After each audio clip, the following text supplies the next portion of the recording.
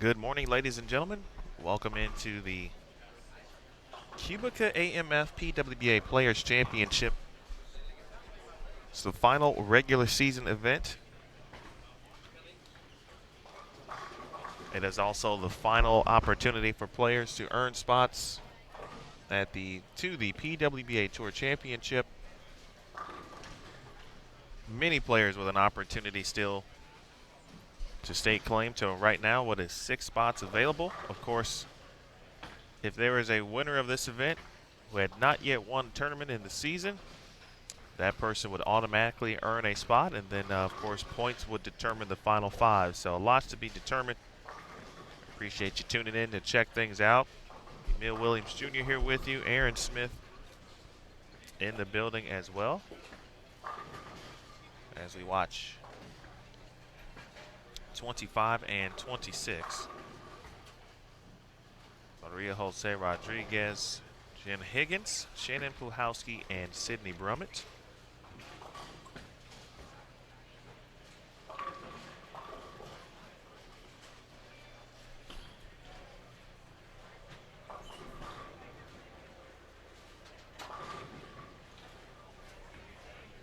We'll have also 23 and 24. No, 21 and 22 as well. There's last week's #1 seed, Shannon Puhowski.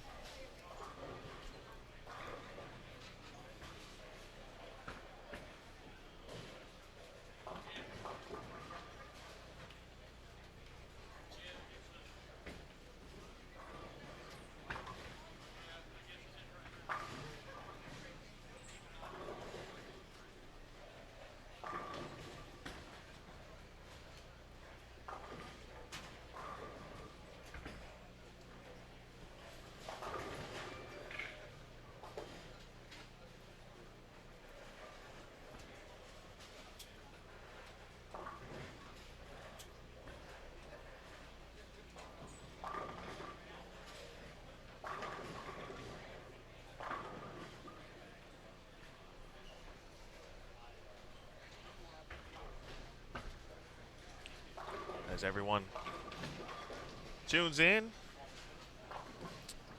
we had just let me know if you see a little oddities in your stream today.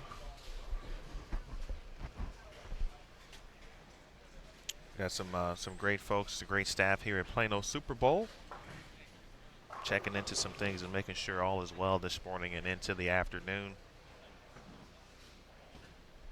Plano, of course, hosted the U.S. Women's Open last year, 2017, where Liz Johnson, of course, claimed another U.S. Women's Open title.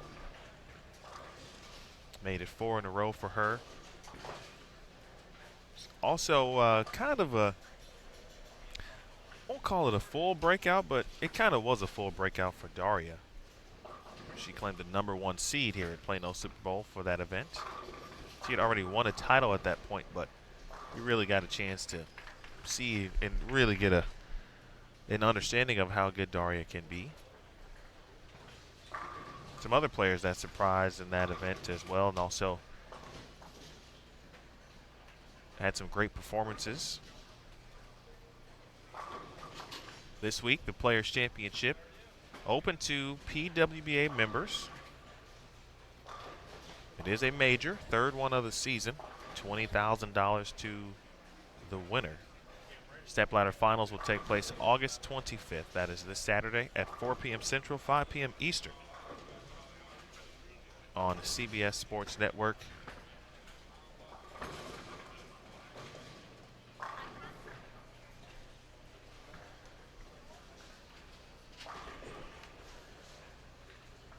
While we wait, let's take a look at Laura Plazas.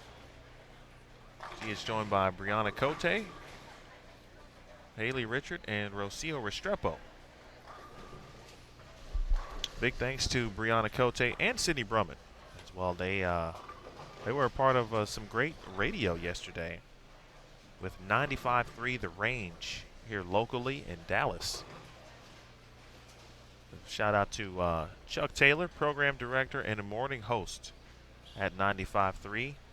He had us out. Brianna Cote came and did about a 15, 20-minute radio segment in studio yesterday.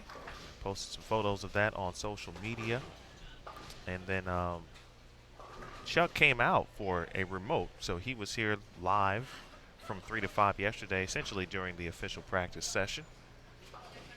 At the end of the practice session, he got a chance to bowl with and against one of our players, Sydney Brummett. Took Chuck through a few frames and gave him a few tips.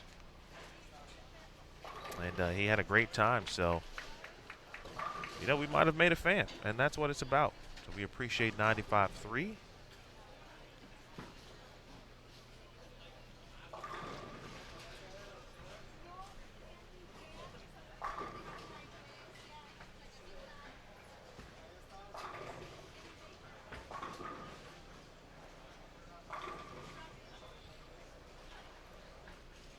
In a moment, we'll take a look at 21 and 22. Should be some good event links in the field, or excuse me, in the event description, I beg your pardon. Didn't add the lane condition this week because I'm not used to being able to have access to it prior to competition beginning. So we'll add that in. But you can see the lane condition. It is posted and available on the schedule page, pwba.com, under this event page, the QubicaAMF Players Championship.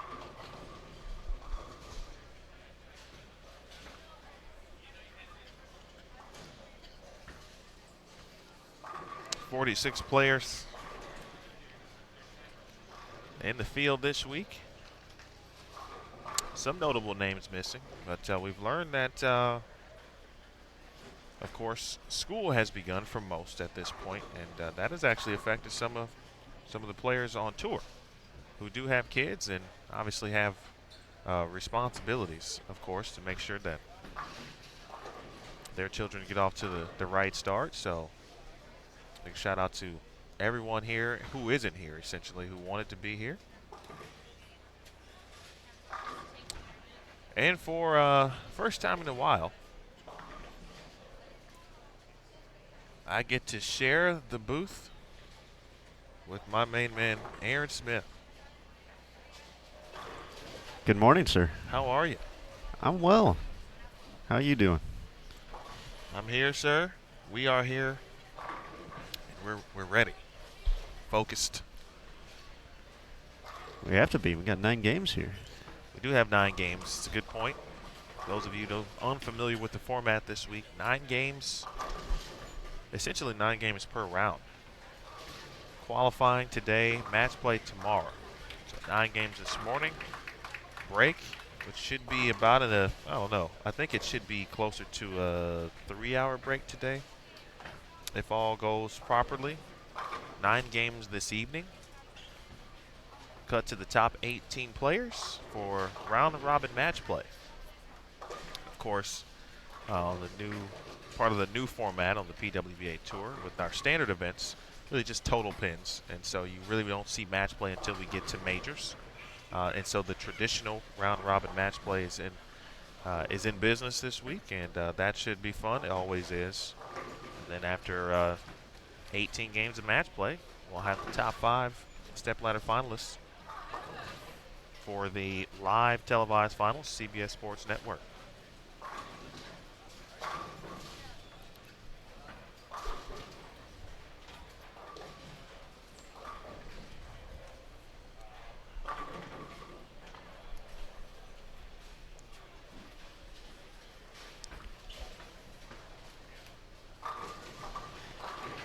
Emil, I think you made a great point there as far as kind of what the players have been used to so far this year. Definitely used to the grind of a lot of games, usually 16 that first day of qualifying at a standard event.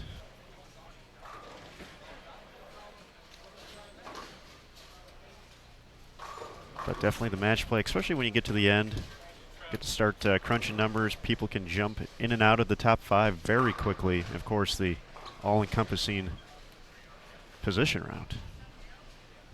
Definitely got to make for a pretty nice Friday night here at Plano Super Bowl.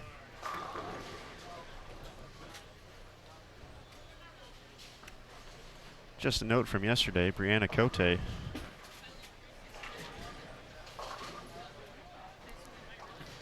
had at least the front 21 strikes and the 9-pin no-tap at the Pro-Am. Poll at the Pro event. So How about that? I did not see after that, but so potentially, oh, There you go, man. already start. Already Too early in the morning the jinx situation. for this, but and Brianna, one of those players who has been oh so close to a title this year. Of course, she won the Go Bowling Challenge as a nice little bonus before the start of the U.S. Women's Open, our last major. But she's had such a fantastic season, though, especially a big bounce back year for her after some struggles in 2017. Although she hasn't officially locked up her spot at the Tour Championship through a win, definitely feel confident seeing like her spot in the points. She's got a pretty big cushion over kind of that next rung of players who definitely need to bowl well this week. Her and Stephanie Johnson both in those positions where pretty locked in points. So we definitely expect to see them in Richmond. First look at 21 and 22. See Carolyn Doran Ballard. Not directly in the backyard here, but CDB, of course, from Texas, in a vicinity that you and I are both familiar with. Pretty close to where we reside. This is true. Unfortunately for us, that's about 50 minutes away from here. It 50 is. miles or so? Yes, definitely not 15 minutes. Depending on traffic. Could be 50 minutes, though. He's joined by Elise Bolton, Deandra Asbeatty bowling this week, as well as Natalie Cortez.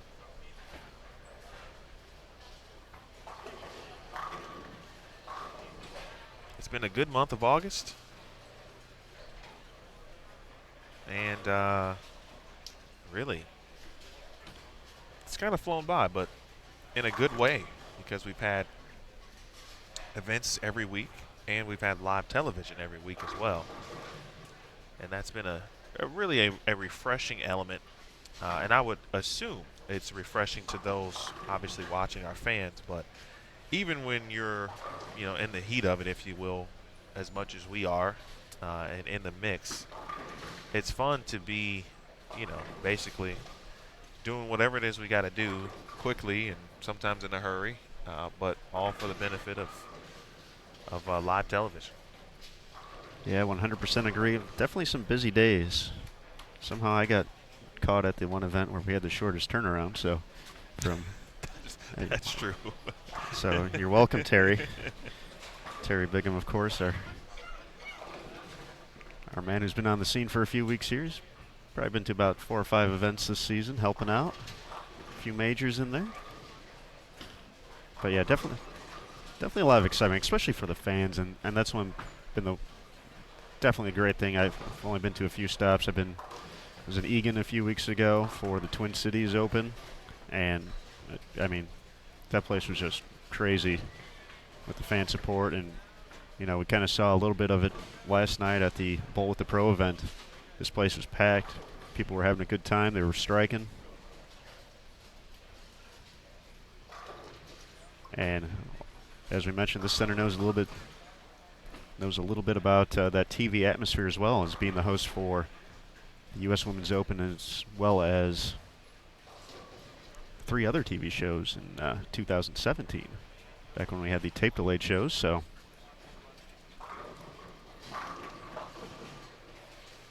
definitely expect a big crowd throughout the week here at Plano Super Bowl. Let's go back to Laura Plazas, who has started with the front 6. Laura is back out on tour as well. Of course, we had 3 elite field events. I think Laura did bowl at least 1 PTQ, if I'm not mistaken. But she's got the front 6. A talented young player make it the front 7 for Plazas, former All-American at Wichita State.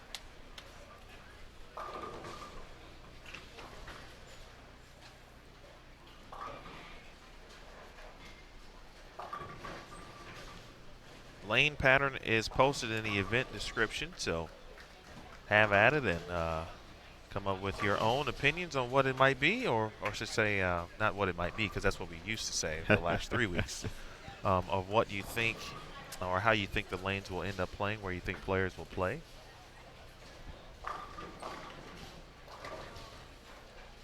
There's definitely a, even for being a little bit longer pattern, 44 feet, definitely plenty of friction built in here. So balls are definitely coming off the spot. And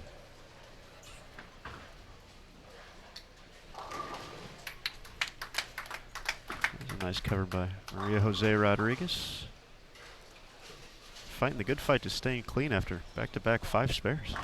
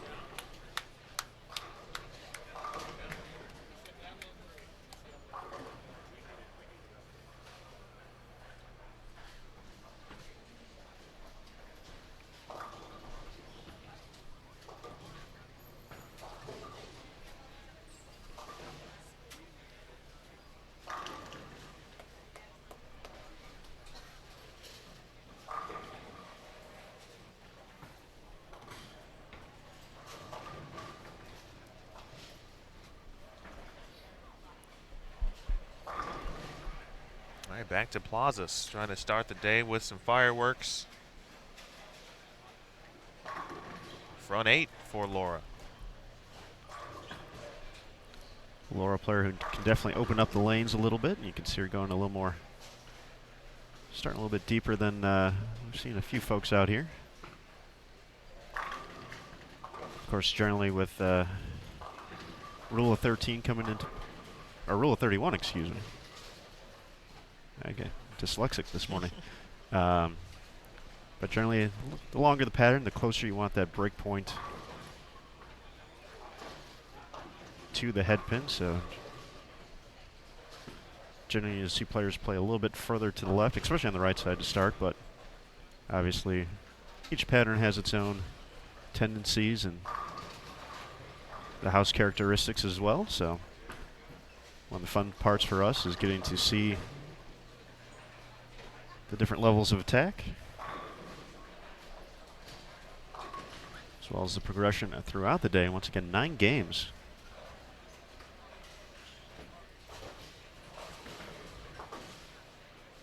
There's a good shot from Brianna, but rings the 10. Trying to find something after 3 consecutive splits.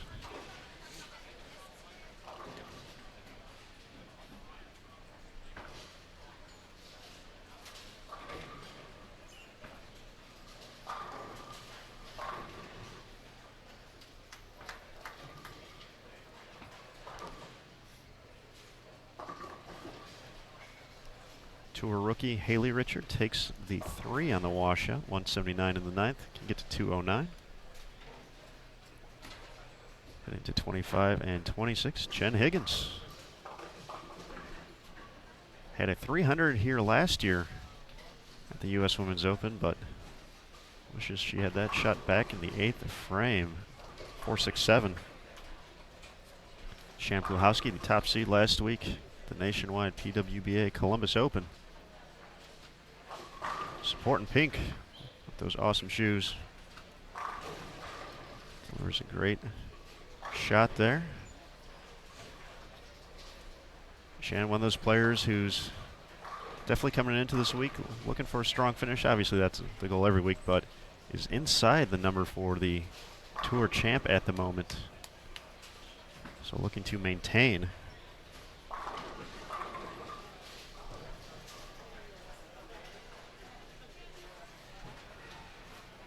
That will definitely be a theme throughout the week, especially once we get to the top 18 for match play, kind of seeing where folks are sitting in the standings. And here's Plazas looking for 9 in a row. Giving it the business and kick the 10. Well, got action. We got action.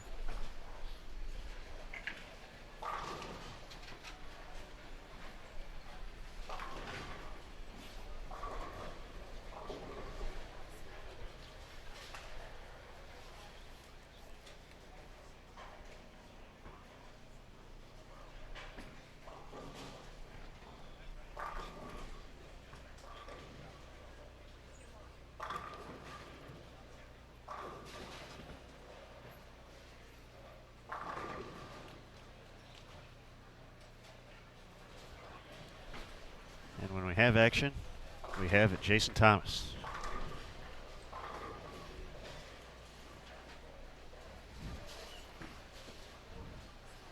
Setting up shop here for Laura's 10th frame.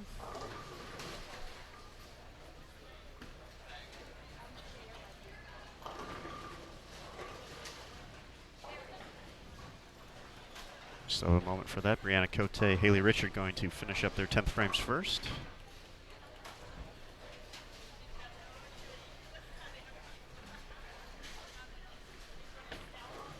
While we have a moment, back over to 21 and 22 here in the 8th frame.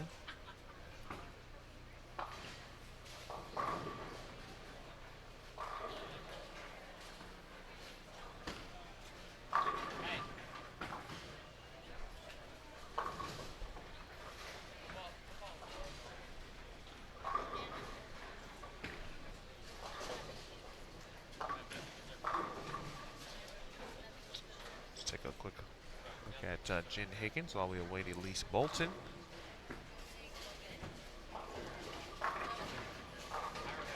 It's a good shot from Jen, who had a very good week in Columbus.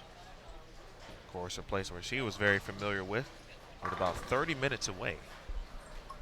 Had a lot of great support locally, as one would have imagined in that situation. Ended up making the top 12, qualified 11th. And just couldn't make the run to get to the top 5. But Jen is someone also in that group of players who needs a very good week. A win obviously would do it, but a good week. The other caveat to this week is, while players can have great weeks, those around them in the standings would need to help them as well. And so you basically, I mean, there's a lot to be asked in those situations. And, you know, they don't always work out, obviously, the way.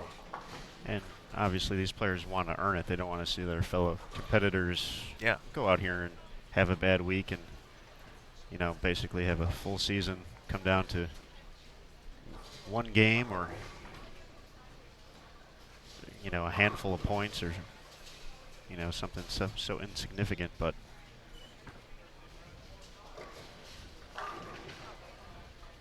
yeah, they want to be the ones out here performing. Frankly, they don't want to even worry about the points. They just want to come out here and win this week. Problem solved. And there's no question about that. You know, winning is first, you know, on the list of goals. You know, if you were to get specific, obviously bowling well, making the cut each round, etc. But now it's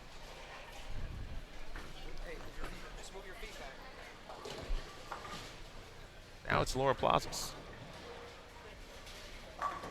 Oh, wow! I never get that hit. Yeah, there's 7-10. Comes in a little light on the 1-3, but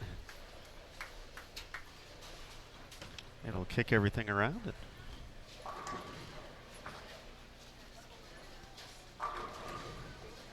If you're just joining us, this is game 1 of 9 this morning. The QubicaAMF PWBA Players Championship. Emil Williams Jr., Aaron Smith, Dan Higgins in the booth.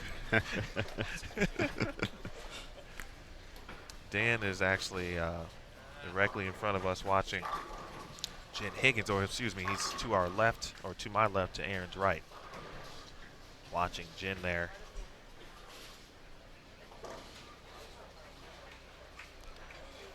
Here's Plazas. 10 for 10. 11th delivery.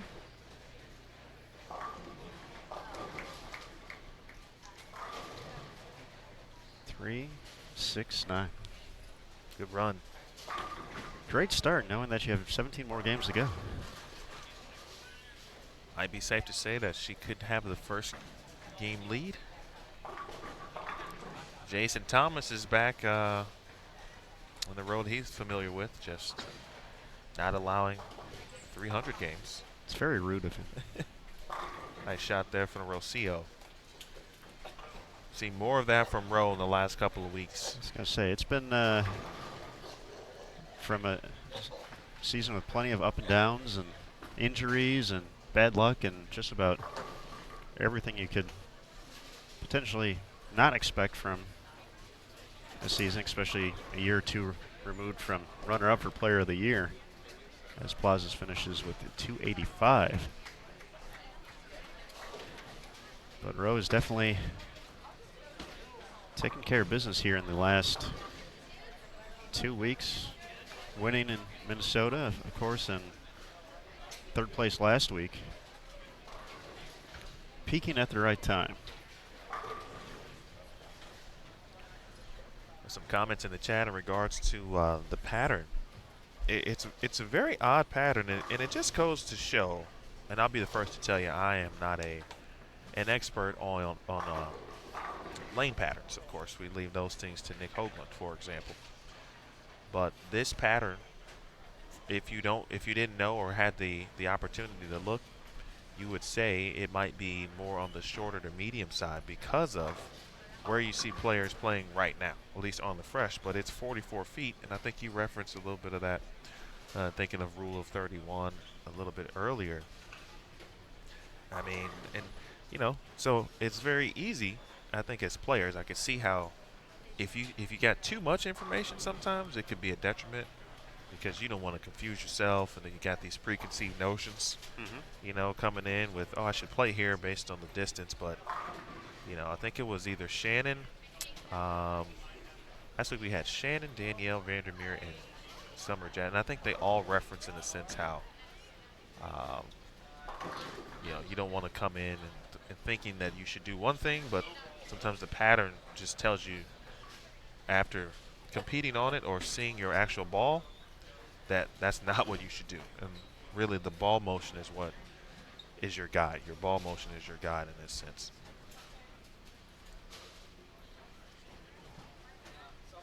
And of course, one of the things these players have to also consider is where are we going to be at the end of the block, too. Absolutely. Obviously, with a lot of games, a lot of pinfall to accumulate, you want to get as much as you can when you can, but at the same time, granted, there's only 4 players on a pair, so wouldn't think it would get too crazy, but certainly don't want to put yourself in a rough spot. Get by game number 9. Of course, we do have a re-oil in between the blocks, so no double burn or anything crazy like that, but still wear and tear on these 48 lanes, of which we're not using all.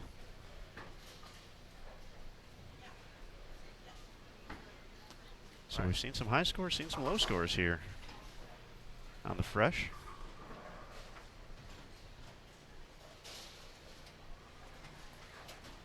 And Ian, you are correct. Lane 23 does need a re-rack there.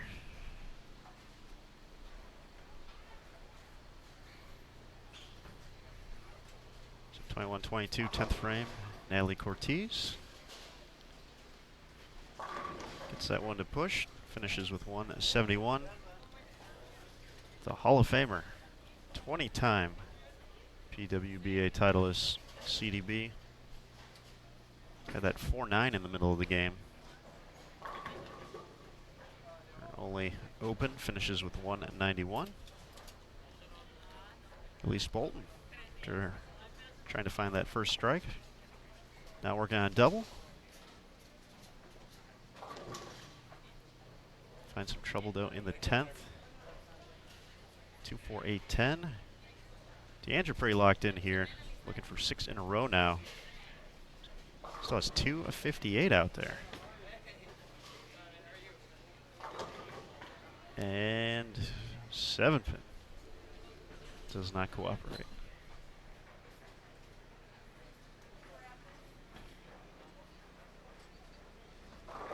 Question in the chat, is Birgit bowling this block? Yes, she is. All competitors on the lanes here, so no A squad, B squad, anything like that.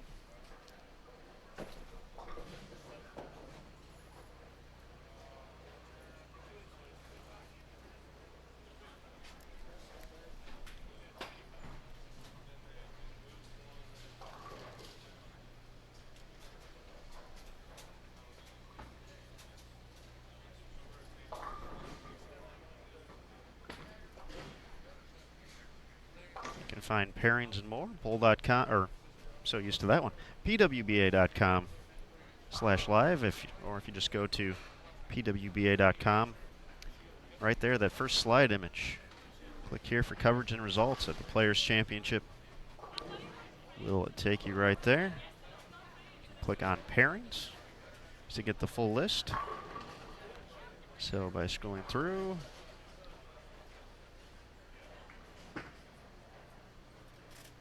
looks like Birgit bowling with Dasha Kovalova, Liz Johnson, and Jody Westner. So we'll see them a little bit later in the block. Game 6, it looks like. They'll be on 23 and 24, and we'll wrap up with them 21 and 22 in game number 9 here in the opening round.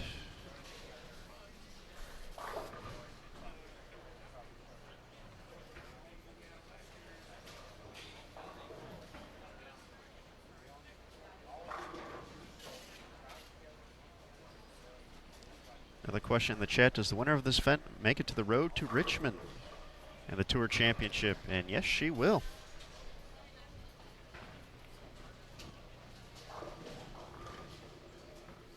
The third major of the season will guarantee you a spot in the Tour Championship if you win, if you haven't won already. Of course, as we were kind of talking about a little bit earlier, a lot of math's going to be going into the next day or two as we look ahead to the Tour Championship. If you win, you're in. That's nice and simple, but you can also get in through points.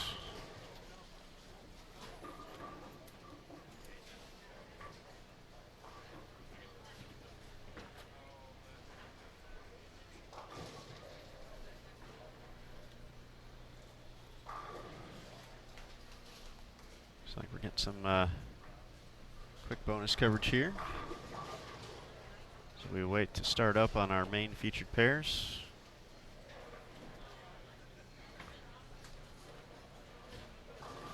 Actually got to see this group last game. There's Chris Schlemmer.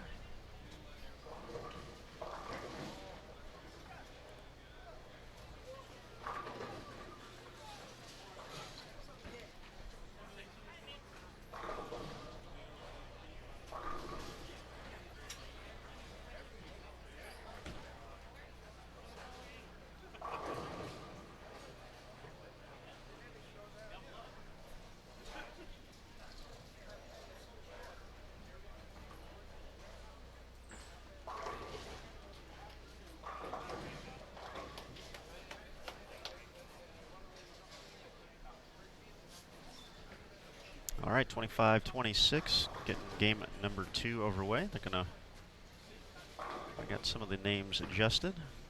Big thanks to all the staff here at Plano Super Bowl. Of course, Scott Craddock, making sure everyone's taken care of. Jamie Brooks, the proprietor, the legend. All the staff, all the volunteers this week.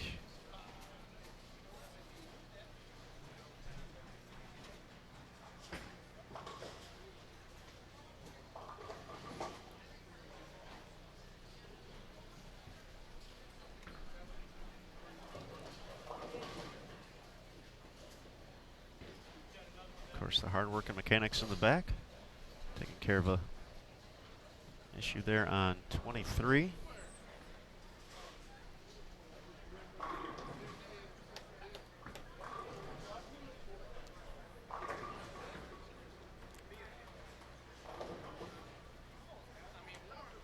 I like everyone's attitude in the chat this morning.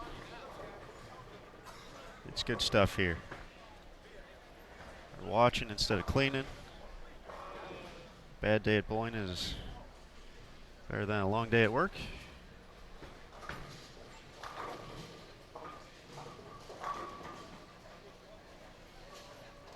Now we're back to bowling.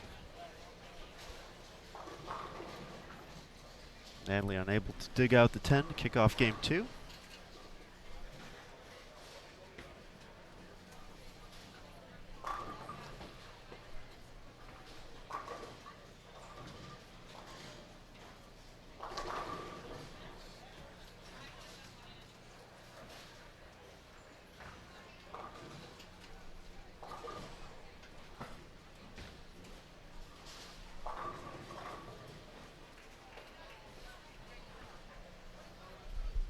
We got some great viewers, Aaron, and loyal viewers too. They've been with us each week. Of course, they love the PWBA. They love bowling. But we always talk about, and it's a day early. I guess maybe not anymore. We've had PTQs on Thursdays the last few weeks, so kind of gets normal to be streaming on a Thursday. But today is throwing me off. This week has thrown me off completely because of the additional day on the schedule. If you know a lot of good folks here enjoy the PWBA on the road segments. And of course, that's been posted from last night. We shot it yesterday during the day.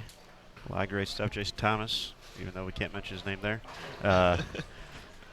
put together a great recap of the Tour Championship, kind of the players who are trying to hold on to spots and players on the outside looking in. But we also, or you, I should say, sat down with Verdi Crawley and Clara Guerrero, excuse me, as the last player in, last player out kind of interview, talking about that. But you were focused on the day of the week, though. Because first of all, what we should do is we should have the season-ending blooper reel basically after the Tour Championship. Oh my! Of some of what we've done with On the Road, because for some strange reason, we'll get through a segment and everything will be good until the close, and somehow I always once every 3 weeks, just in my head like what are you saying right now? But yesterday's close, because I'm so used to, and we're all used to the next week. Well, next week is not Richmond. We've actually got a couple more weeks before we get to that point. But the end of the season had you flustered. A little bit. You're sad. That is what it is. Why. It's been a great season, and I'm really blessed to be able to just be a part of it, and just the role we play and whatever we do for it.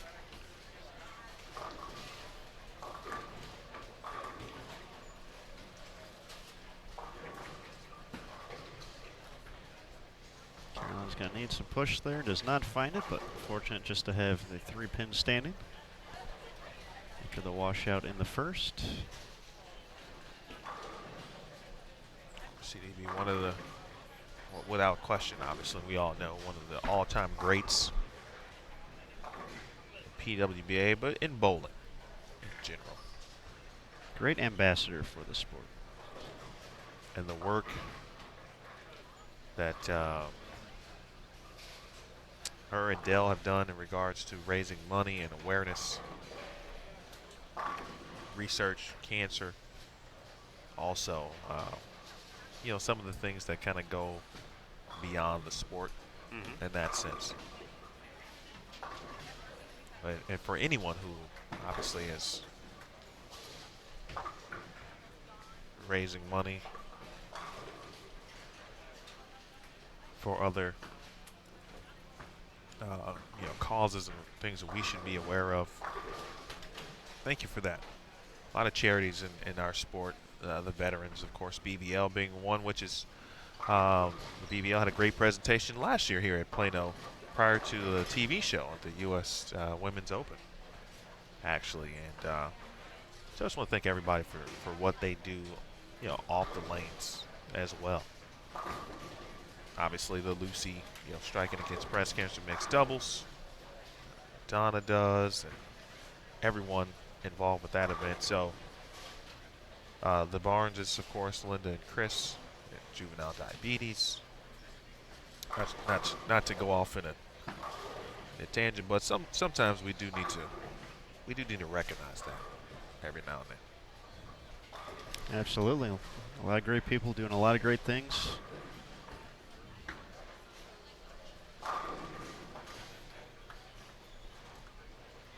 We'll head over to 21 and 22, get our first look at this pairing. Only 3 players on this pair. Missy Parkin, Jody Golick, and Felicia Wong. There's a stubborn 10 pin. There we go. For Missy. You're rusty, Aaron. I am. I need reps. Need reps.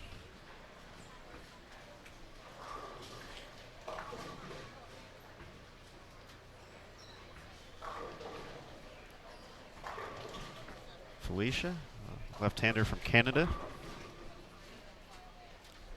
believe you said bowled a few stops early in the season.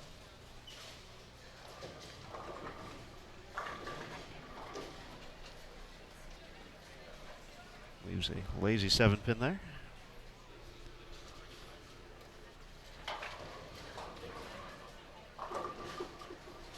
The PWBA Players Championship, a member-only event. So, as we saw, we didn't have a PTQ prior to the week, so this is one of the perks of membership, if you will, the ability to compete in this event.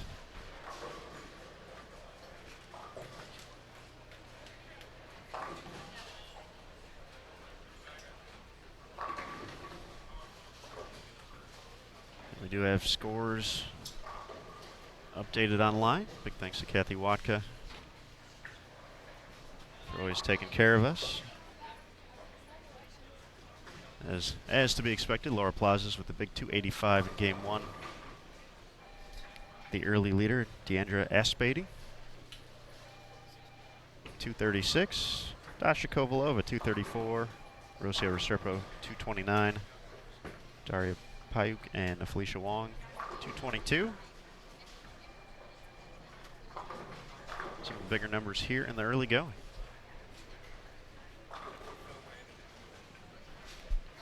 Once again, you can find those online, pwba.com/live.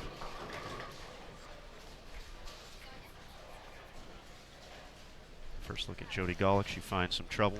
2 of 410.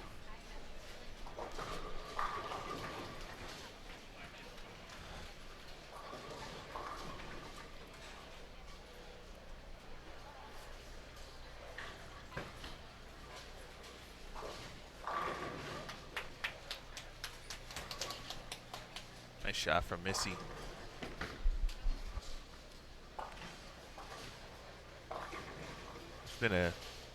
It has to be, and I know it is, been a pretty good feeling for Missy throughout the season.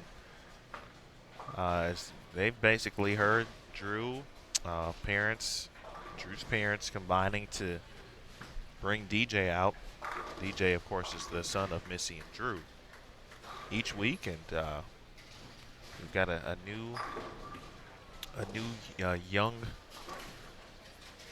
future player at some point, I assume, in something, because that's a very talented family. Bowling, baseball, of course, with Drew, for example. But that will essentially could grow up on the PWBA Tour. Would be pretty cool. Seen some of the young kids out here from time to time. But Missy, another player who's right there in the mix for the Tour Championship in points, is 14th overall. Or just behind Maria Jose Rodriguez and just ahead of Verity Crawley, the last player in on points at the moment.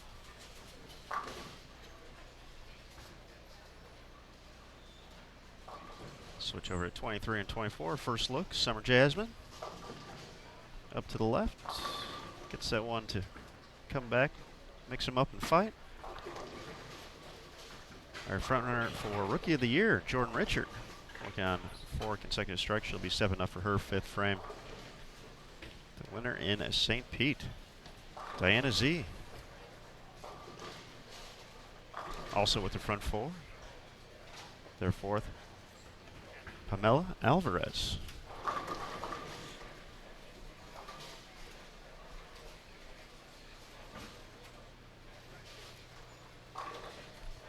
Never like to see those.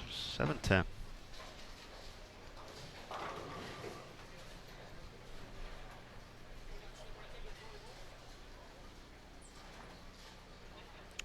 Is this the pair that Laura Plazas was on? It is, yes. She did not leave a 7-10.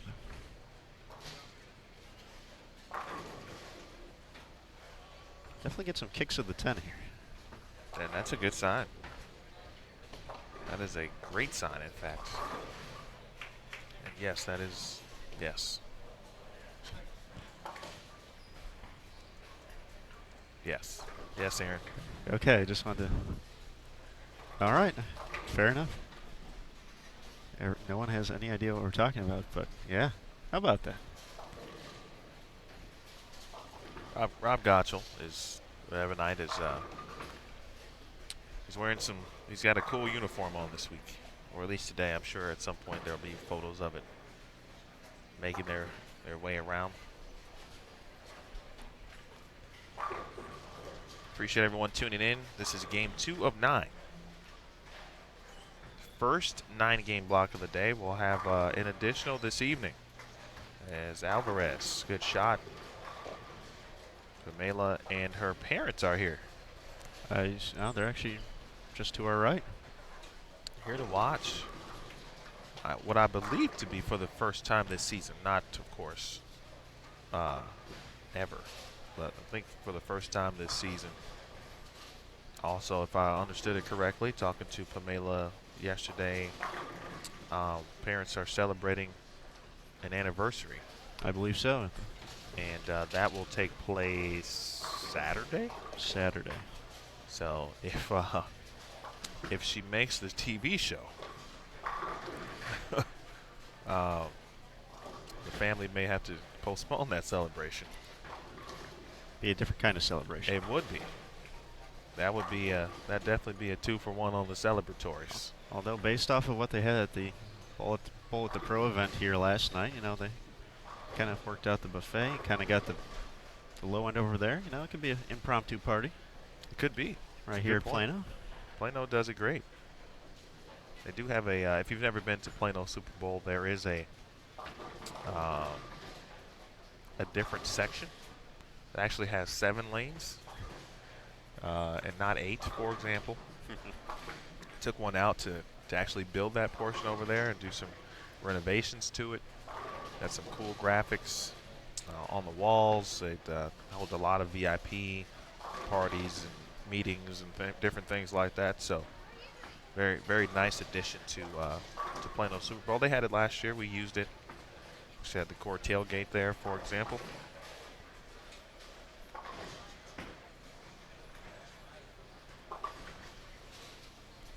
Definitely a cool facility here in Plano. Diana Z has been cool as the other side of the pillow so far here in game 2. 5 for 5. Stepping up for her 6th frame. Maria Jose Rodriguez to our right, starting off with the front 6, but she found some trouble in the 7th. You can almost see the whole house here. That's going to need to push. That did not push. Or 6-7 for Zavyalova.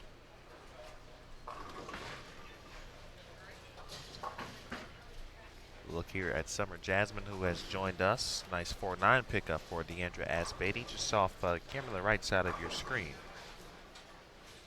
And Summer has joined us last couple weeks in the booth, but always where we prefer to see Summer, and that is on the lanes as she strikes in the 7th frame. But viewers starting to know and await and understand, you know, the players and kind of understand what they bring to a broadcast, because everyone's different. And each player has different things to bring, which is what I like to listen to and then also kind of bring out so the viewers can gain some of that that specific understanding and insight as well. It's definitely great to be able to tune in. Since you guys don't let me party with you every week, I kind of get to know the players. Obviously, there's just the way they get to see the sport on the lanes of the week. They've seen the pattern. They kind of give a little bit extra to the broadcast, which is always cool. And of course, the personalities out here, just awesome. There's definitely a great feel to be out here at these events. Just I don't want to call it a relaxed atmosphere, because there's certainly nothing to take away from the fact that this is a professional event and a major championship at that, but just the fact that there's such a great sense of camaraderie and just kind of respect out here, and just a cool time. So 2 really good shots, one from Jordan Richard, one from Diana Zavgalova. And that last DZ shot, you could just see the ball go through all phases. I mean, her touch and release is so great. Nice shot there from Pamela yet again. We'll see Jordan one more time, and then let's take a look at 21 and 22 again. But I think with Diana is she's one of those players who can slow roll it and kind of go around the pattern, which is, I think you said, just the extra finesse points needed for that, as Jordan just annihilates all 10 back. And I think that was, you know, this is a long time ago, but back in April in Las Vegas, Diana was the top seed. That was kind of the game she played, was kind of going around the pattern, very speed sensitive, and just kind of let her release do the talking for her. Obviously that worked out pretty well on her way to a runner-up finish.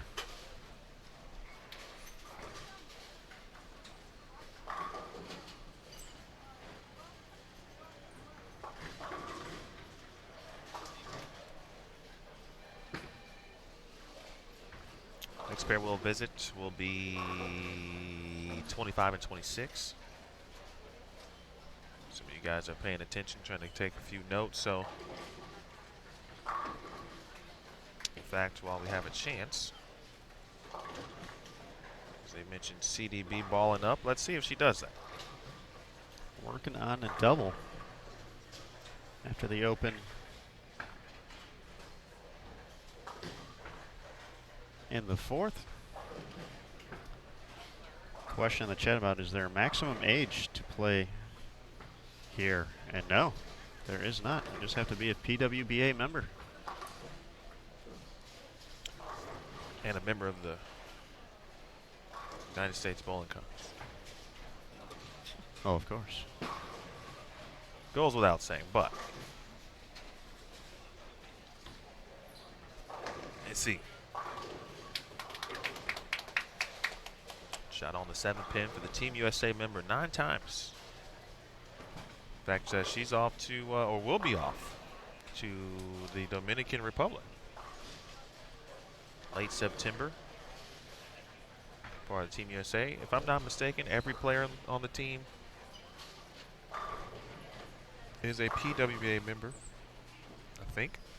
I would feel pretty confident with that. I'll take a look at that in just a second. If I had to guess the 6, Matt, are you listening right now? He's gonna be disappointed. He would be disappointed if I got it wrong. So So just look it up. no, I can do this. I can do this. but Missy will be one of them. So there's one. Jordan Richard, Liz Culkin, 2-3. Shan Pluhowski, 4. Shannon O'Keefe, 5. Sid the Kid, 6. Maybe. Maybe I got it. I think that's it. Golick, good shot. Jody from the Chicagoland area. Schaumburg, western suburb. Natalie Cortez, also from the Chicagoland area. Hoffman Estates. Yeah, transition. Great shot there. High flush for Nat. Well, quickly back to Missy. From way downtown. Laura Plazas, just a quick update on her progress. Gone to 27-28 and is struggling. Been bitten by the split bug, 3 splits.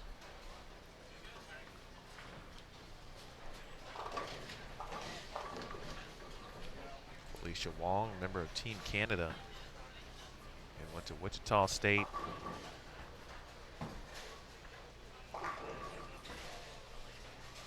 Her sister also bowled for Wichita State, Samantha.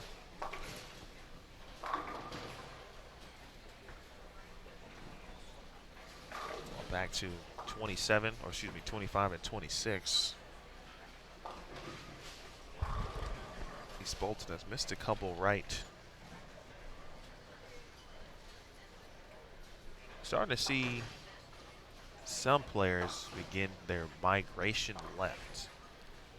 The migration. And it's already game 2, or only game 2, but therein lies again the distance of this pattern is 44 feet. So at some point we'll have a ball rep to give us their thoughts on. I always like to find out what the differences perhaps are from the practice session till now, what the game plan was for their specific players, for example, and how that's working, and maybe what they foresee. Every player, every rep always talks about things will be certainly different. For example, this evening, the more times the pattern's laid down, it tends to get a little tighter, play a little truer. Mm-hmm. Yes, yes.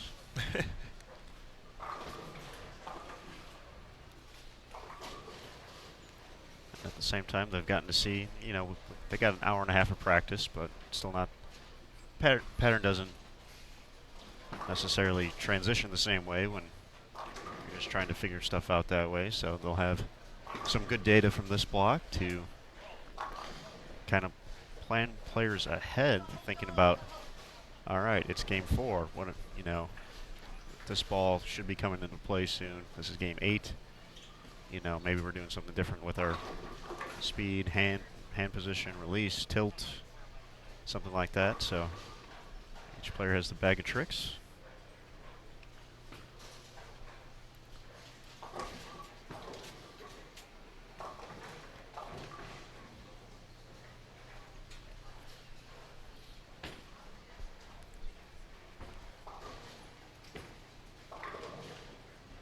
Jordan Richard, just that 7-10 in the 5th. Got presented with a 300 ring from her perfect game at the PTQ at the U.S. Women's Open, along with Missy Parkin. Hers wasn't at the PTQ though, but had both of those presentations this morning prior to the start. That's going to need to lay off a little bit. Gets the push. How about this young lady, Emil? Yeah, honestly, we're starting to kind of run out of words to, you know, just kind of describe what she's doing. I mean, it goes without saying that she's obviously a very good player. And she obviously has the ability and the talent to be one of the the greats when we look back at it, you know, years from now. And just talking to her, and you know, sometimes it's still like a, not like a dream, but you know, this success she's having so early. You know, not that she didn't expect to have some success, but maybe not at the level that she is having said success. Yes, it's one of those things where you got to still remember this might be her, what, 10th tournament? Yeah, as a member? Three. Missed the first three because she was still competing collegiately on the NCAA side for Arkansas State, leading the Red Wolves to the NCAA Women's Bowling Championships in, what was that, late April, I believe? Yep. So Early April. Early April. So didn't get her membership until the Queens, and the story has basically been that happening ever since. 266, Jordan Richard. Gave a different try on the fill, of course, as one might expect. But she has now made 3 consecutive TV shows. Liz Culkin was the first to do that this season. Her third was in Minnesota. That was Jordan's second, and of course, subsequently last week in Columbus, Jordan made her 3rd consecutive as well.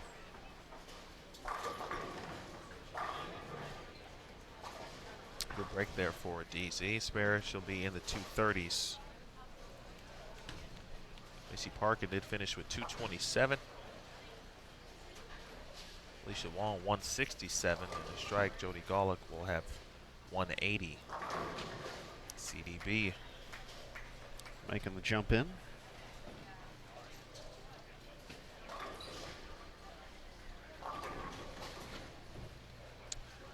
Well, I'm interested to see what game 5 or 6 will look like.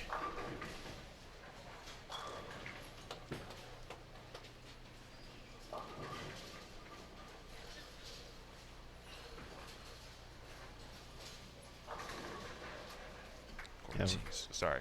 I was going to say, we've already seen a few players kind of make their way towards 4th arrow already from the right side, so.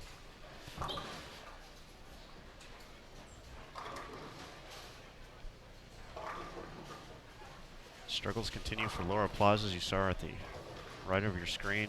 At 27, she's going to be in the 150s this game after 285. So she'll still be plus.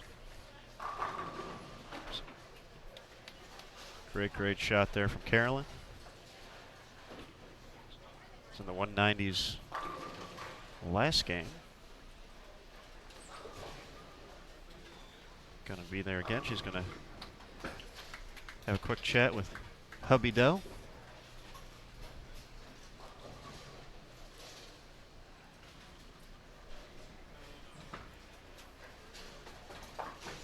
Take a look at Diana's fill shots. And you see the game she was on, the pace.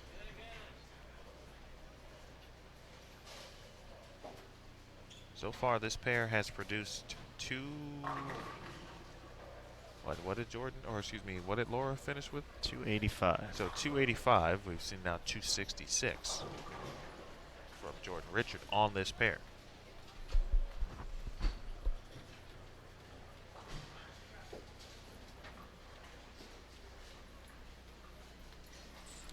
But Layla wanna, something didn't feel right. A reset. See that ball change for CDB.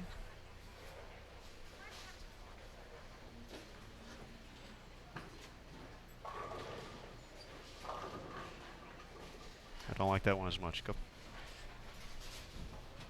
But that's why you take those opportunities right there. Alvarez did make her spare. She finishes with 215.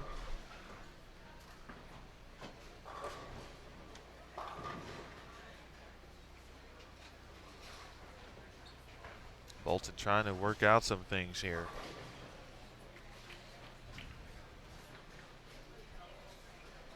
Now to add Beatty's got a chance to finish strong. Nice shot for D. She's going to have two nice games here. 236 last game, and an opportunity to surpass that by 10.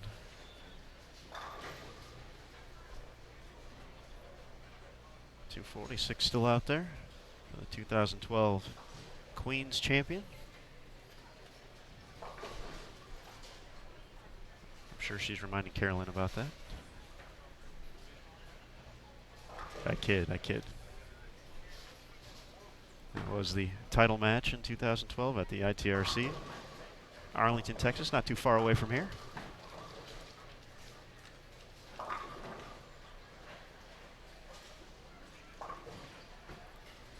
So it'll be a consistent showing through 2 for Deandra. Pair of 230s. Gonna be right up there in the mix.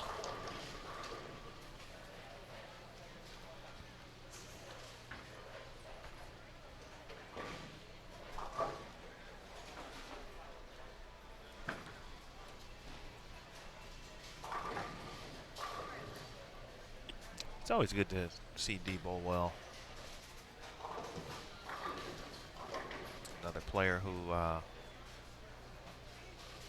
has really done a good fair share for the game. But of course, without a tour for a little bit, obviously, she did a lot of her damage, so to speak, internationally.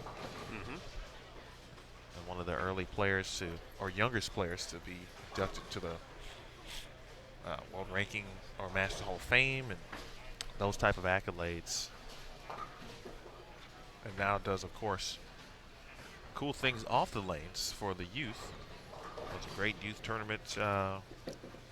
Elite Bowling Tour, I believe. Yep, scholarship tour. The EYT.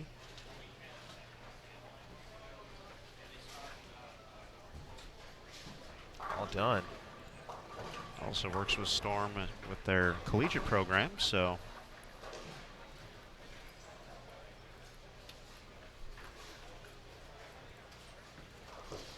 So always get to see some fun stuff. And of course, Waldish, full-time mom as well, so.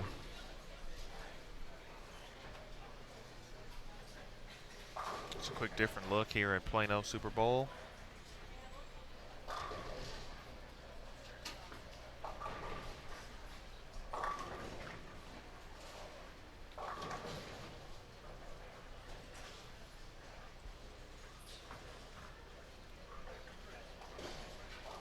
Now for the first time, Shannon O'Keefe, who was someone's favorite bowler in the chat. And many players, or fans, I should say, favorites. She told us a cool story yesterday, and it's relative to her jersey. That there was a young man who, I actually already saw him this morning, who came, was it from Japan? Yes. All the way from Japan, specifically like to watch the PWBA Tour, kind of planned his trip around making it out to Plano for this event. So he was at the Pro-Am last night, and here again today. So that just speaks to the reach of these awesome female athletes. So had the jersey, had his name on the back instead of Shannon, so there's no confusion. Was out here bowling. Actually watched him bowl a little bit, threw the ball well.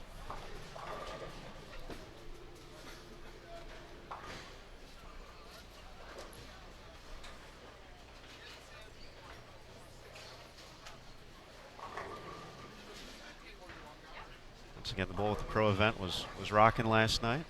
We were still doing a little bit of the live stream setup, so.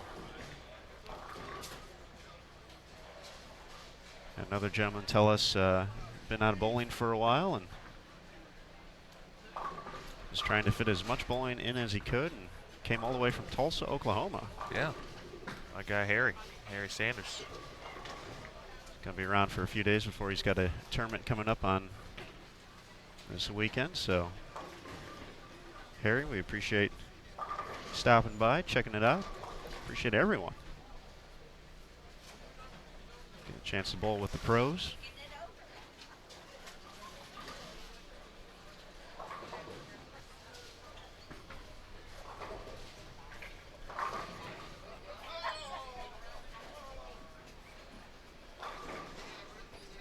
To Eric in the chat, they are actually have scorekeepers coming in, running around, taking care of that. So we will we'll get those all corrected. But it's Olivia Sandham on lane at 22. Shannon O'Keefe up on 21. That's Kimmy Davidson on 22, a former collegiate standout at Sam Houston State, won a national title with the Bearcats back in 2014. Their fourth over there, Ashley Galante.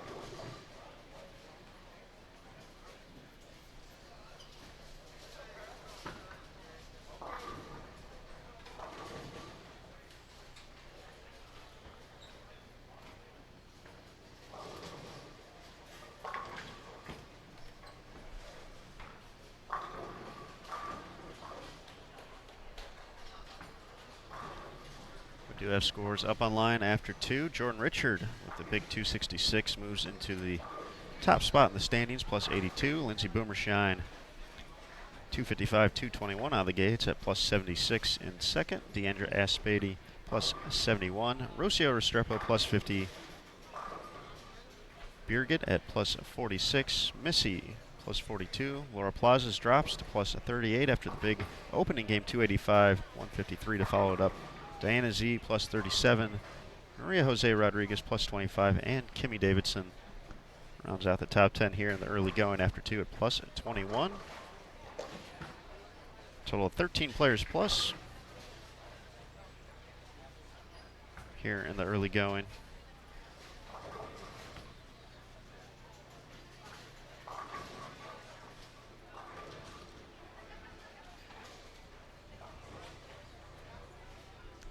I know it's way too early, but Verity Crawley, our player last in points at the moment, tied for 39th. A little bit further back in the standings. Minus 49 here in the early going.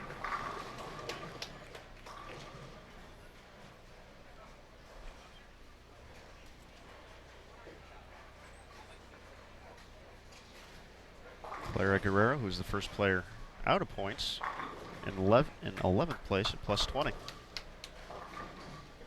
It's way too early to be talking about that. But I did it anyway. Why'd I do it anyway, Emil? Well, you've been talking about it for about like a solid month. It's very exciting stuff. It is. I enjoy it greatly. I get antsy from time to time.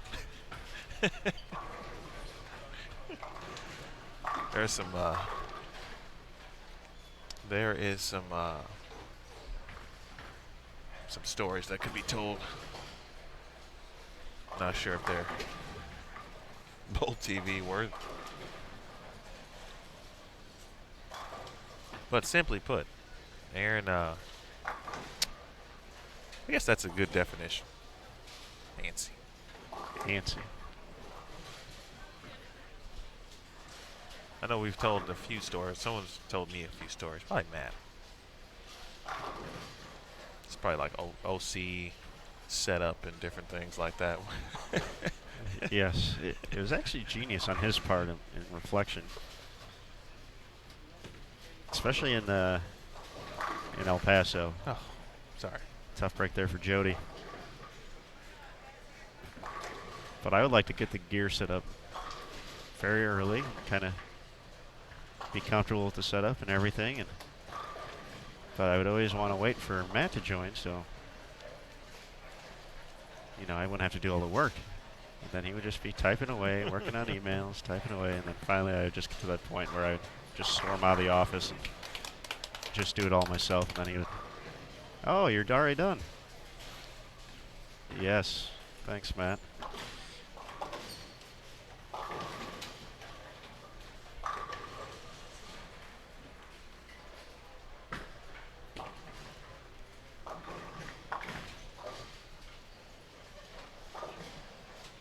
That is genius, actually. He's a smart man. He is, very.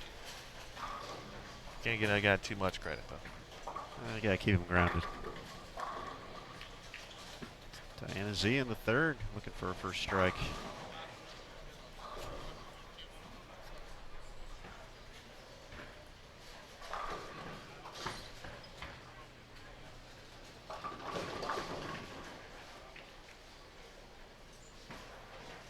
As we watch this pair, Nathan Moore, who representative of Motive, just mentioned that this specific pair, 25 and 26, that it tends to hook and hook more. Hook and hook more. Yeah, he said, I believe he said the left lane hooks more than the right, but it seems the further you move left, or as you move left, it also continues to hook. There's no hold there. So will there eventually be some hold to develop? We'll have to obviously wait and see, but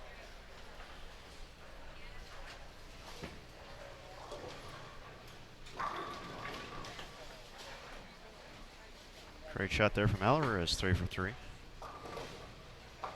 Not minding the extra hook.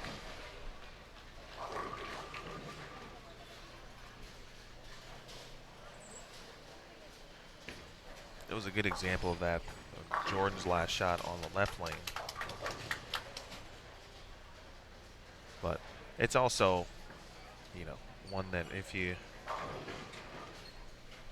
think you didn't get it to the spot that you were looking for in regards to target, you know, then you could get fooled there, or you obviously, that's why you got to throw a good shot. That really lets you know if it's really hooking or not. Pamela so far with 3 in a row on this pair. Summer looking for her first strike. I can see it on 25 though. It's moving. There's a consistent train. You can hear my train a-coming. Coming on down the line. Shout out to Jimi Hendrix.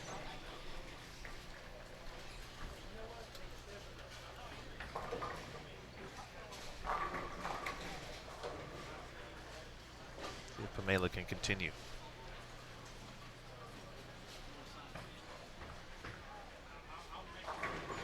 All right. 4 in a row. Ball pushed a little bit further. And she's playing a zone further, or zone right, than a lot of the players that she's crossing with. So and there's definitely some oil to the right. So she's kind of playing with that oil line on the right side of the lane, and in this situation, using it to her advantage. But of course, the minute you say that, if you miss a few right, then you're in trouble still. Definitely not getting back from, not definitely coming back from there, but yeah, definitely has a few players to work off of when it gets that time to make the jump. Seeing the ball reaction from her fellow competitors when they get into 4th arrow, like Diana there.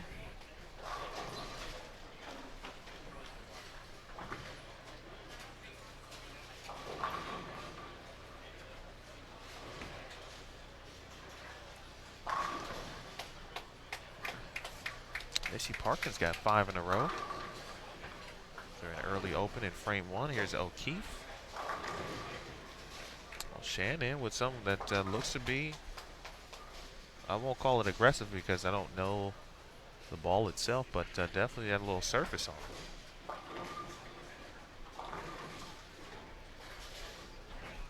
Ashley Galante back out. Her last event was in St. Petersburg, Clearwater. Hold the PTQ.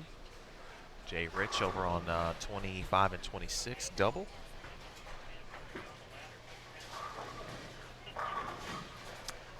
Nice shot for Galante. Great shot. She too shot 300 last year here at the U.S. Women's Open. There were some scores. Daria had 2 300s.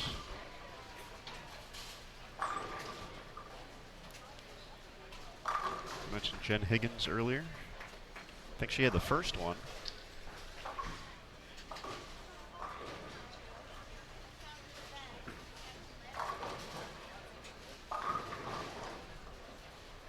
We have Christina. I know it's not Mickelson anymore, but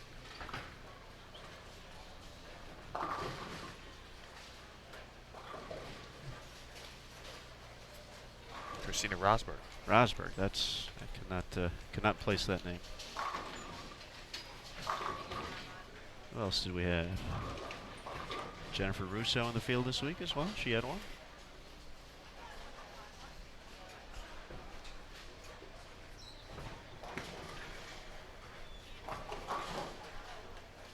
So Keefe had a 710 last time on 22.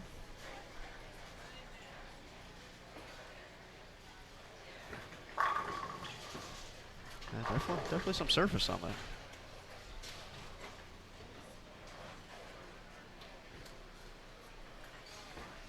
Looks like that might have been a ball change too, taking something off the rack now.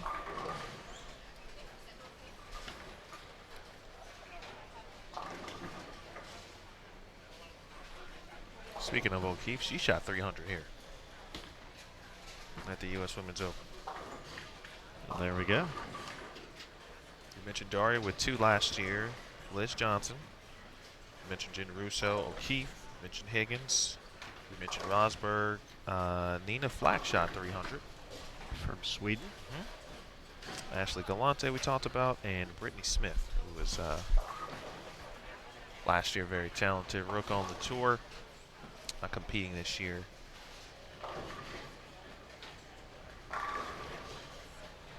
Looks like we have 7 in a row. A few pairs to our left. Lindsay Boomershine. Off to a strong start. A player who's outside of the Tour Championship heading into this week. She's in 18th place overall. About a little less than 7,000 points behind Verdi.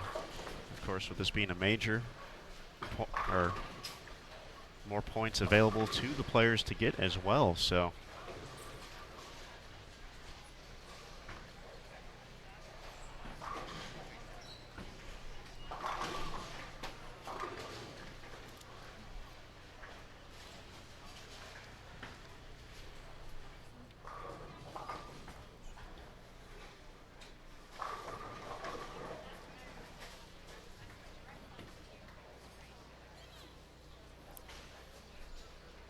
a nice shot from Galante up on the right lane. Just looking for her first mark on lane 21 though. That one's going to need a hustle. Just leaves the 2.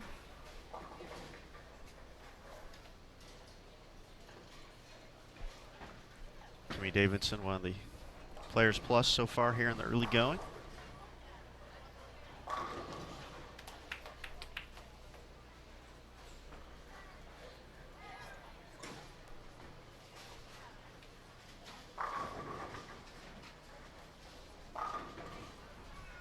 Another solid shot from her. She's from the area. Is from Texas.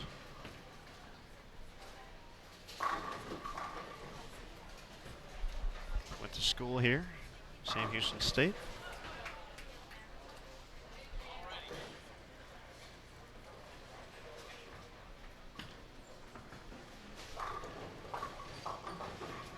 Question in the chat of how the point system works, and essentially players are awarded points based on where they finished in the standings throughout the week. So if you finish the week in 17th place, you would receive points for whatever 17th place would get in the points. And then essentially for these major events, the Queens, the U.S. Women's Open, PWBA Players Championship, and the Tour Championship, points, say if you got 3,000 points for finishing in 17th place, I could look this up, I'll do that later. Instead, you get 4,500 points, so you can get more points, but at the same time, your fellow competitors are getting more points as well.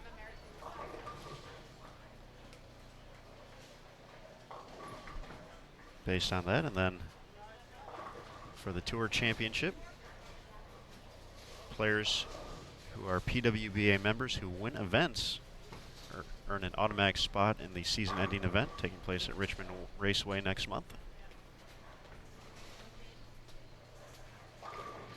And then we go to the points list after that for the next spot. So what do we say? We had 10 different champions this year, so 6 spots available through the points so far. Obviously, if a player who had not punched their ticket yet wins this week, that'll be down to 5 spots in the point standings.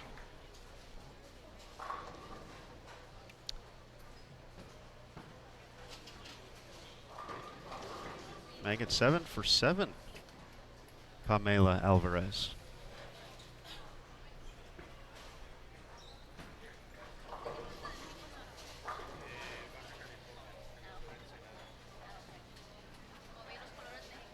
After 266 last game, Jordan Richard having a few miscues this game, but great shot in the 8th. So it looked like Lindsay Boomershine did not strike in the 8th frame. So her run at 300. A few pairs to our left has been completed.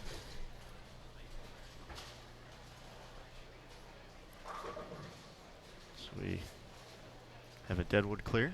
Jeff Goodger would be happy to see that.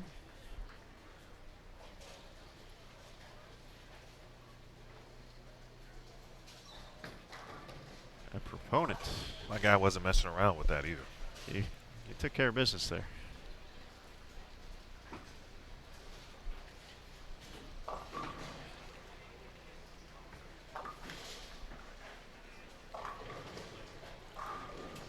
Just one for Galante on the washout. Back to Missy Parkin.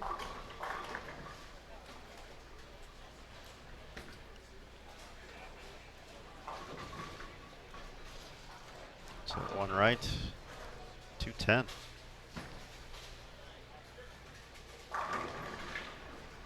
Nice shot there from Summer. Making the right move. We saw that ball check up on her a few frames ago. Over on 25. Alicia Wong to the left of your screen. Delivers a nice strike to set up her 9th frame. Alvarez.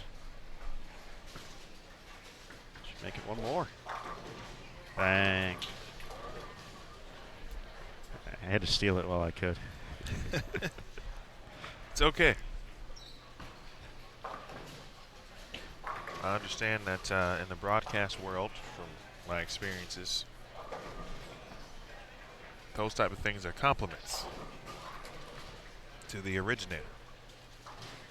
I didn't originate that. I'm a big Mike Breen fan, so and that call translates to this sport. It really does. As it does basketball, for example. A lot of basketball calls are applicable here.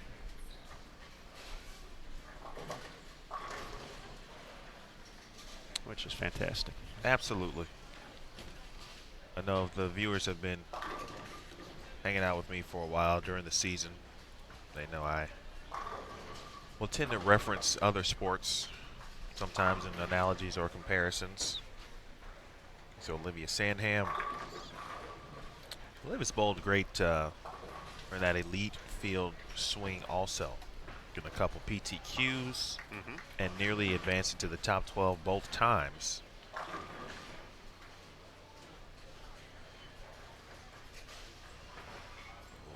Wobbly 10 pin. Wouldn't go for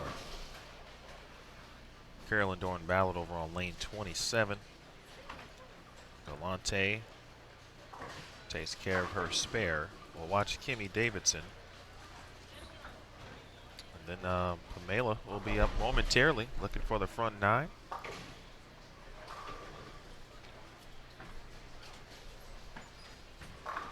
Hold on. Open frame for Jordan Richard.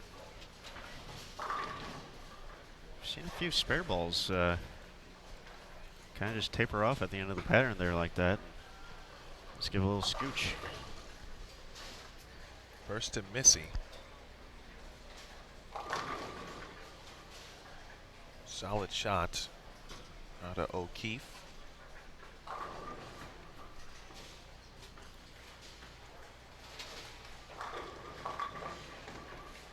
He's working on 3 in a row, but 6, 7, 10. Couple splits now on that lane for Shannon. A split here for DZ.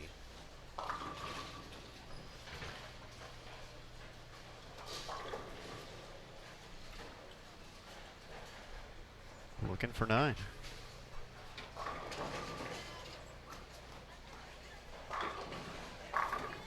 There we go. Locked in.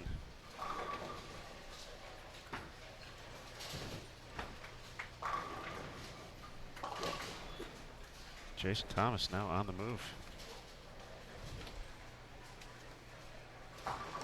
Is he on the run? I see no running. Just normal paced walking. But now he's all set. He wasn't at the Jay-Z Beyonce concert on the run. The on the run tour. I don't know. Perhaps. Is he on the road? Ho ho. How about that? On the road. He was. I saw him in the best parking spot in Plano Super Bowl. Videotaping yesterday. Spot 1A. We did go outside. After I watched the final product, when I came back in, I was sweating. And so then I said, well, did I sweating on camera? It's still pretty warm here, even though we're approaching September. Texas is not disappointing in the heat department. Parkin finishes up with 202. Felicia Wong, fill ball away from 175. Jody Golick can get to 184.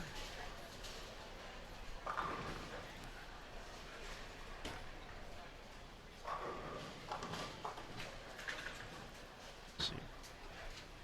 Back-to-back shots on 25 players going high.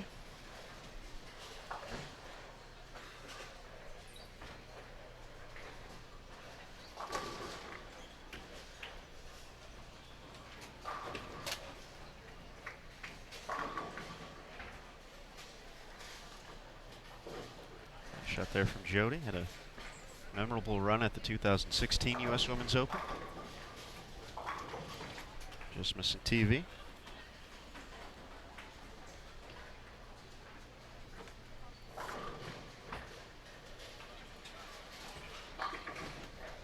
Who'd you say? I'm sorry. Jody Golick. Indeed.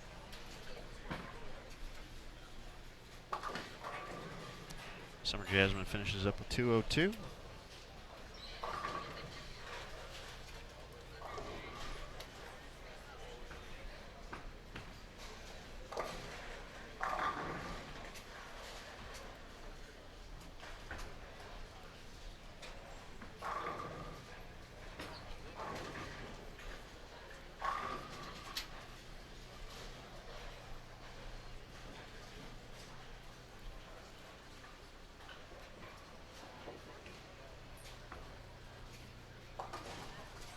So our second opportunity at 10 in a row in our featured pairs.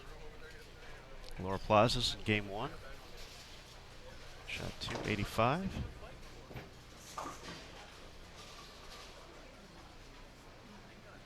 Pamela Alvarez, 9 for 9. Be up on 26 momentarily. Diana Z stepping up first for shove, her 10th frame.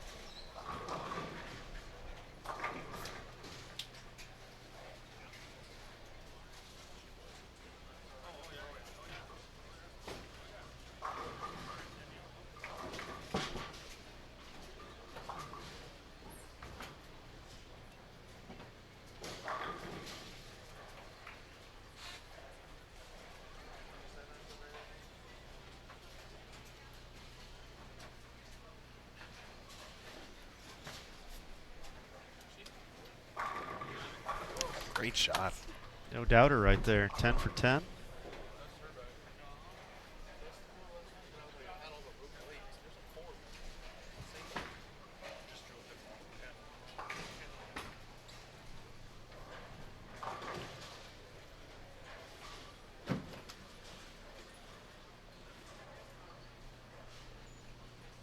Halo from Mexico.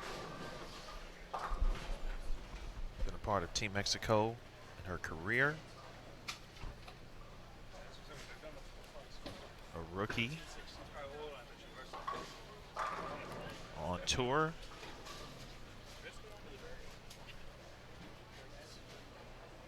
I believe it's been about a dozen years between the youth and the adult team for Team Mexico, looking for number 11. Help it. Oh. Nice run.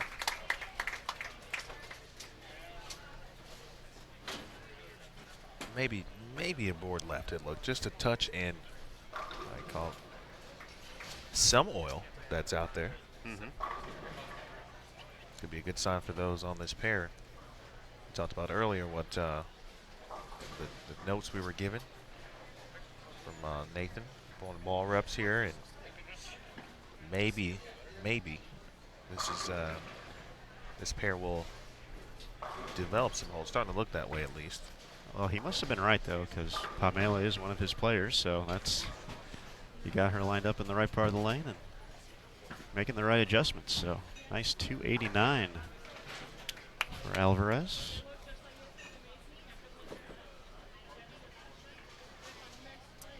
She was -4 heading into game number 3, so can make a big jump, plus 85.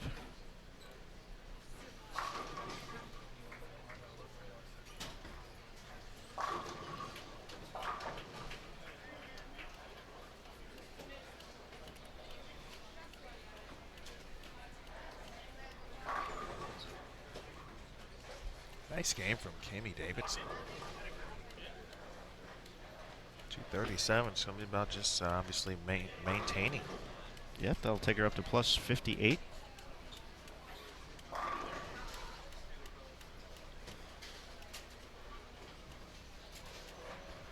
Keith working on 1 strike in the 10th.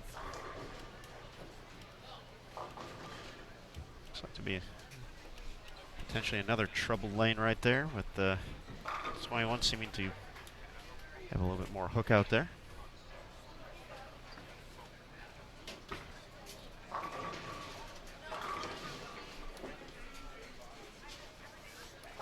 Shannon will take the 2, 199. We'll drop her to -26.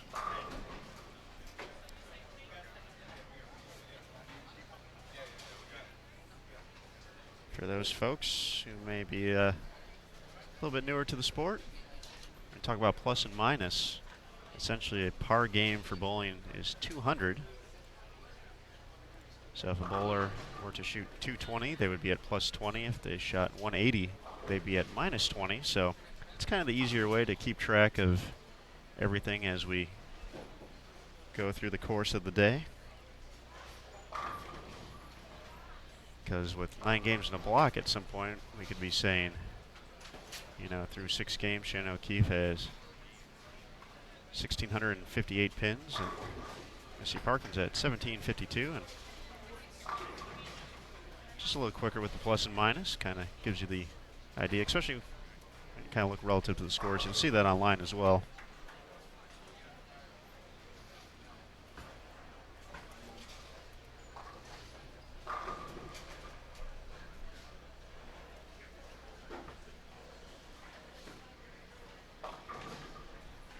do want to give a shout out to everyone joining us here on Bowl TV.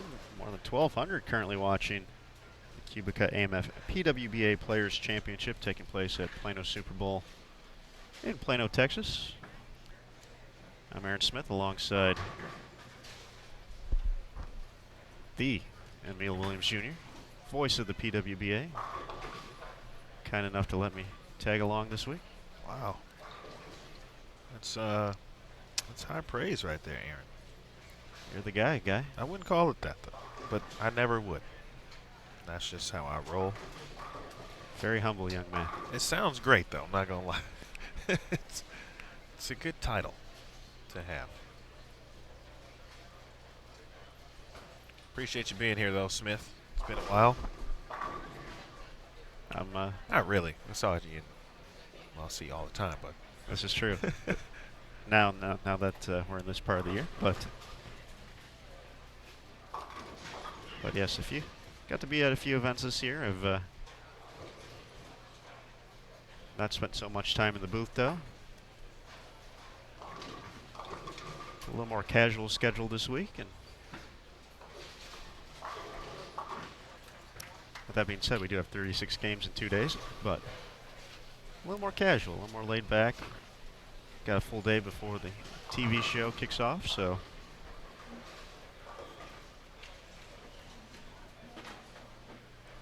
I appreciate the opportunity. Got some new players on our featured pairs. In fact, we've got a line change all the way around. So on 25 and 26, Aaron McCarthy, Verity Crawley, Giselle Poss, and Danielle McEwen. On 23 and 24, Jen Russo, Kelly Kulick, Clara Guerrero, and Lindsay Boomershine. And on 21 and 22, Chelsea Barnes, Aaron Zaprinsky, and I believe Nicole DePaul Miller.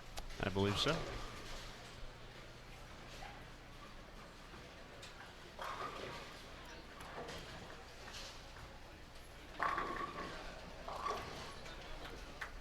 Kelly had a solid week last week. Danielle.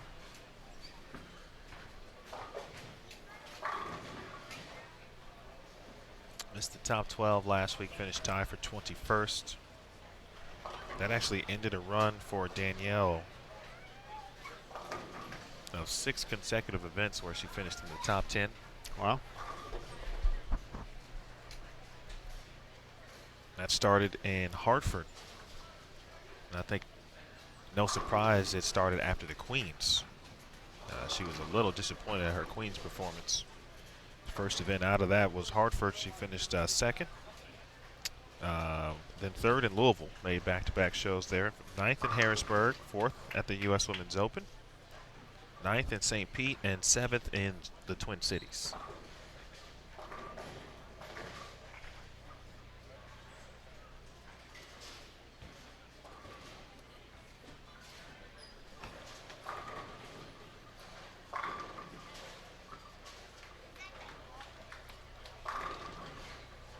That's 7th place in the Twin Cities Open. Definitely not a memorable finish for her. Was in position to make the show at a rough final game to fall out of the top 5.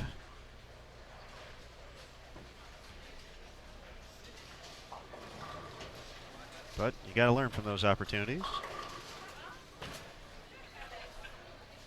I'm sure that's how Danielle has gotten to her elite status here on the tour.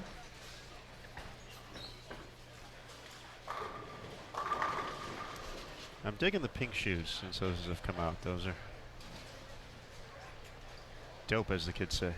They are. I agree. I agree.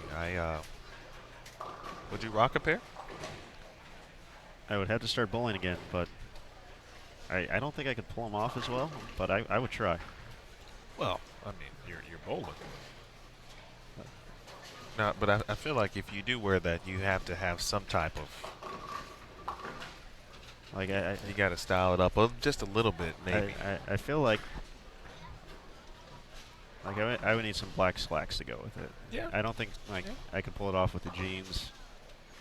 I don't think I could do shorts. I think you need a nice pair of black slacks to go with it. So it sounds like it would be just a tournament shoe. Like a tournament shoe, yes. Some people have, you know, arsenals for tournaments, arsenals for league. Aaron Smith would have shoes for league and shoes for tournament play. Which is funny because I own like 2 pairs of shoes total, so that would be all right. I like it.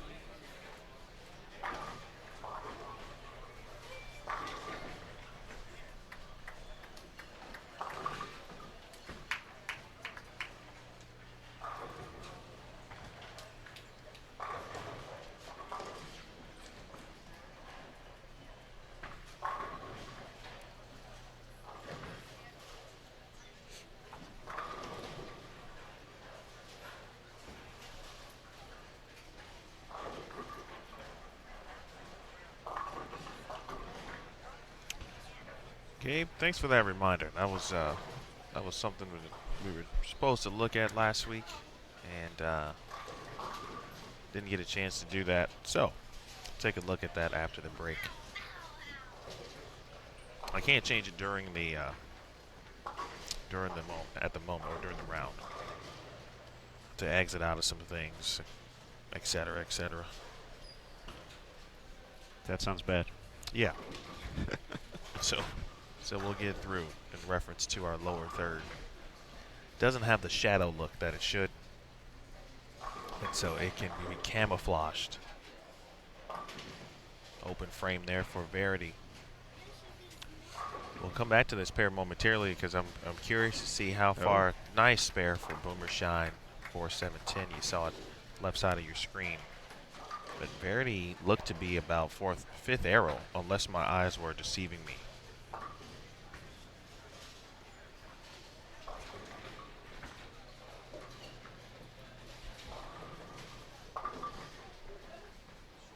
Looks like she's going to off camera add a piece of tape.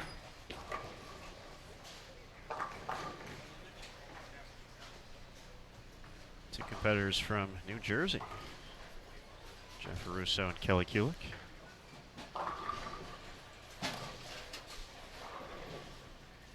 What's going on in Kelly's shirt there? I can't quite.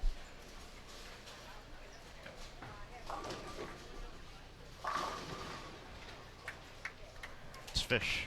Very oceany. Yeah. I like it. Oceanic, I believe that's a word. Oceanic. Front 4 for Kelly. Huge week for Kelly. A few spots out of the Tour Championship at the moment.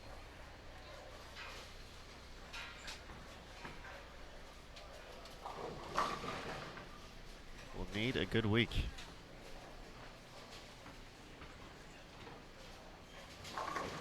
Talked about Clara a little bit earlier, the first player out in points heading into this week. Mixes them up. Clara elegantly described her season on this week's episode of On the Road. And very forthcoming, very open about it. I talked to her earlier in the week for our preview story, and she echoed many of those sentiments. And it's tough to be obviously injured in general, but in the back injury, the back end can be such a debilitating type of injury. But she said she's about, from a percentage perspective, about 70%. Not going to be 100%, at least, you know, for the remaining events of the season. So she'll be working towards full health the rest of the year, but in a much better place. If you recall watching her at the Queens when the injury happened, as opposed to and you see her now. Oh, 9 day. Without question, and a lot of work has been put in, the recovery, the rehab. And for someone who enjoys fitness and being able to work out, not being able to do that to the level of which she's used to also is a hindrance. And I totally understood how that can be a mental hurdle. Absolutely. I mean, that becomes part of your routine. That gets similar to, just I don't have many routines of my own, so, but essentially, that just becomes part of your day, part of your schedule, and all of a sudden you take that away and you're trying. You want to do that stuff. You want to get back into your rhythm, your normal ebb and flow of your preparation for the tour, week in and week out, and all of a sudden you need adjustments from that, and you're working hard to get back to where you want to be.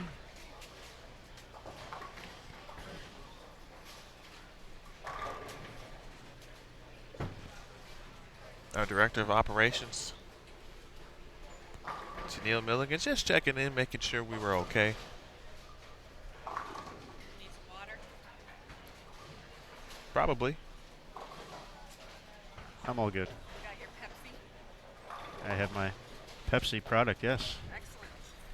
Bring me back with some. Thanks to Neil.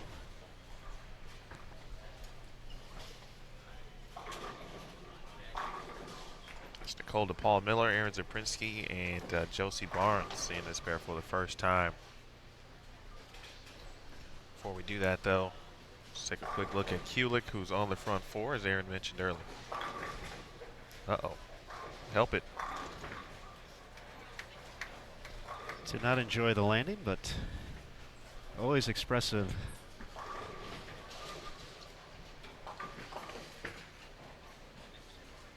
That was a very good shot there from Aaron.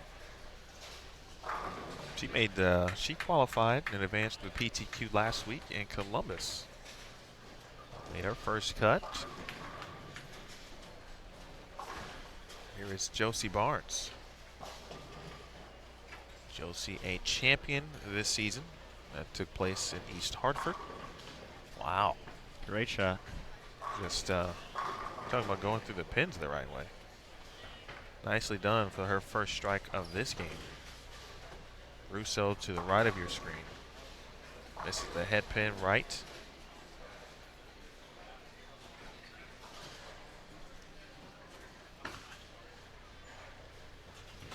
Quick look here at Verity. Just right of fifth arrow. Gives it the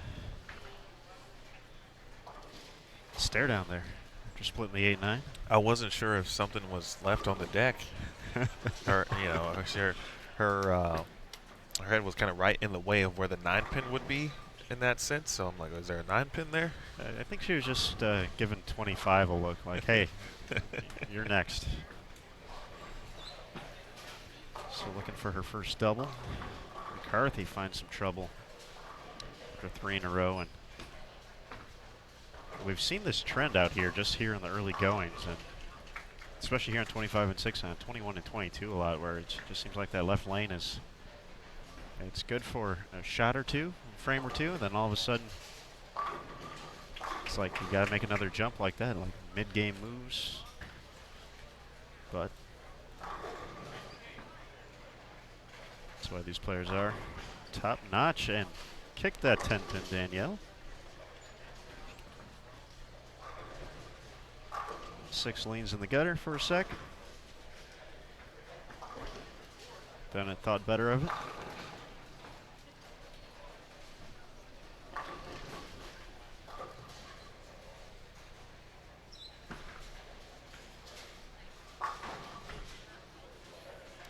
Aaron trying to take care of that Greek church. You also noticed Aaron wearing a little ankle brace there, some protection of her left ankle. She hit the ankle a few times. I believe it was the Twin Cities, if I'm not mistaken, at this point.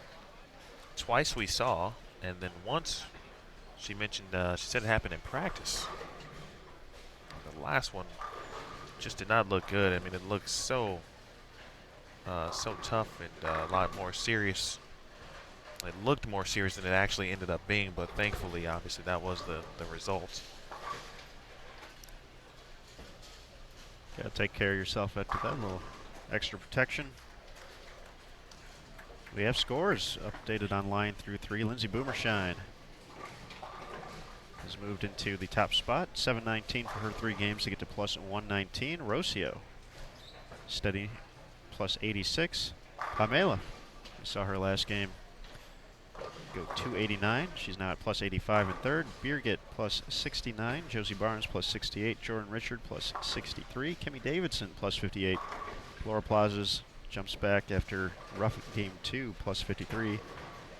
Deandra Aspady plus 50. And Daria Payuk rounds out the top 10 plus 48. 17 players, even or better at the moment.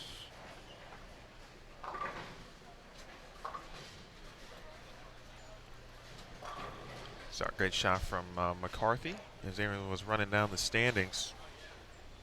Here is Lindsay Boomershine.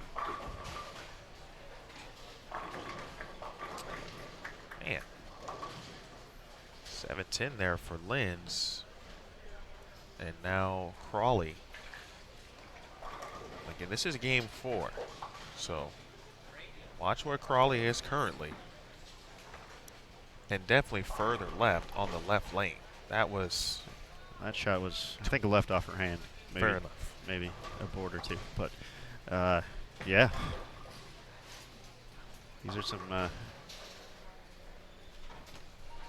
severe angles here in the early going.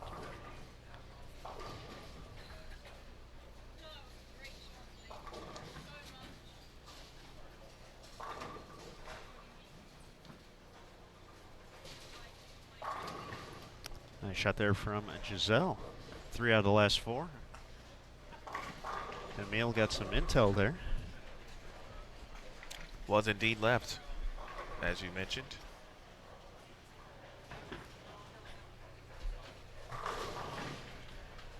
She said, Verity said her target is 22-8. So kind of be on the lookout for that. That's what she's looking at on the lane currently. All right, let's can do that momentarily. For that, tough spare here for Clara. Bucket and the biscuit.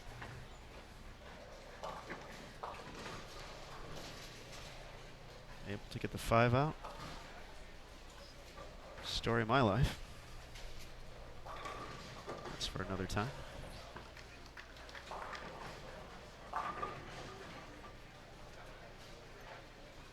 Maybe a touch left of at the arrows. Kelly looking for 7.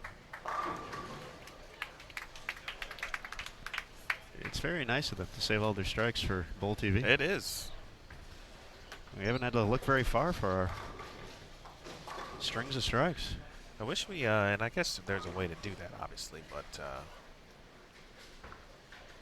if we knew the strike percentage of all the players when they bowled on the featured pairs of the season, then it'd be some very weird, serious numbers.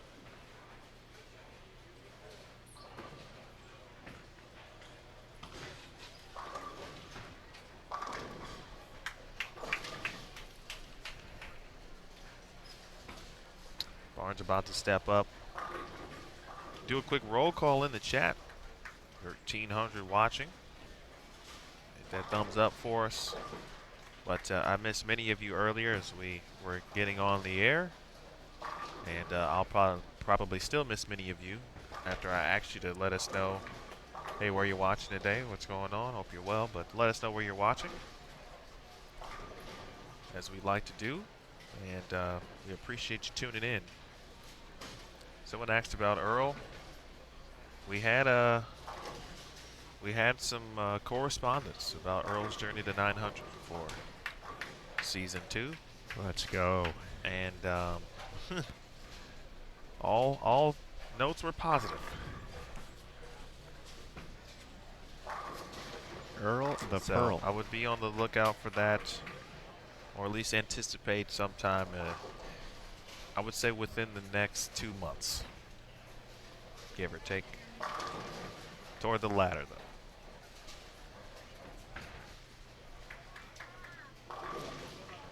I'm watching from Plano, Texas, by the way. Okay, thanks for checking in, Aaron. No problem. Appreciate your viewership. Nice shot. 4 in a row for Zuprinsky. Playing very direct. So you see some of the contrast in styles. We see that every week, though. How about Kelly Kulik for 8 in a row? Bang. Is that the official frame of the bang now? No, frame? no. Is There's it no. I felt I used it early, but I didn't know if I'd have an opportunity to get it in a last game for You know, Pamela. you just got to kind of feel the moment out. Kind of one of those. Learning so much today.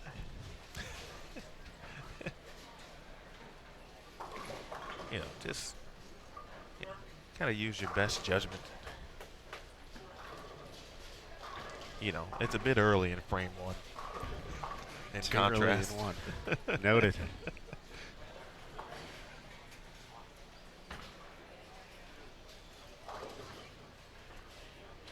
Just a Colt to Paul Miller.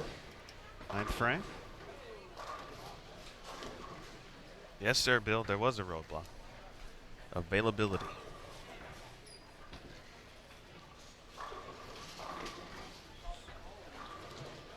Earl's actually used for actual research. So that always takes precedence. So you're saying you just can't play with Earl the whole time? That'd be great.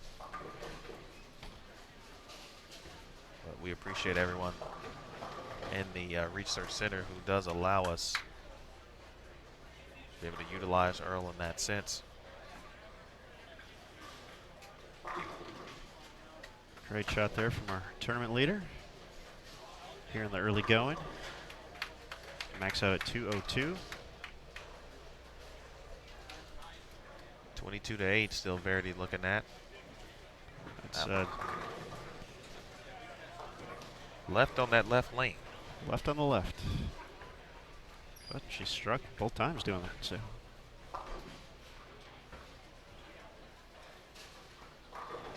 All right, missed some folks already. So let's start with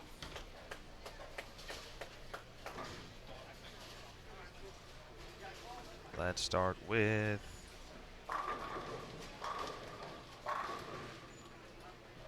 just messing this all the way up. First, let's start with Kelly. It's going to be a push. And string ends at 8. All right. Hello to Jeray. Got some folks watching from Nashville. Jeray from San Antonio. Jeff out in Kansas. Shell is here. Dan. Selwyn, I saw Alan earlier in the chat room. Sam Hull. Portland. That's on my list to get to. Really want to check out Portland, Oregon. Kansas City, well represented. Lancaster, we talked about that last week. Metro Detroit, back in business. Casey Moe is all over the place today. Central New Jersey. Chicago Burbs checking in.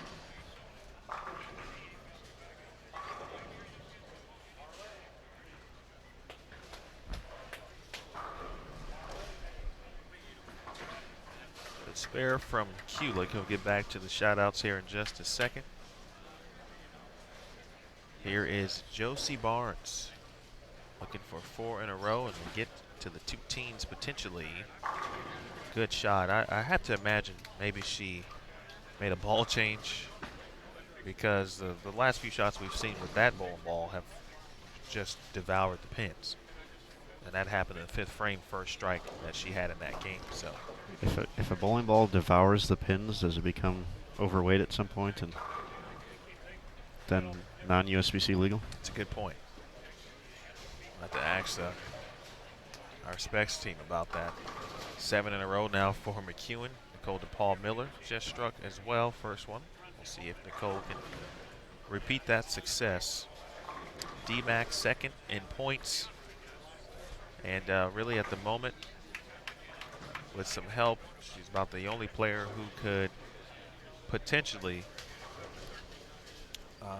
take Player of the Year away from Shannon O'Keefe at this point. Giselle Pass, she's left. Wheeling and dealing. Giselle can get her ball to come back from various places on the lane. And honestly, you know, we talk about Daria in that sense of verity as well. You know, Kelly, Diana, they do it differently, but also can do it. But Giselle's right there with that type of ability. McEwen. Oh. Ho ho. Covered the open in third. She was so unhappy with herself in the third frame. She left at 3.69.10. That she chopped.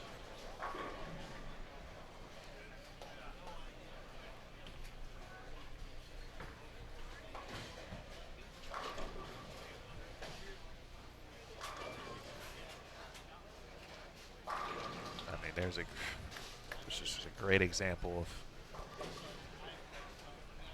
I'll give Giselle. This is her sophomore year on tour. She made a show last year at St. Pete after missing 3 consecutive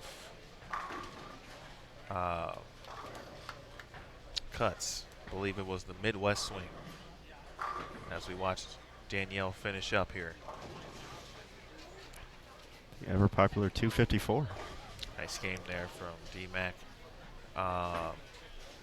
So she went through that stretch where, you know, she bowled, became a member bowled. Nothing was happening for her.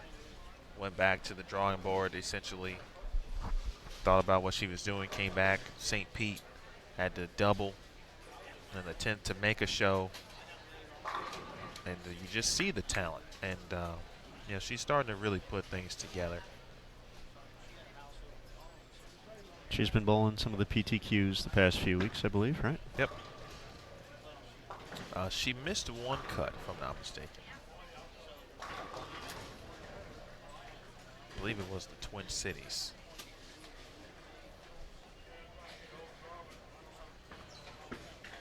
McCarthy. And Erin's been throwing a lot of shots like that lately too. Not that that's anything different than what she normally does, but I mean, she just, you know, she's been looking crisp.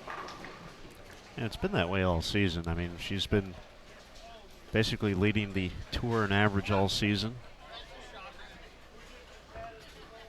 Missed a few events, I believe, in the early going. But of course, had the breakout performance with the victory. That's just not fun right there. No, that is extreme frustration there because, you know, obviously she had misleft a couple shots on the lane and got some breaks, but then makes the proper move, throws it well, and then leaves that.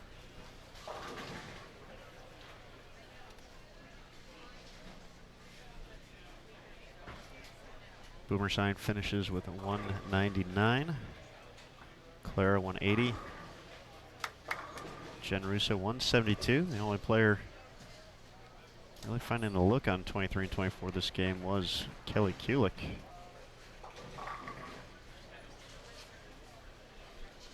She can still get to 279.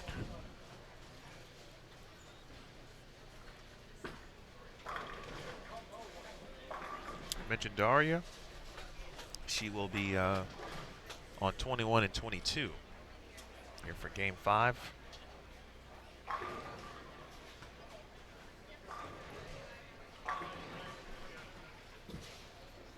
Well, week 10 there for Kelly. Oh and ho. another spare man. On a fill for that time, Erin McCarthy. All right, continuing the check-ins. OKC checking in. Bethlehem, Pennsylvania. Crofton, Maryland.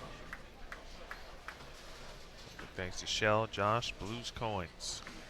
Darren Crespo checking in, lunch at work. Sammy watching from Morton, Illinois. Of course, BowlerX.com watching from the Pro Shop in Pennsylvania. Big thanks to BowlerX.com, sponsor of the Twin Cities Open and one of our main sponsors here on the PWBA Tour, along with GoBowling.com, Nationwide Pepsi, and this week's presenting sponsor, QubicaAMF.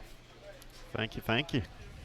Ryan Mitchell from the Twin Cities, Patrick from St. Pete, Brent watching in Seattle.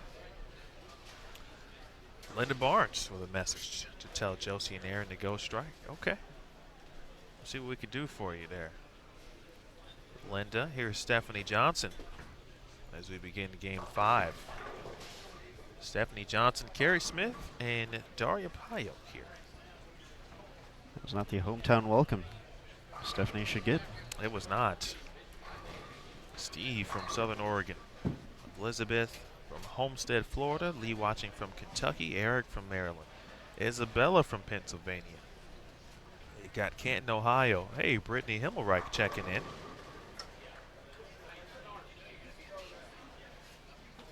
She is undoubtedly going to watch Carrie Smith here this game.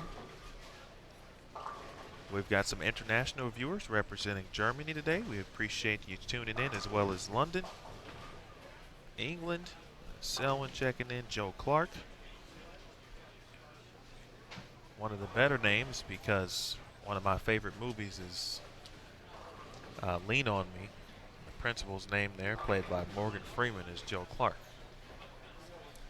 Lean on me, guy. If you haven't seen it, I highly suggest When you you're do not it. strong. That is correct. I'll be your I've done friend. that in the past, actually. Saudi Arabia checking in. Thank you. Got folks from Atlanta. Jason Thomas from North Carolina. Not Jason Thomas, but Whoa. 2 different people. Matt watching from Pleasanton, California, in the Bay Area. Akron. Baltimore. Canton.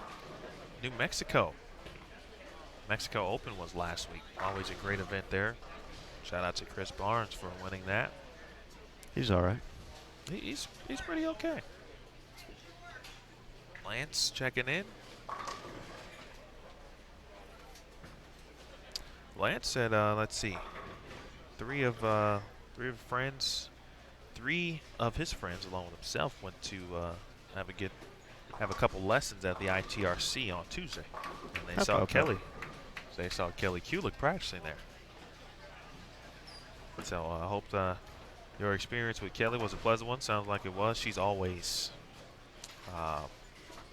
approachable in that sense, and especially in that area, of course, because Kelly had coached in her own. I'm obviously working on her own game, I'm sure, at that particular time, but nicely done there, Lance, and thanks for checking out the ITRC. Justice from North Carolina. Tony from the UK. This from France. Broken Arrow, Oklahoma.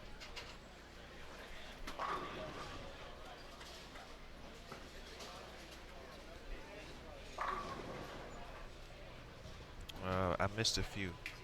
China, Hawaii, Uniontown, Ohio, Oregon City. Shout out to Don, always checking in and watching his daughter, Shannon. Knoxville, Tennessee, Cutlerville, Michigan, Maryville, Tennessee, Rockland, California, New Britain, Connecticut. Pretty cool stretch of Bahrain checking in. How about that? The Philippines. There we go. Well, thank you. If I missed you, I apologize. But thank you for checking in and watching here.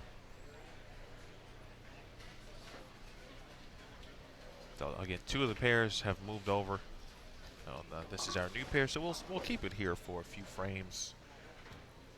Aaron Smith mentioned Stephanie Johnson, hometown favorite here. She has become obviously already was a star, but a local star, of course. Works here in Plano, practices here. Of course, the story last year was she had her second child, of course. Worked her way back to be able to bowl the Orlando Open, which was held at Boardwalk Bowl, which was the place where she used to work as a student in Central Florida and a competitor. And I kind of repeated the process, essentially. Of course, she won in Orlando, but the finals at that point were taped in a different location, which was here as part of the U.S. Women's Open field of shows. And so almost had a similar situation this year as the U.S. Women's Open was held at Boardwalk. Steph was the #1 seed and ultimately finished second. Had a local reporter from the Plano Courier stop by this morning and chat with Steph. They're doing a profile on her and the event. So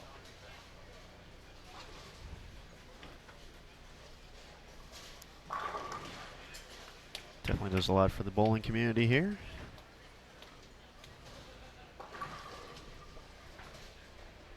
Definitely makes it for a nice week. Got the kids here, got the family.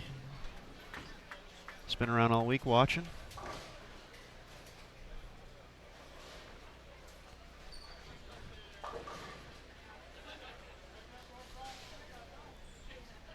here is Daria.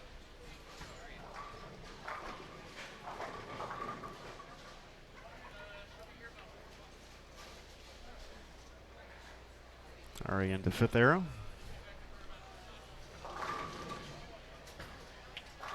Even the 3-6. Giselle Poss off camera starts with a strike. Very nice facility here at Plano Super Bowl and a very nice crowd here early. Despite work, and of course school has begun here in Texas as well, in this particular area, the Dallas-Fort Worth area.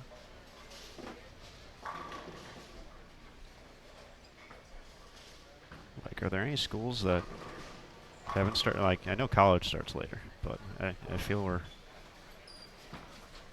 at the universal time when all the little guys and little gals have moved on to homeroom. Now for us, we know when it happens because our headquarters, the International Bowling Campus, is located right across the street from Six Flags Over Texas. So when you're there in the office during the week, during the summer, those rides are going round the clock. This past week, the one day I was in the office, they were not going. The sound of silence means the kids are in school. Yeah, Six Flags is hopping during the summer, as you would expect. It's a popular destination of not only amongst children, but adults as well. I used to be a roller coaster enthusiast. Not sure where I fall in that category now that I'm a little older. I haven't changed on that. Still not a fan. Not a fan, okay. I don't even remember the last time I was on a roller coaster. And I think that's got me more weary than the actual coaster itself, because nice shot there from Daria. It's kind of like, well, it's been a while since you've been on it, so are you even prepared for this? I mean, you know, body just doesn't feel the same as it used to. So the after effects of roller coasters might be a little different these days, but I'm not sure. I'll have to check it out. Let's take one for the team. Team Williams. Team Williams. I wouldn't know about all those pains since you're so much older than I am. So someday, though, I will experience those. This is about 40, or no, 120 days or something like that. 120 days. Steph J working. She's been working hard the last few weeks, I feel. She threw so many good shots last week. Just not getting the results. Same thing happened in St. Pete, although she had some footing issues there. But you're in a place where she's pretty comfortable. I imagine, but the pattern obviously has everything to do with what will ultimately end up being our stepladder finals or finalists. You see Josie Barnes to the right there. Barnes is going strike, spare, double. Her husband Kyle in the back. Kyle's been out for last couple weeks with Josie as well. Got some strikes starting to pile up here on 25 and 26. Interesting development there, so we will take a look.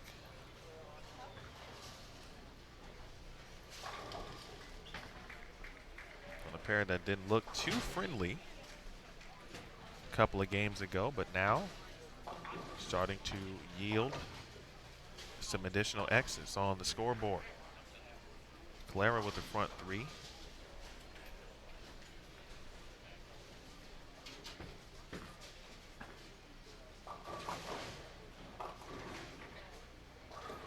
And trouble for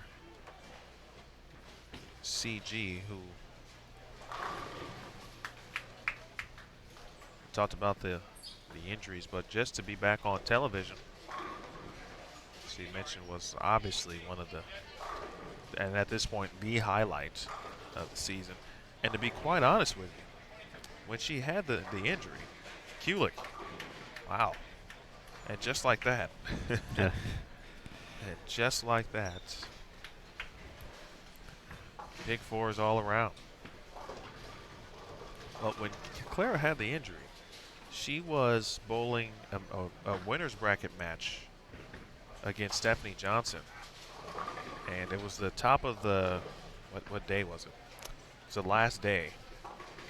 Well, she went undefeated in the first day. Right. And had the lone 300 at the Queens as well, and definitely looked to be a player to beat at that point. Yeah. For sure. And yeah, that next morning, definitely, and you could see it right away with the ball speed just alone, and then obviously there were times where she was, just laying on the ground, if you will, at the stadium and the area behind there, just trying to stretch out the back, try to get some kind of comfort out of the day, but still grind it out 6 games. Yes. The epitome of bowl fearless. Oh, 100%. But that could have been an event where,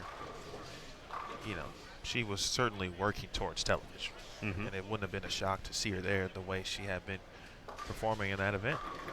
And so to see her back and back on television certainly was it's a plus. There's some players where you hear in other sports like, man, this sport is so much better when this team is good or something like that. I feel like, Mm-hmm. the tour is better when Clara's here on TV. It just presents a different vibe. You might hear a little bit hinte out there from the strike song. There's some different flavor. Just different. And it's good though. Good flavor. It's just relatable.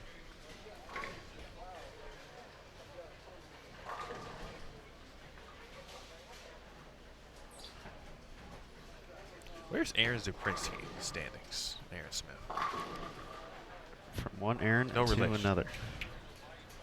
Yeah, that usually doesn't work with first names. Let's see.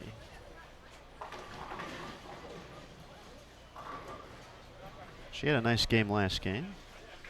Currently in 26th, minus 18. We do have scores up through 4 now. Lindsay Boomershine continues to lead. Plus 118. Rocio not too far behind, plus 113. Kimmy Davidson continuing strong, plus 104. Josie Barnes in 4th, plus 81. Daria, plus 80. Laura Plazas, plus 76. CDB, plus 74. Another hometown player here. Pamela Alvarez, plus 70. Jordan Richard and Birgit tied to round out the top 10, plus 67. In the cut, we're taking 18 players. 9 games this morning, 9 games tonight. Match play begins tomorrow at 9 a.m. Central, 10 a.m. Eastern Time.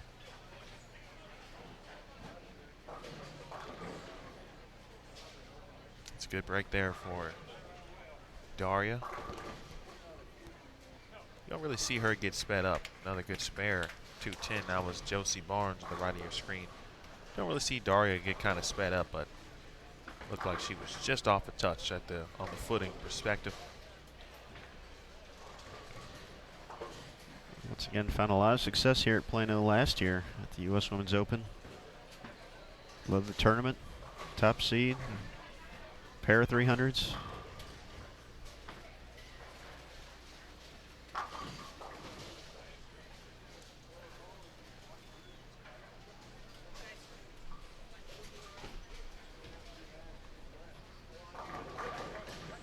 Nice shot from Nicole there. Mix them up for a double. Cole getting ready to, well, at this point, she's already taken over the reins. Actually, no. I believe that's a new program over at Upper Iowa, which is where she is now the head bowling coach. The men's and women's programs there at that university. And adding to our long list of collegiate coaches here on the PWBA Tour.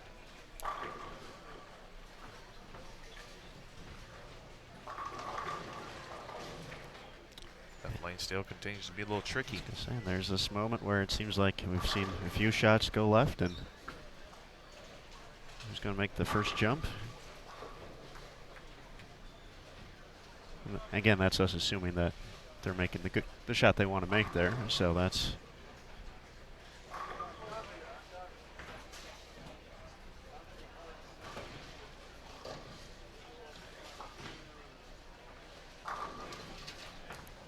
Lindsay off to another nice start, 4 in a row. Keep things off before sparing the 5th.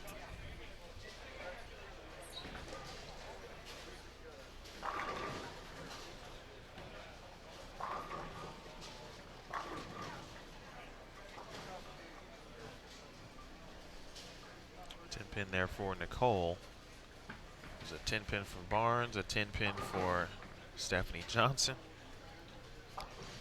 Sensing the theme. See the white anchor down spare ball for Josie. Of course, Vanderbilt won the NCAA Women's Bowling Championship this season.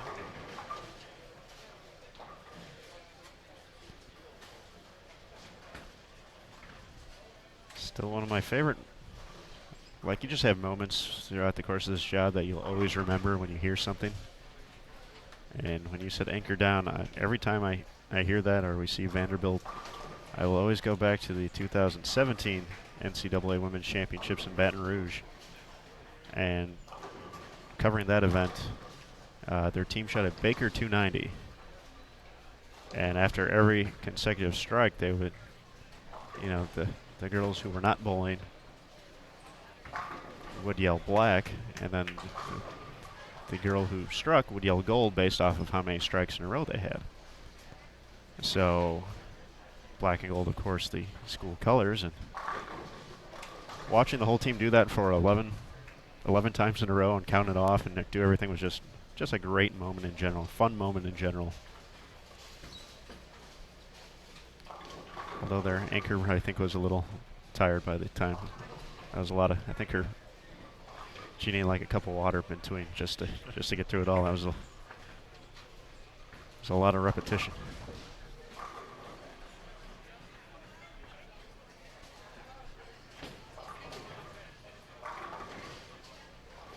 Nice shot there from Clara.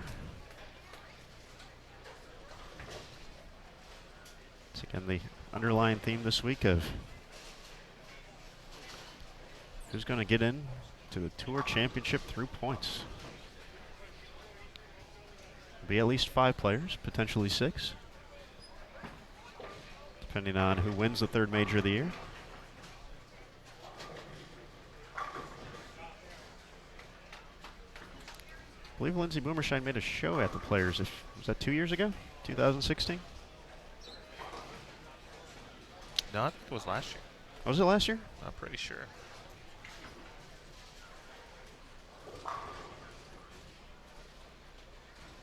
believe it was Lindsay, Liz Johnson, Kelly Kulik, and CT Ramen.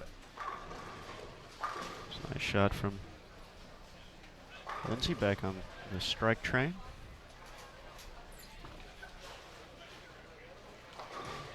Although I could be wrong and have been in the past. But not this time. Oh ho, bang. Well, Liz won that from the 4th seed. She likes winning majors from the You know, as of late, like the last couple from years, the 4 or 5 seed. she's been winning titles, which, again, we're talking about Liz Johnson. But, you know, it's not the easiest thing in the world to do, although the way things have sometimes played out, it does seem to be, in some cases, advantageous to be a lower seed.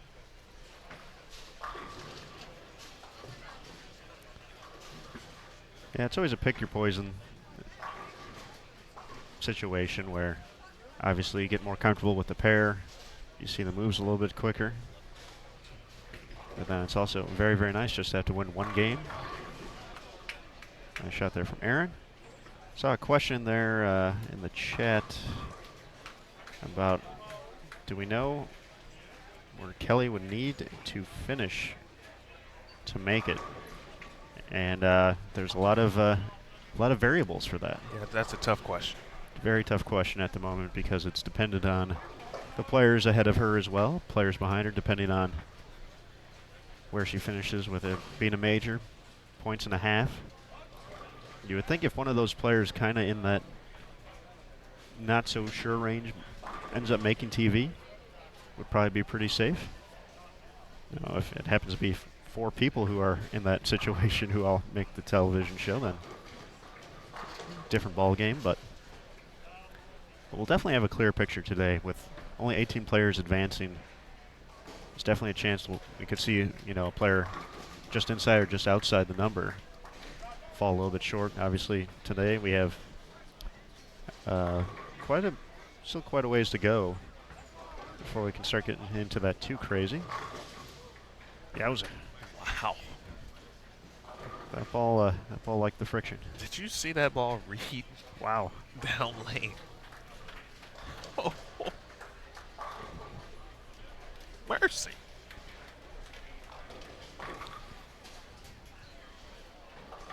Yeah. That was... What a shot. I really hope that... Single shots. It's just trying to think about it.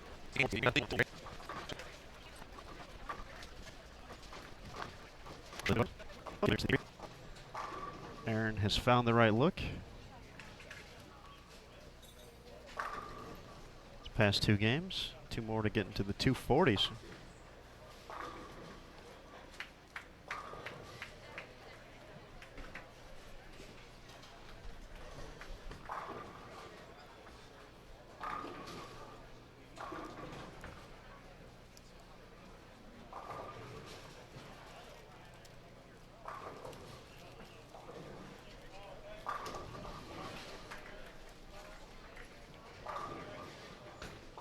See Boomer Shine, far right of your screen. Oh, you couldn't see her, but you can see her trip out that 9 pin. She's going to have a chance to be in the 260s this game. Josie Barnes, second shot of the 10th.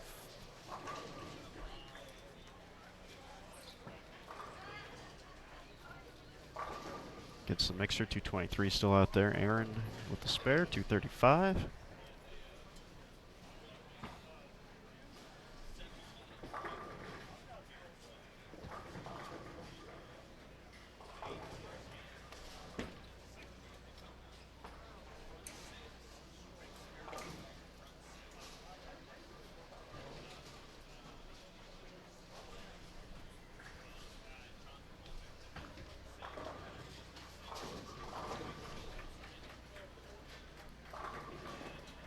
Stephanie Johnson finishes with 193. Carrie Smith 191. Daria 225.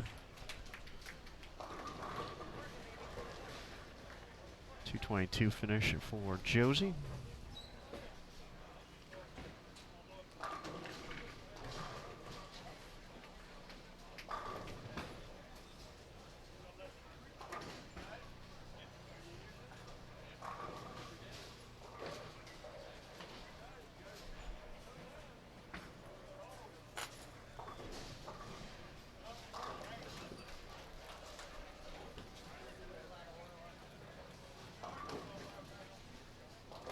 Nicole can cover up the spare, still get to 166.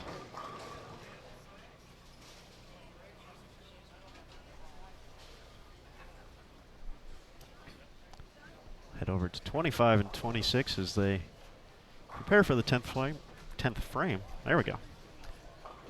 Clara, great shot, 4 in a row to set up the final frame.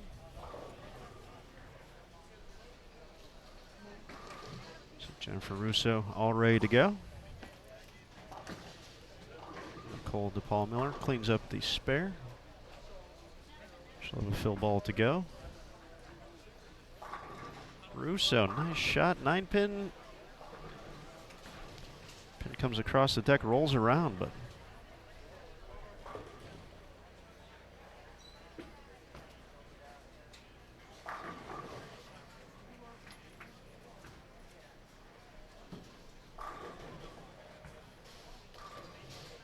there's Boomer Shine, 3 in a row. Getting to get to 267. Tournament leader through 4 games.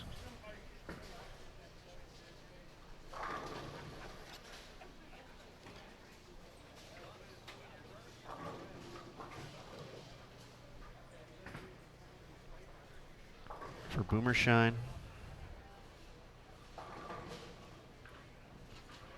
18th in points heading into this week, so once again, Verity Crawley in 15th place in the point standing. Shayna Ung, who won the season opening Las Vegas Open, outside of the top 16 in points, since she's only bowled 2 events, but earned her spot in the season-ending Tour champ. With that win, she will be back for that, so essentially we're looking at 15th place in points. But 16th is Clara, Kelly Kulik is 17th, and Lindsay is 18th. Not too far behind her, Jen Higgins and Sydney Brummett.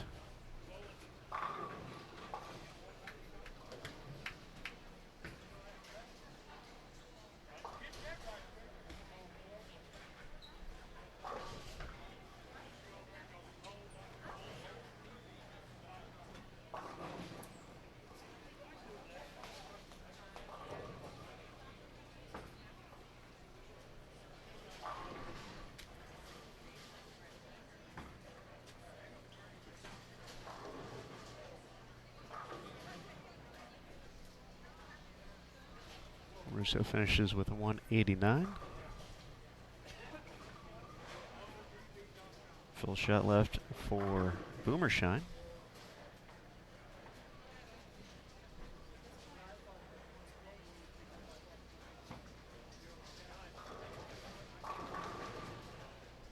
Try something different.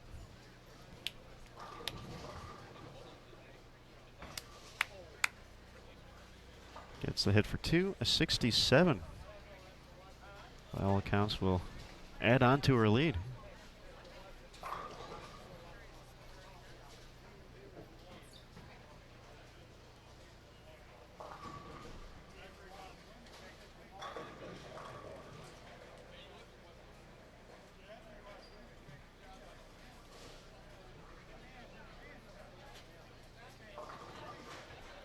Clara on 4 in a row. Comes in a little light, 245. Can still get into the 230s with the conversion. Kelly Kulik after 269 last game. Can get to 221 here with all 3 in the 10th. Had some trouble in the 4th frame here on the left lane.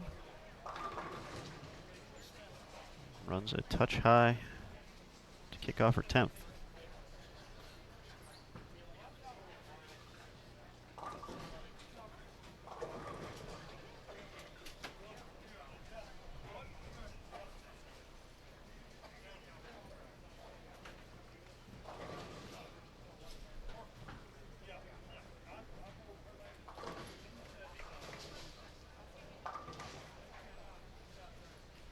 Still waiting for other pairs to get going. Says the end of game 5, game 6 of 9 in this first qualifying block. rapidly approaching. Spare for Kelly, 201. Now her max.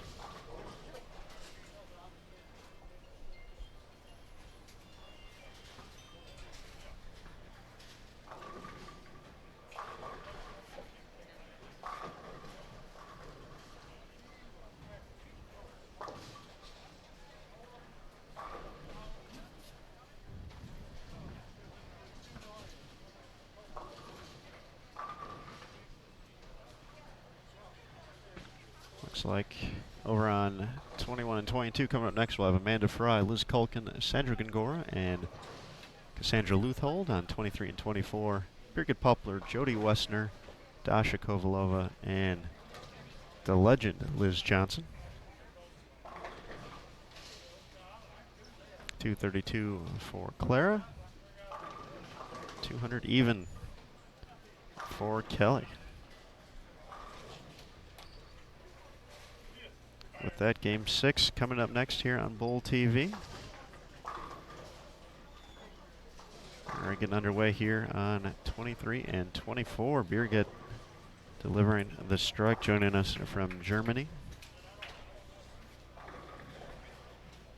First look at Dasha Kovalova.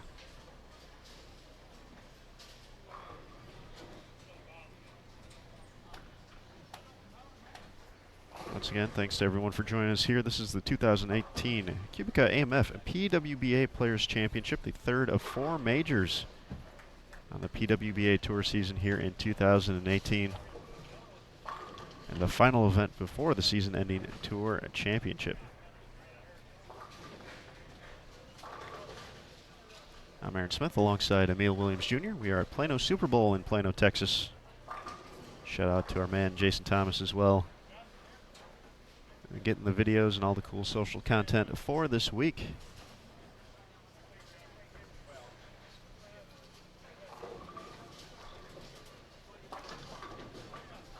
We hope everyone's having a good time. Please settle in. A few more games to go this block. Game 6 now underway here on Bowl TV. Thanks again for joining us. Be sure to hit that like button and subscribe if you like what you're seeing here. We sure would appreciate it.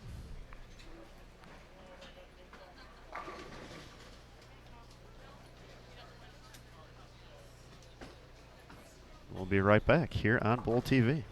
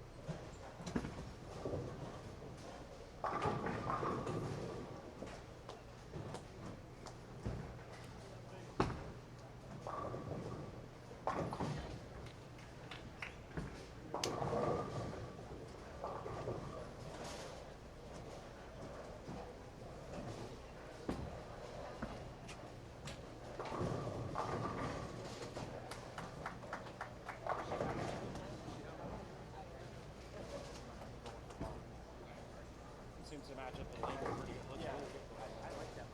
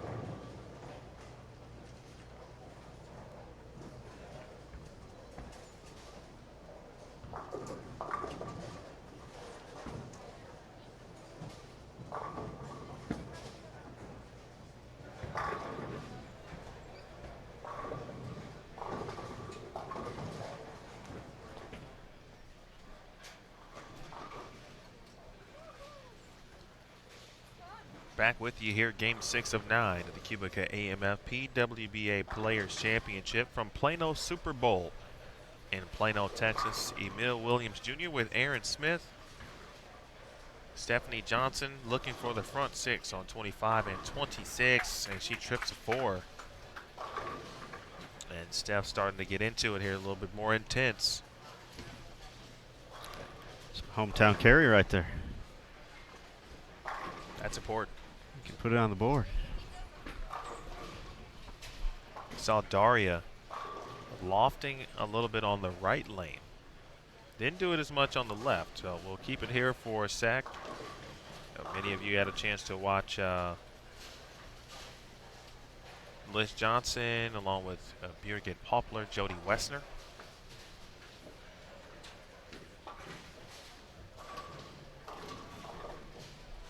And Dasha Kovalova. We'll take a look at 21 and 22 after this shot.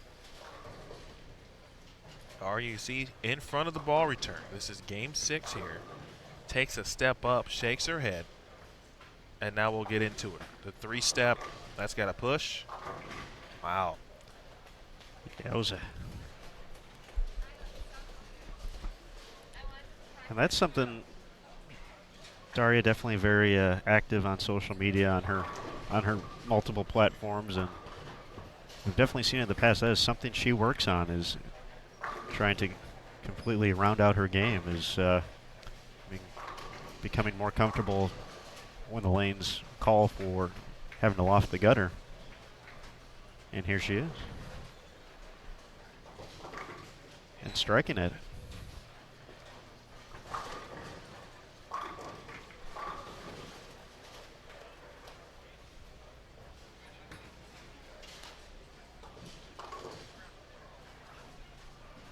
Take a quick look back at that pair with Stephanie Johnson looking for the front 7. Steph left.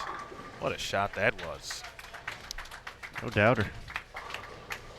She too is often, you see on social, putting in the work on the practice lanes and opening up her angles.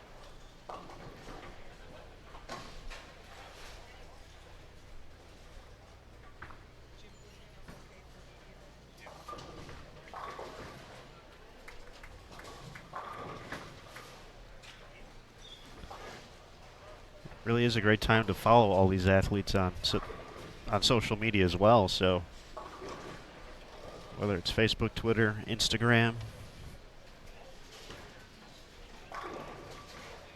really a lot of great content out there. Not only do you get to see what the players are working on and kind of see how they train for the PWBA Tour and these events, but you also get to see a little bit more into their personalities. Fun stuff. Learn a little bit more about family and friends.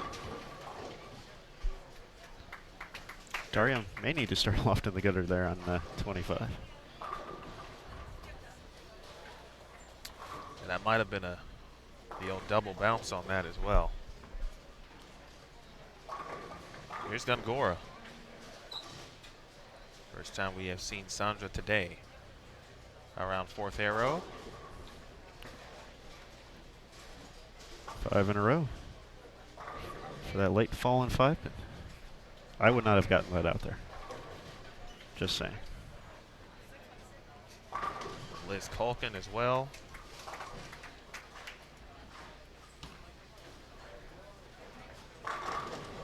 Nice shot for Liz, who had been on a very nice run. Just missed the top 12 last week, finished 13th.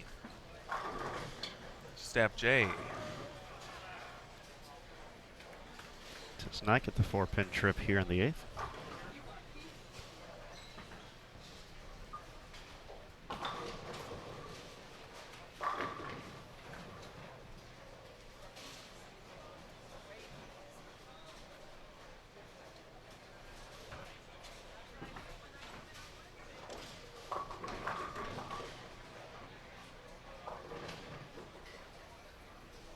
Scores are up through 5 online. Lindsay Boomershine, as expected, added on to her lead, plus 185 now. Rocio hanging on to second, plus 158. Kimmy Davidson continuing strong, plus 139. Daria at plus 105. Josie Barnes plus 103. CDB plus 95 in 6th. Pamela Alvarez plus 90. Jordan Richard plus 88. Missy Parkin plus 87. And Deandra plus 86. Early look at the cut line plus 13. Summer Jasmine in 18th place. 21 players plus through 5.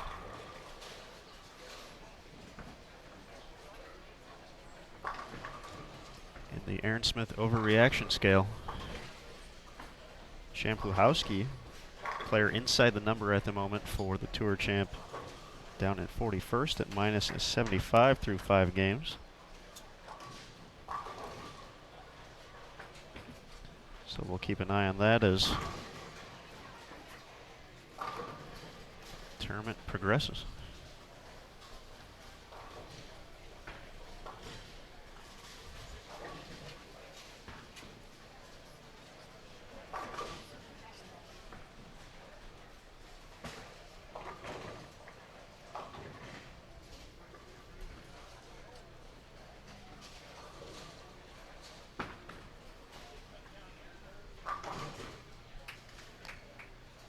Creating the big angle like that, sometimes a feast or famine.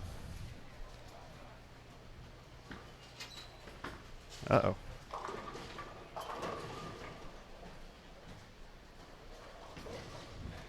Steph just with the 2-5.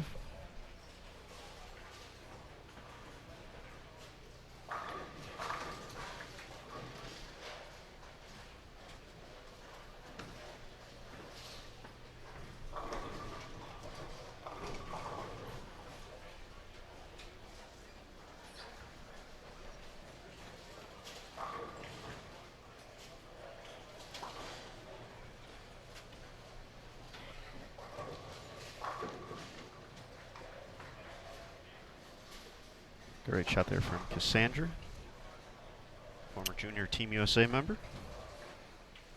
Nice to see her back out as well, competing this week.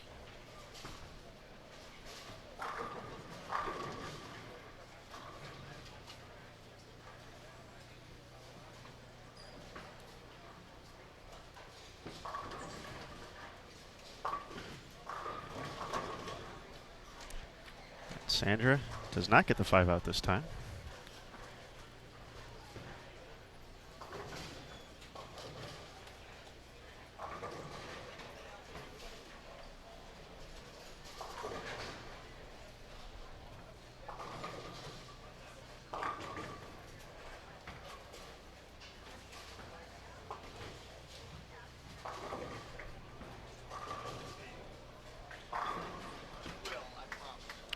Shot off camera for Carrie Smith. See Jody Wessner.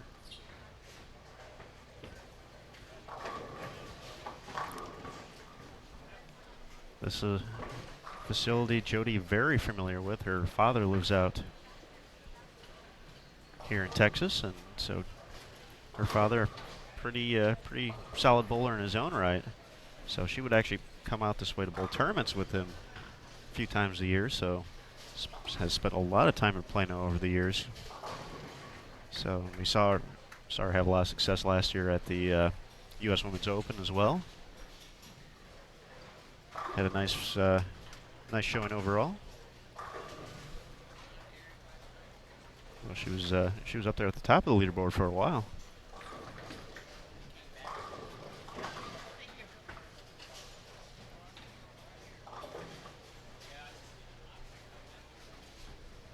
Aaron, it's possible that based on the chat that our audio may be lagging behind the video. So I'm going to try to check that. Okay. And then if necessary make an appropriate change after this game. All right. I knew you were the man for the job.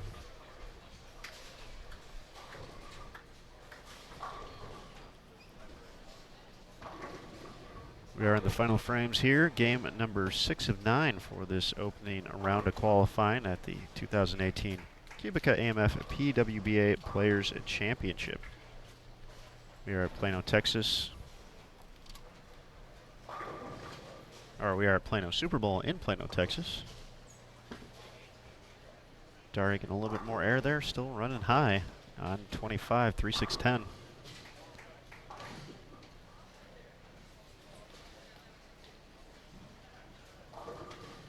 Stephanie, chance to get to 256, was unable to convert the 2.5 in the ninth.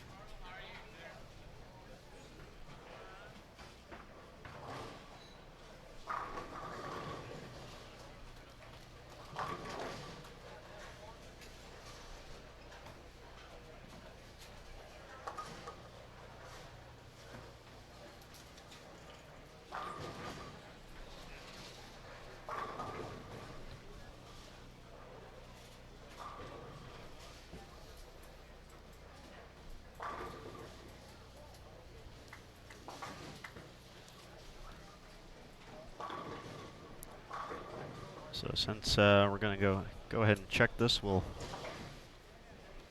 step away for a quick second and we'll get back on it in game number 7. But we do appreciate the comments in the chat, letting us know that's our best system to kind of learn what's going on out there. If it's skipping or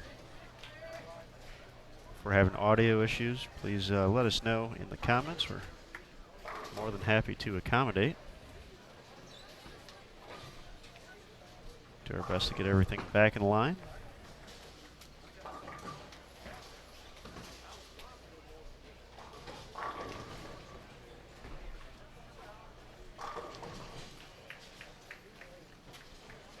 Final shot for Daria. Ball change. Gonna finish with a 185.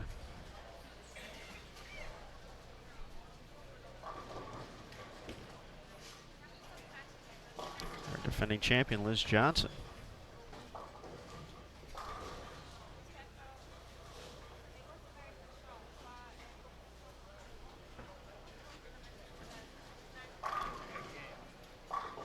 .246 for Stephanie Johnson.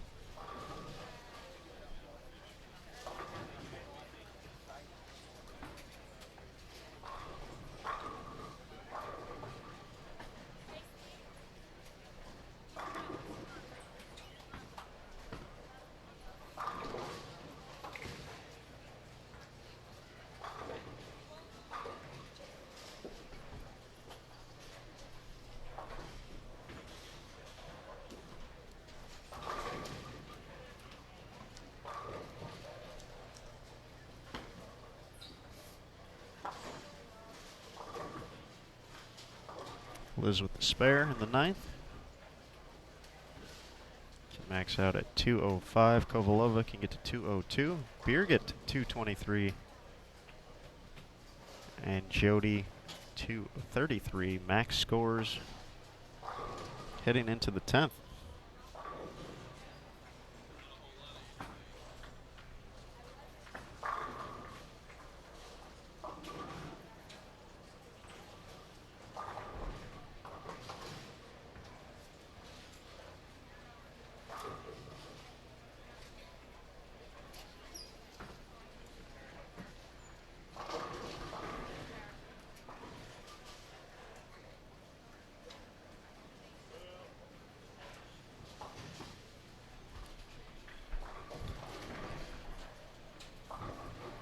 All right, folks, after we finish this 10th frame, in order to get the sound synced up, we're going to do a quick stop and start.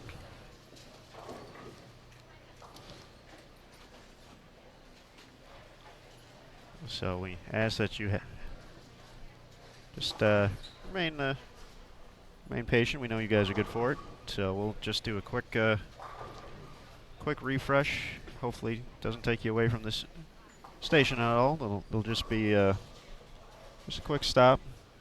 and startup. So once again, that'll be at the conclusion of this 10th frame here.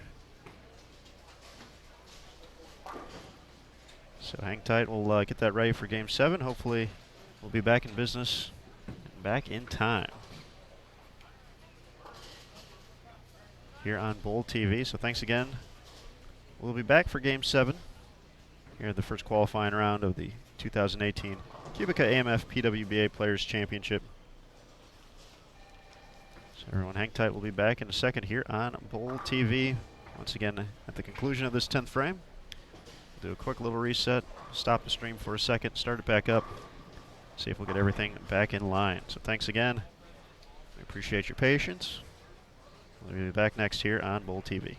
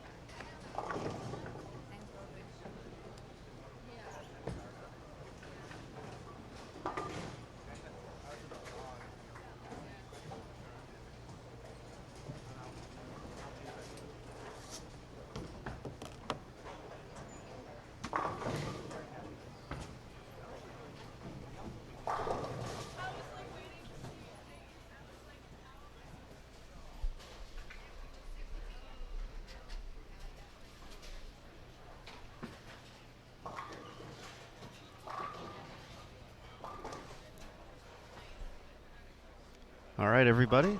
We're back here, game 7 of 9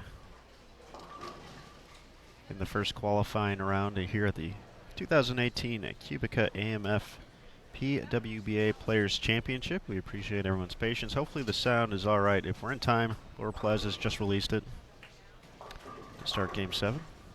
With a strike, we saw her roll the front 10 in game number 1 on our way to a 285 start.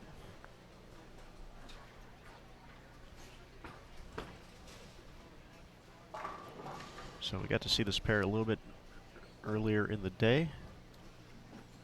Laura joined by Brianna Cote, Haley Richard, and Arosio Restrepo.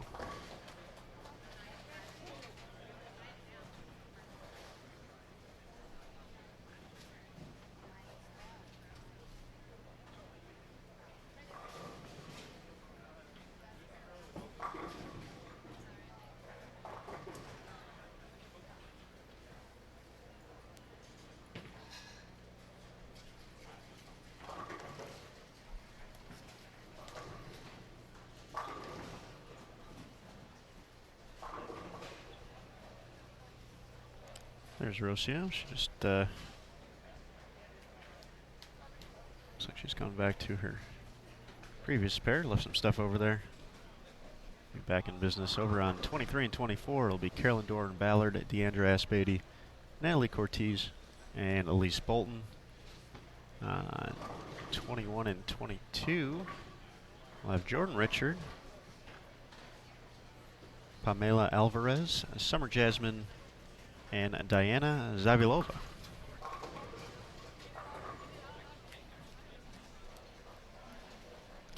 See a 245 finishing game 6 for Lindsay Boomershine. A little more than likely continue to lead if she continues to do cool things like that.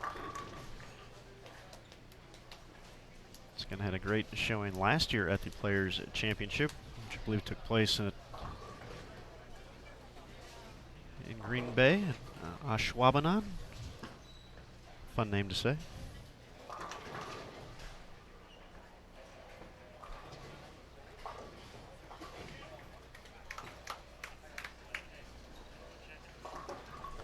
So again, after the conclusion of this round, the players will have a quick break, hour or two.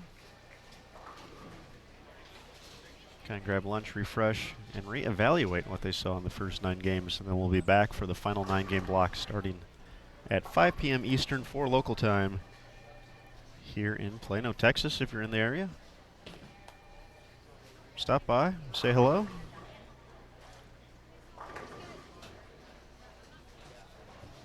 There is a small entry fee if you want to check out the action just for today. I know they're selling week-long passes as well. That includes the TV show on CBS Sports Network. That'll be on a Saturday, 5 p.m. Eastern for local time, deep in the heart of Texas.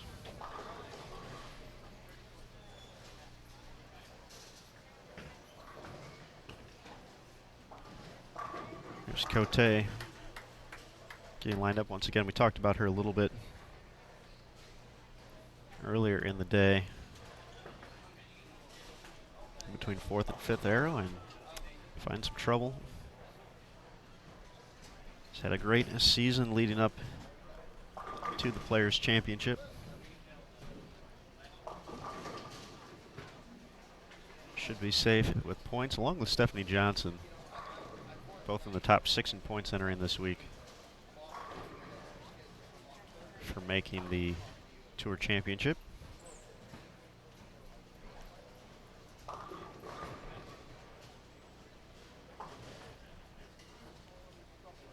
Let's see what that nod of disapproval from Rocio.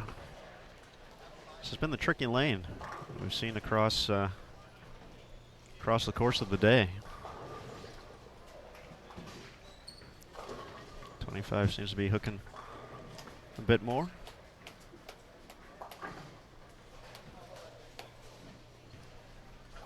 Since that quick evaluation has made a good shot, or need to move on to the next one.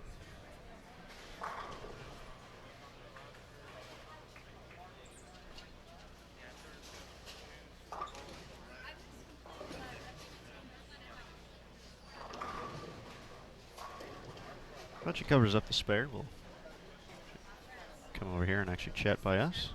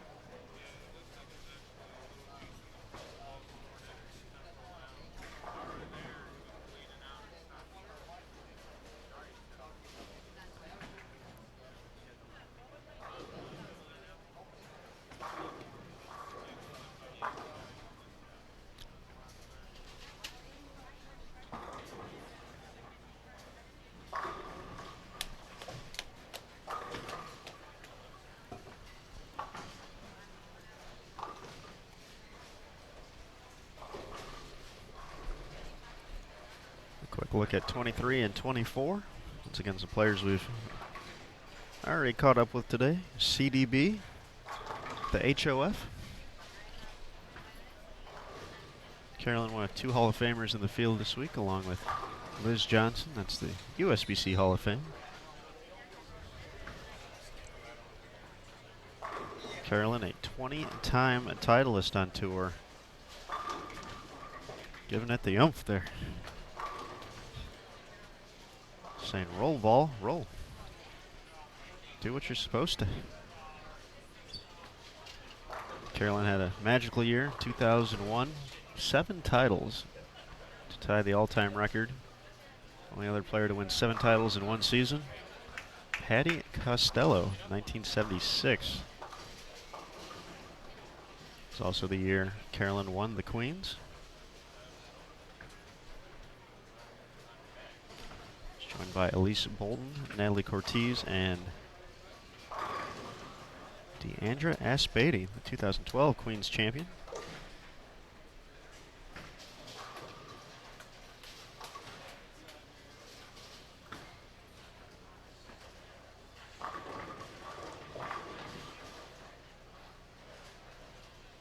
Deandra mixes them up, but nothing connects with the 7-pin.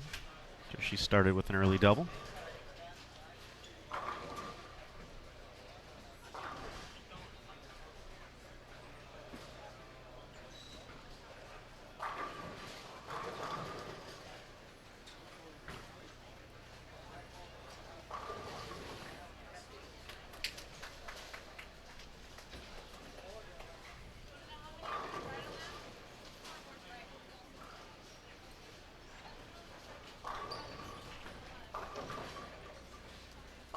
Looks like we now have scores up after 6 online. Lindsay Boomershine furthers her lead, plus 230, averaging better than 238 so far this block.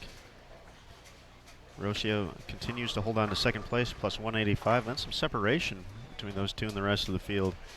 Missy Parkin moves into third at plus 121. Jordan Richard, plus 111. The only players better than plus 100. Kimmy Davidson had a rough at game 6, drops to plus 93, but still in great shape overall for the day. Laura Plazas, we've seen her once again here on Bold TV in 6, plus 92. Daria Payuk, plus 90. Oh, hit the wrong button. Just scroll down here. Pamela Alvarez continues her strong day, plus 89 in 8th. Danielle McCune, plus 87 in 9th. And Deandra, currently on our featured pair, in 10th place at plus 77. CDB, plus 66. She dropped a few spots after 171 last game. Currently the cut line for the top 18, plus 28, and Giselle Paz. 25 players plus at the moment.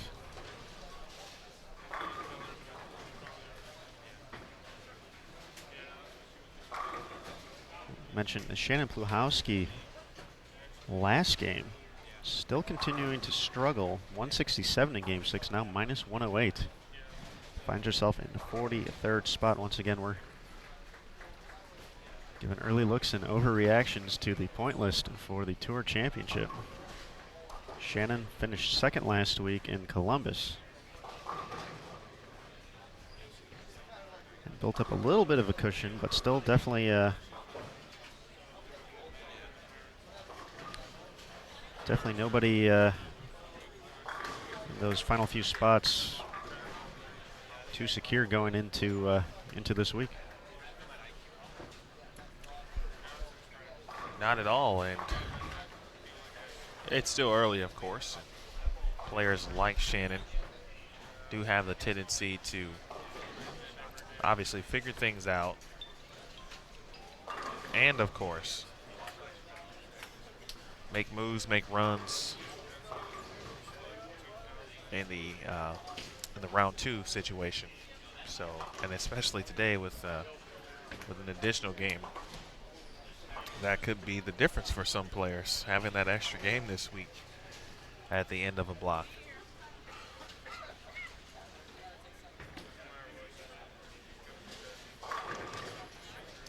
Wow, that was a great shot there from Summer and rings the 10.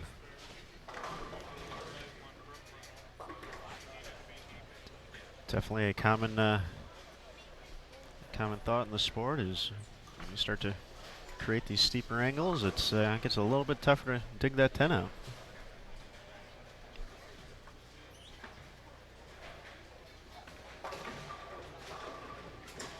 But no problem on the spare.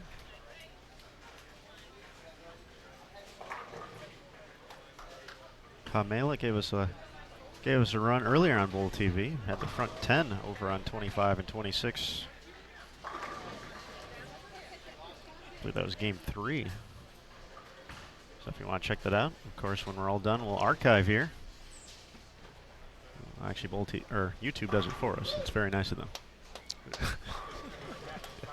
Yes, it is. You can even check it if you wanted to right now. You can just go ahead and essentially just take your mouse over the lower third of your video player. You'll see the timeline and scroll. When you're ready to go back live, just click the live button there. How about that? How about it?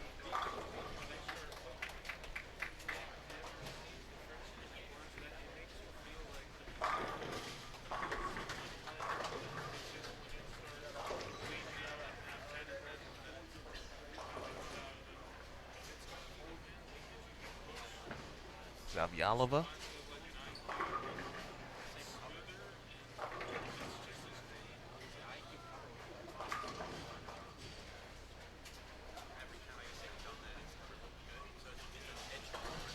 It's getting late.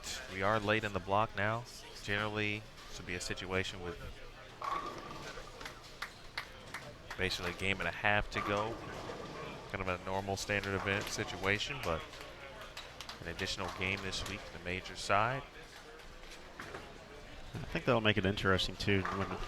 So I'm sure we'll catch up with the player or two when we're all said and done here. Maybe our tournament leader. And yeah, I mean that's in the grand scheme of things, it's just one more game. But in the grand scheme of things, it's one more game. So you definitely got to keep that.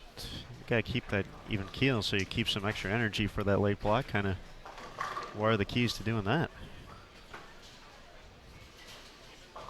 So 8-game blocks. That's been a common scene this year.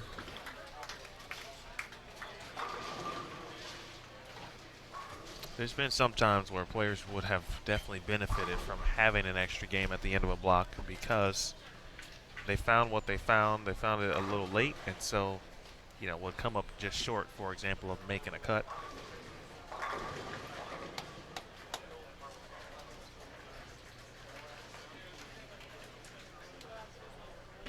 But even to the point of where the players may end up in a game 9 from the lane play perspective.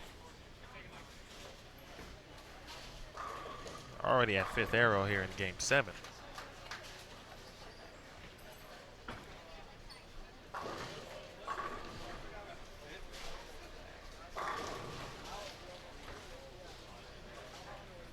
CDB working on 4 in a row. He's going to have a rough game 6, 171. Quickly looking to get those pins back. That one's not going to Get to the right spot, though.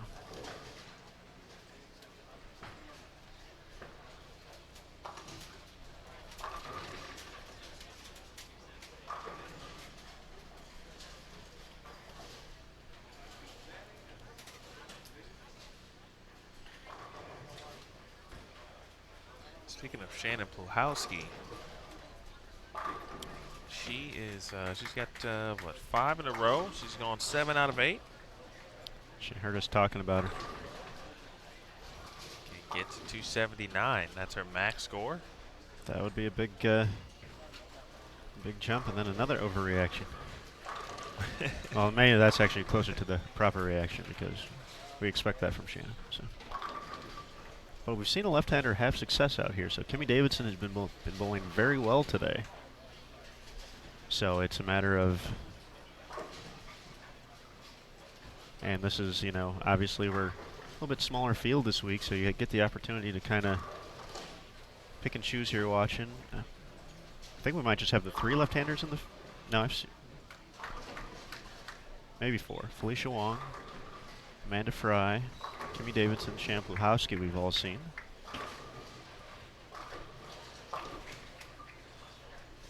Not sure if I missed anyone.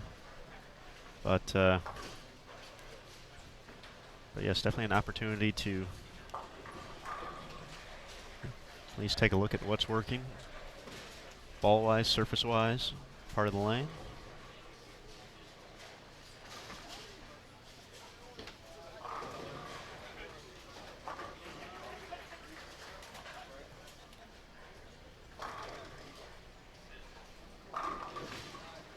Here is Rocio.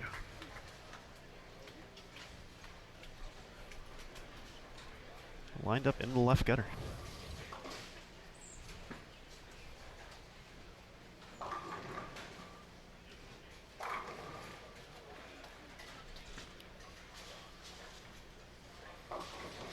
Not my area on the lane right there.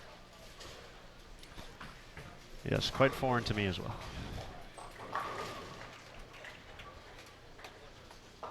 Jay Rich, liking the right lane.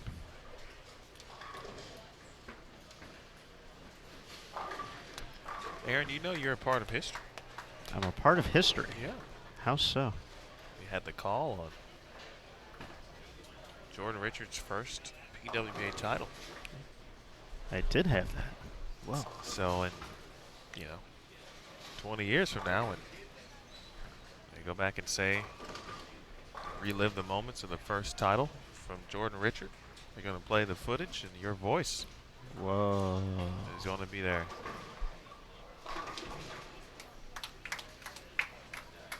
Looks like Daria, we had a comment in the chat. She's actually up in her 8th frame right now, looking for the front 8. Liz Johnson had the front 6 as well, to our right.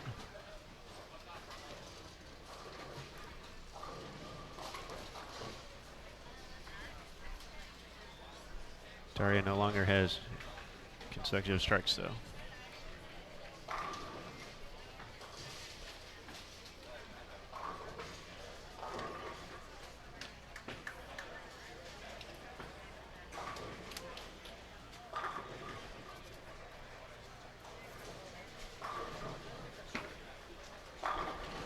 Big double there from Haley Richard. Cote with the split bug. In this game, 4 strikes, 2 splits. That's a nice shot. Can't get out the 10 though. What is the cure for the split bug? Like you just need. Is it just more fluids? You know, you just gotta kind of hydrate yourself a little bit more. Is it? Hydration is important. Need some extra rest. Like, should you take the day off of work if you had the split bug? I feel there's a few things. Oh, look out.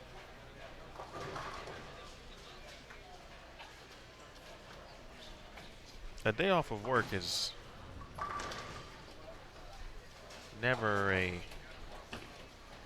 bad thing, of course. So if you need to take a day off, certainly possible.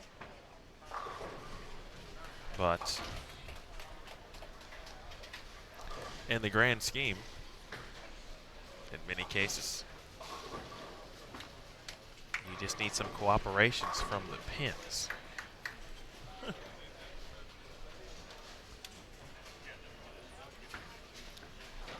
Bet like Advil doesn't hurt either. No. Tylenol, your Type of inflammation reliever.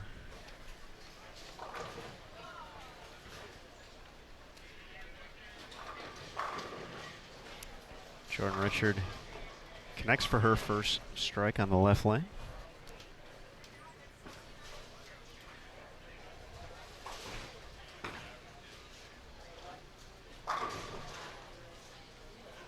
Take a quick sneak peek at Pulhowski, who is finishing up on 28.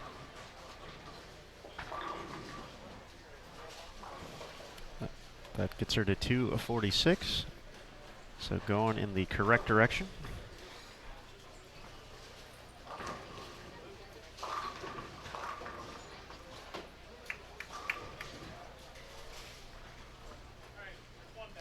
We know Shannon is capable. It was fun to watch her last week. To literally just kind of be in the top 2 for almost the entire event.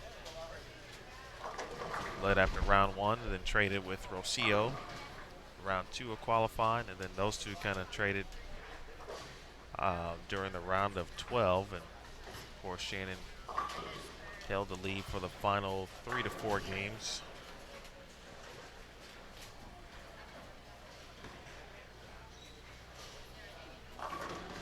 Certainly a place we expected to see her at some point throughout the course of the season.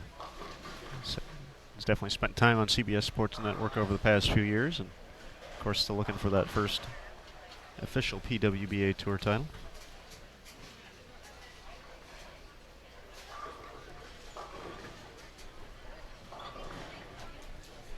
Just the second lefty to make a show this year.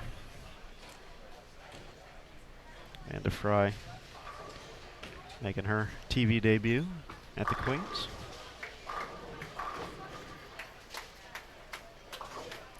Looks like we have a ball change coming up for Rocio.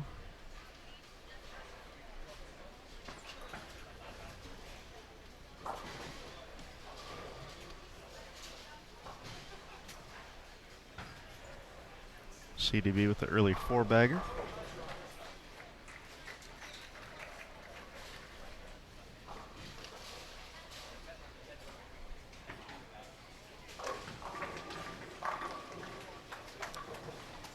Timeless.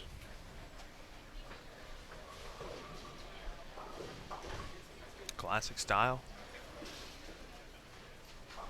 Talked about the results and where CDB is. Right now, again, plus 66 in 13.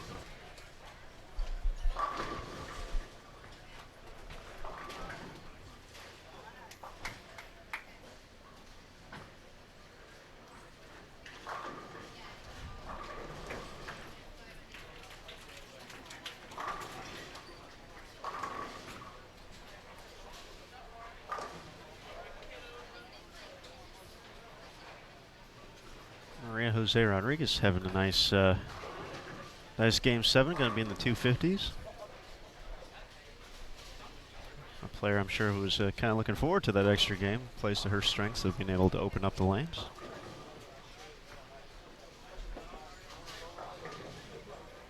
There's Rocio. We saw her switch to a different ball in between the in between frames there, and still not finding the right look there on lane 25.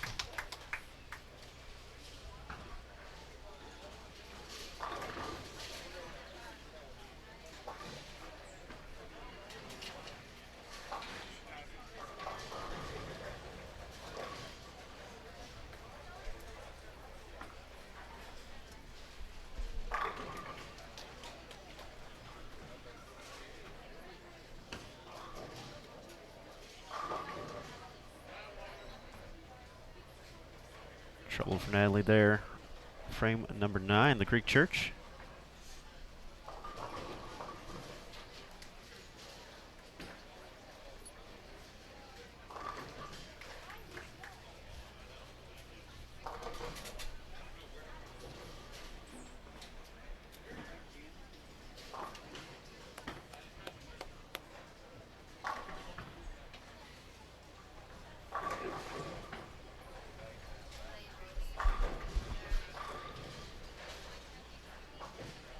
Haley Richard having a nice game 7 so far, 3 in a row.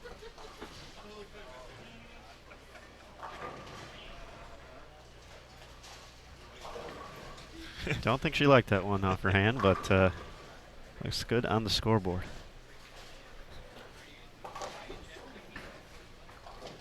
That kind of smile. Eek. Okay. We'll take it.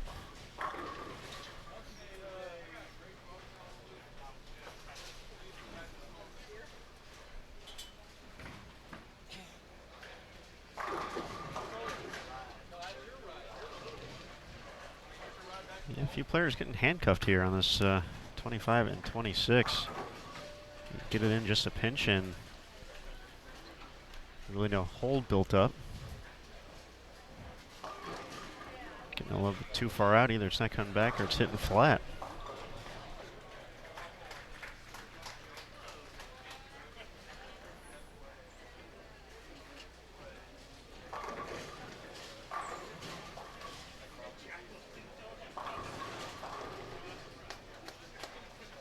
Jordan Richard with the ball speed to kind of create that hold of her own. That's a good observation there, Aaron.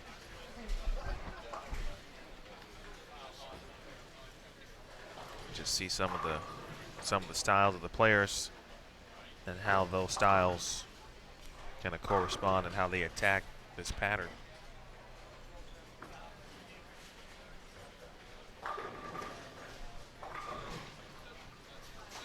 Of course, trying to match up with the right ball combination.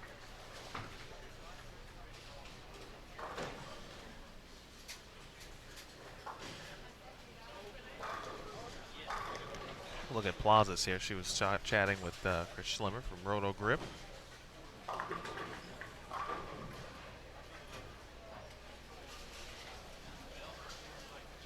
Not happy with herself there on that shot. You can see the little frustration. Deandra tripping fours. 3 in a row has been solid throughout the day.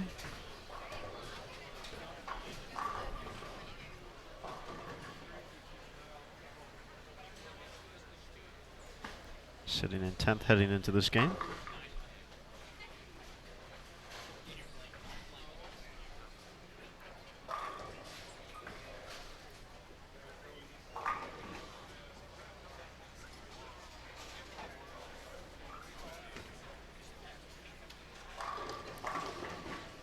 Carolyn still playing pretty far right compared to where we've seen some of the other girls get. However, I think the tougher they get, CDB can kind of manipulate her role to kind of stay more in her part of the lane. Go a little bit more end over end.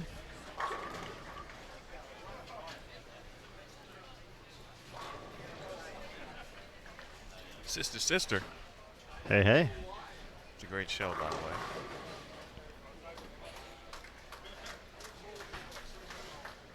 Jordan and Haley, 10-pin to 4-pin. Back to CDB quickly.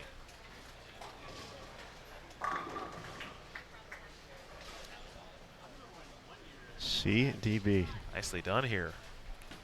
A Hall of Famer. She's going to be in the 230s. Big shot there for Cote in the 10th. A very good, well, I should say solid back half of the game, but the first half just marred by those splits. The split bug. Split bug, and you see what it does to you.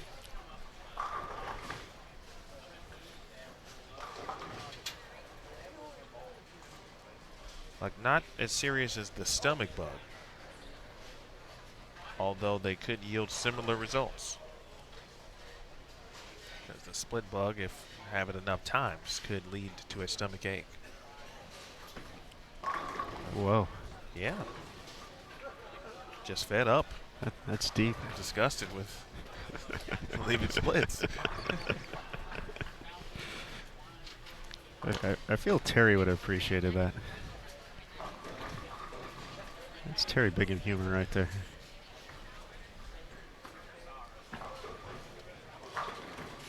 Gonna be a nice game here for Haley Richard, 238.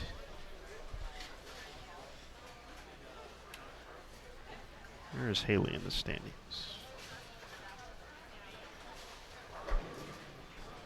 Haley was in 35th entering this game at -41, so she's going to get nearly back to plus. 236 for CDB, going to be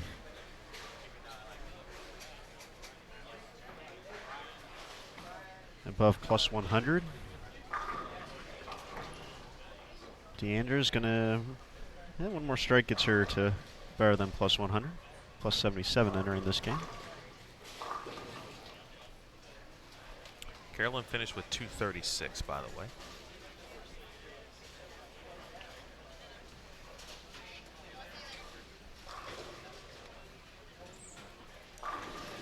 Seal to the right. She actually moved right with her feet, probably about 3 or 4 boards on that shot. See if we can catch her fill shot. Mela over on 21 and 22. 10 pin. Spare will give her 203. High plus for a D. And she can strike for 231. Liz Johnson, a big 267, a few pairs to our right. Not seeing anything too crazy out there. We've hit that point of the block where 192 might be all right for some of these pairs, and we can jump on a 240 look. Take advantage.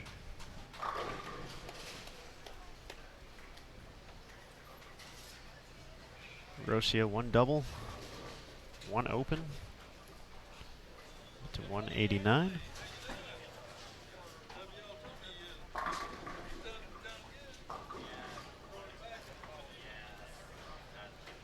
Nice 231 for Deandra.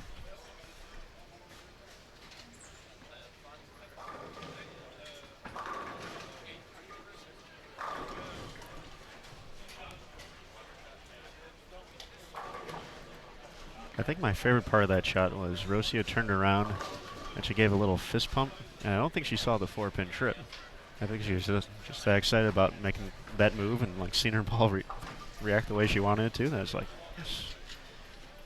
And then like halfway down, she looked back. She's like, "Oh yeah, I struck too. All right." It's the little things. It's the little things. Rocio player who puts 100% effort into every shot, and you can certainly see it in her reactions afterwards. And you know, something you really don't get to see necessarily in this part, but even when she makes the TV show, kind of the self-talk and the way she continually motivates herself throughout that. Be fun to hear those conversations for an entire block.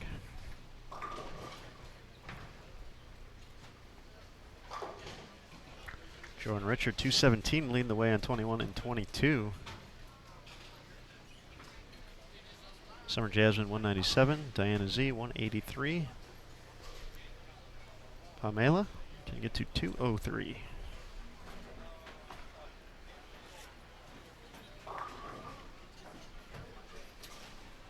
She'll settle for 200 even.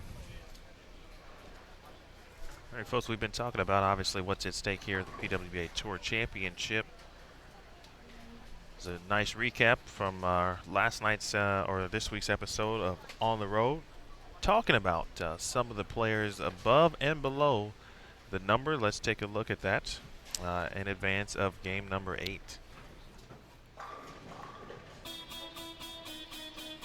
The 13th event of the 2018 PWBA Tour season is the final chance for the players to get into the season-ending PWBA Tour Championship, which is set to take place at Richmond Raceway in Richmond, Virginia, starting September 16th. 10 players have already punched their tickets to Richmond by virtue of winning an event this season.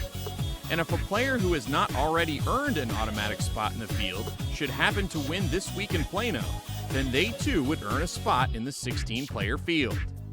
The remaining spots would be filled from the PWBA point list. Currently, that includes a list of 6 players, ranging from Stephanie Johnson to Verity Crawley, who is currently hanging on to the final spot in the field.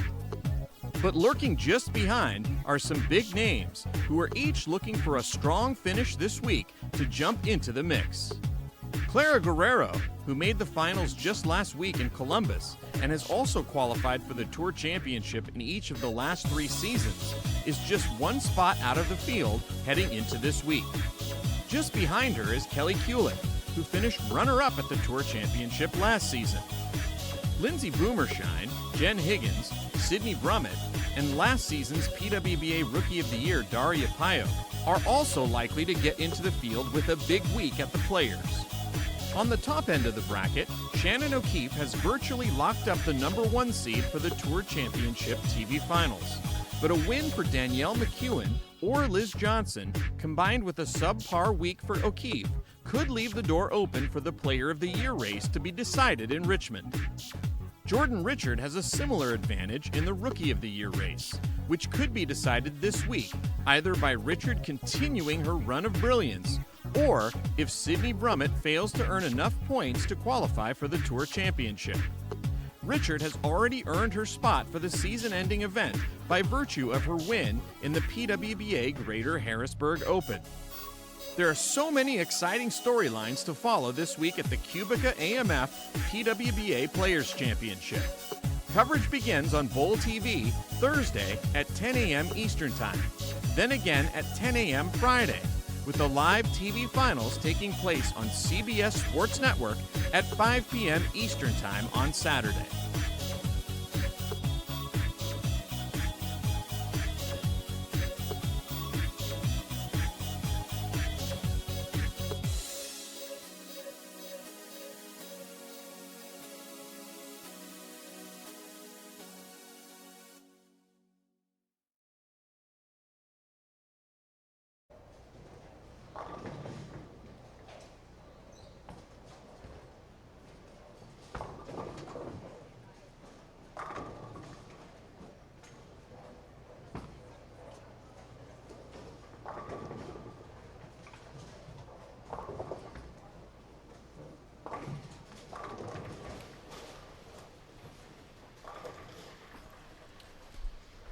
All right, that great recap video put together by Jason Thomas.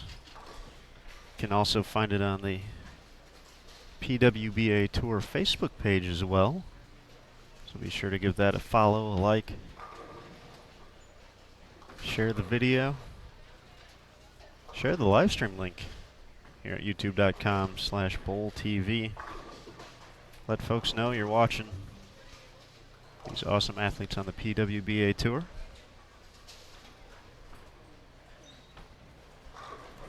And it would just be a swell thing to do. We would appreciate that.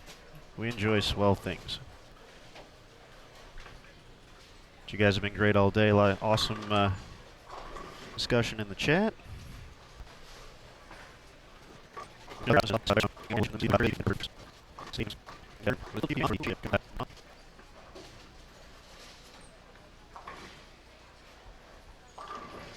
Yeah, one additional note, the Asian Games are ongoing currently.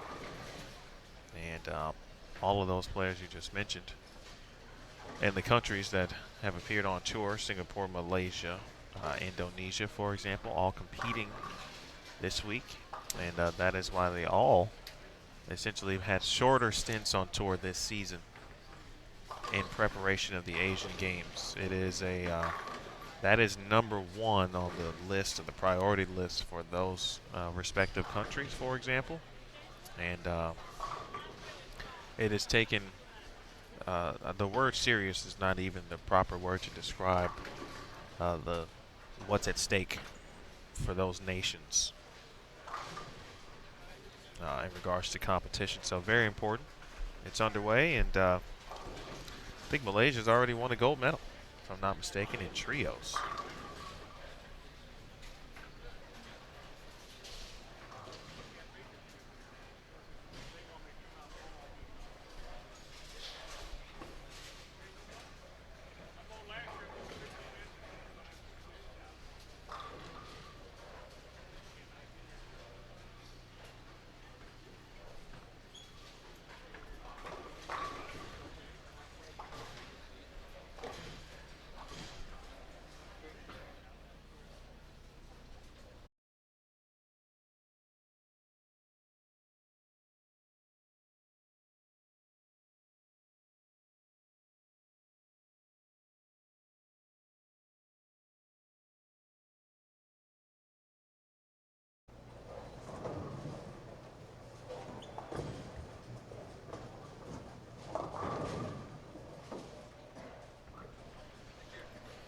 Hopefully that does the job, folks. But nonetheless, apologize for the brief difficulties that we are having.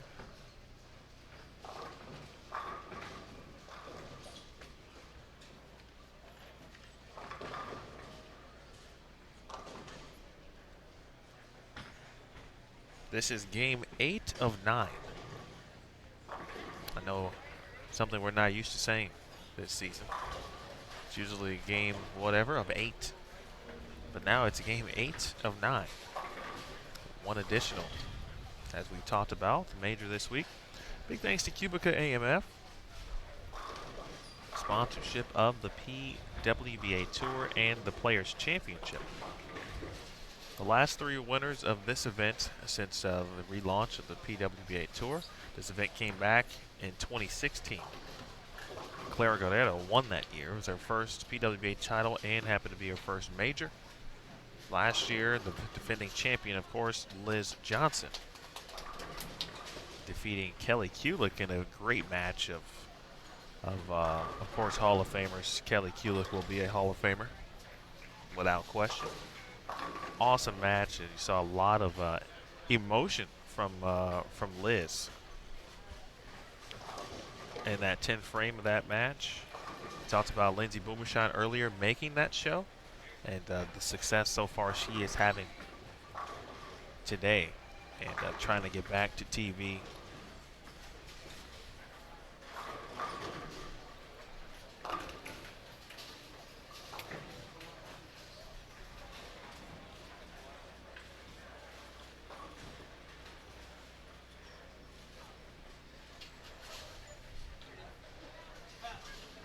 So we'll see, of course, how it all will shake out. That piece on the Tour Championship essentially summed it up. What's at stake, along with obviously a championship, a title, $20,000 as well. It'll be a constant theme, and we'll talk more about it. It'll be a little bit more prevalent, of course, as Aaron mentioned earlier, once tonight is complete. And we know which 18 players will advance until tomorrow. Of course, whoever doesn't advance, depending on where they are in the standings, this effectively is the final event, also of the season.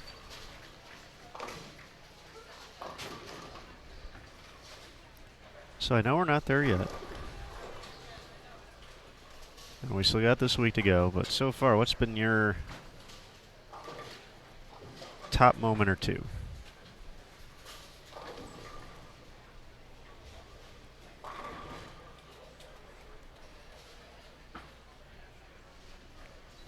If you had to pick. Top moment or two. So you don't have to focus on just one. It's a tough one. You don't need to have a favorite. You can have multiple favorites.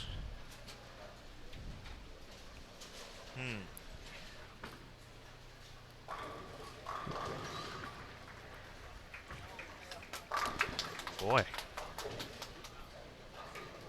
You don't have to answer right now. We can see if Ashley Galante will get 4 strikes in a row first.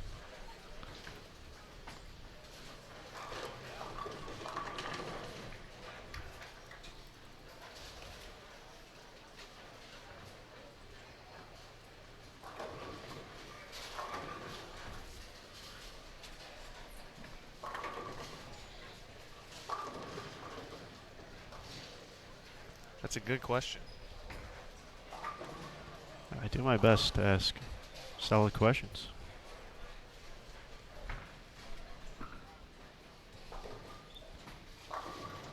Galante gets the 1-3, can't get the 10 out.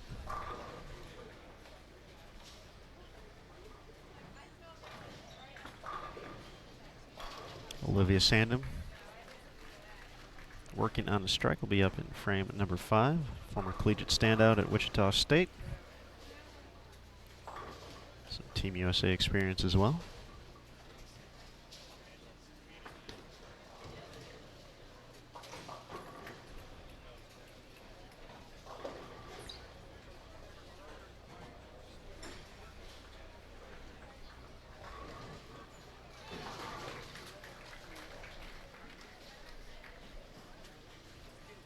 Giselle Poss with an early 4-bagger to start over on 21 and 22.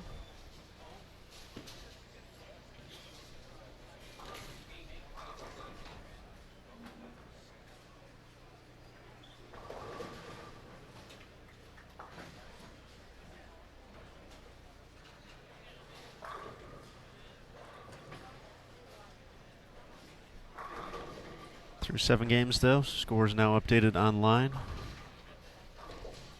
Continues to be the Lindsay Boomershine show.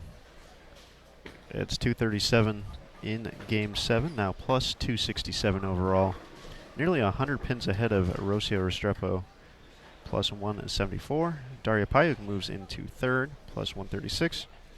Maria Jose Rodriguez, big 256 last game, now at 132 in 4th. Jordan Richard in 5th, 128 over. Danielle McEwen plus 126. There we go. Stephanie Johnson, 246 and 267 back-to-back. Now plus 121. Missy Parkin in 8th, plus 118. Deandra Aspady in 9th, plus 108. And Carolyn Doran Ballard moves up to 10th, plus 102. Cut line at the moment, Aaron Zuprinsky at plus 30 in 18th. A big game from Shannon Pluhowski.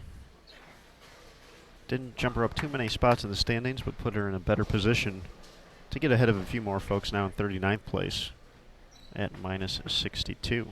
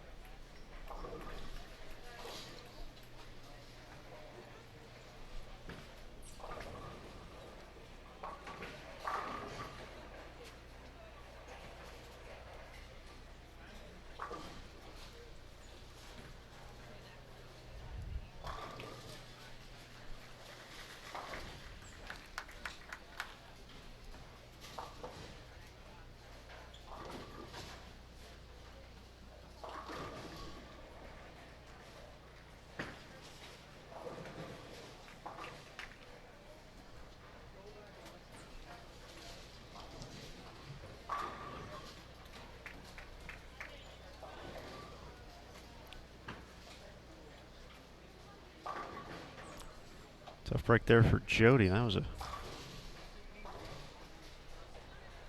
pretty nice shot. Thought that was going to push a little bit more than that. 4-9 though in frame 6.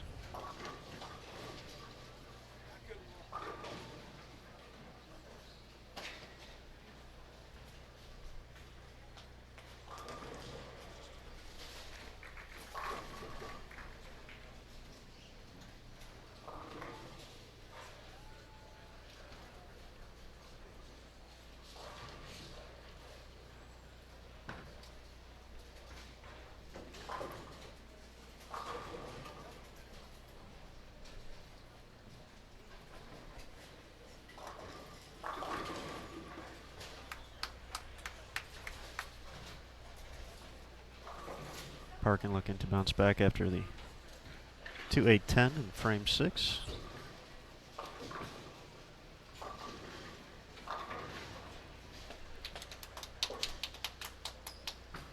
Gets them all to tumble. Been very impressed with Missy's consistency this year. Another player we're still kind of wait and see, make it to the winner's circle, and has made I believe the one championship round appearance this year back in Sonoma. Was it Sonoma or Fountain Valley?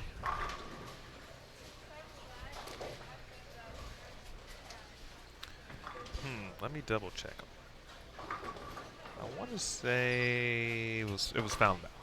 Fountain Valley? Yep, because there were so many supporters for her. Of course, she lived in the area, obviously. She was the 4th seed coming in, and she finished 4th.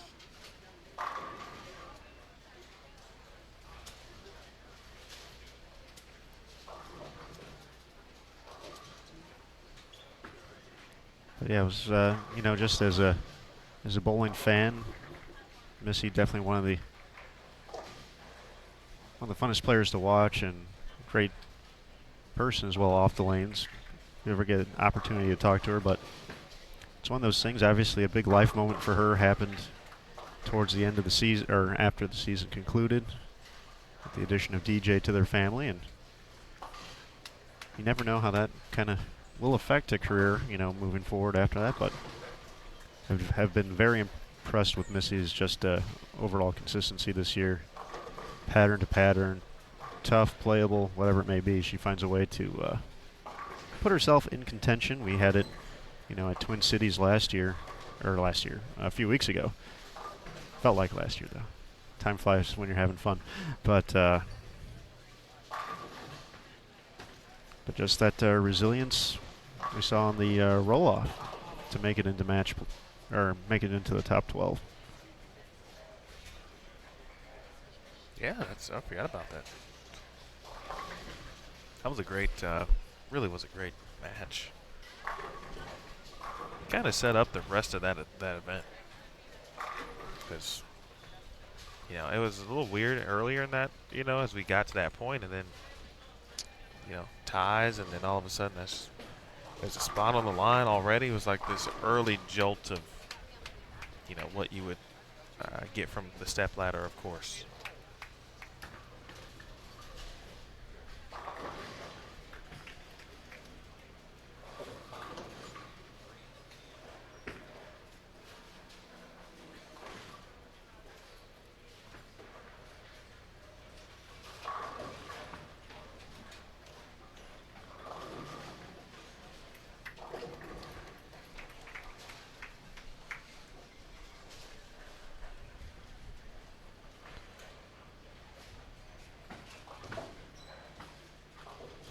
Talked about Kimmy Davidson a little bit earlier. I believe it was all the way up to third after 5 games. Shot back-to-back 150s. Games 6 and 7, but looking stronger here in game 8. Can't get the 7-pin out.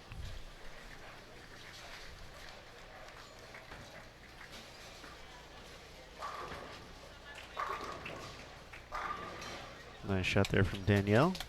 In the top 10 at the moment.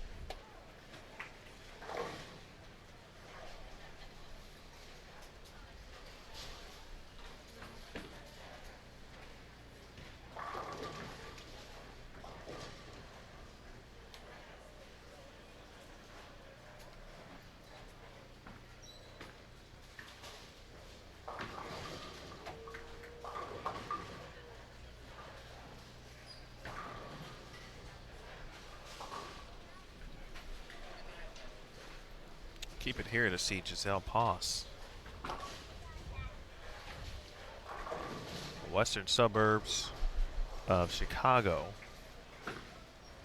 Montgomery, Aurora area.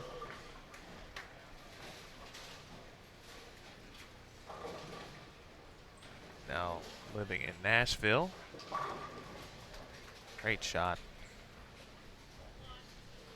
Also went to Vanderbilt. That's a school that is, in regards to bowling, excuse me, one of those schools that when you say, oh, how many players are from this university, you start hearing Vanderbilt a lot at this level, starting to hear it more and more. Well, definitely one of the OGs, if you will, in the NCAA bowling game. Vanderbilt's kind of been one of those top tier schools for a long time. Obviously started with then Josie Ernest, now Josie Barnes, and just on that note, it felt so difficult to say Josie Ernest, and like in that sense, I had a hard time doing that. But we've gotten so used to Josie Barnes. So we see Verdi there.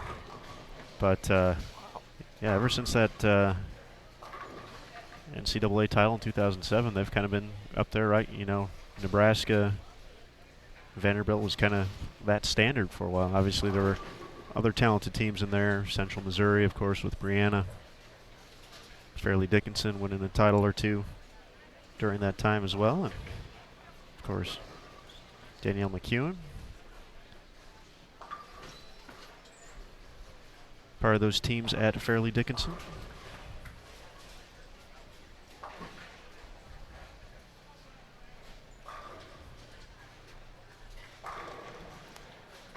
Shannon O'Keefe currently in 17th place, plus 31. Gets the trip for her first double. Kind of a quiet day for Shane O'Mac, but still doing what she does and putting herself in position. And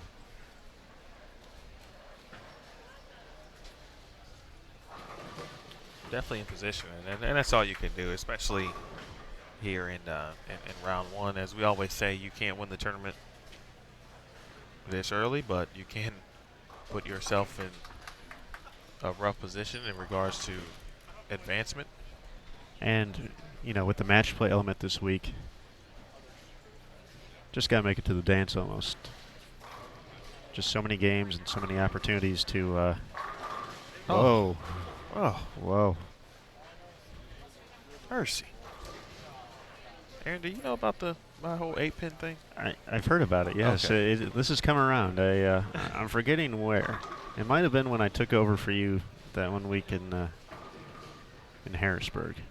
I think that's when I think Jason Thomas and I were on, and we saw one or two of them in the standings, in a short period of time. And I believe Jason Thomas started to speak of your anguish in those situations. It's terrible. It really is. See Galante on the right. That won't roll over.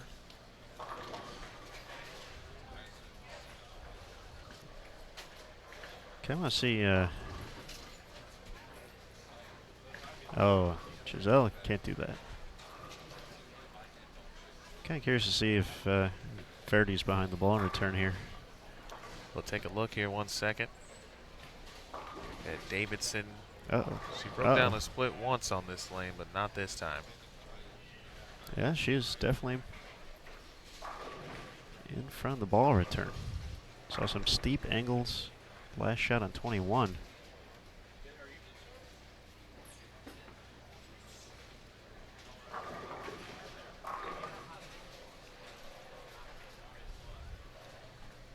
Neither of us said anything, but we were both just nodding.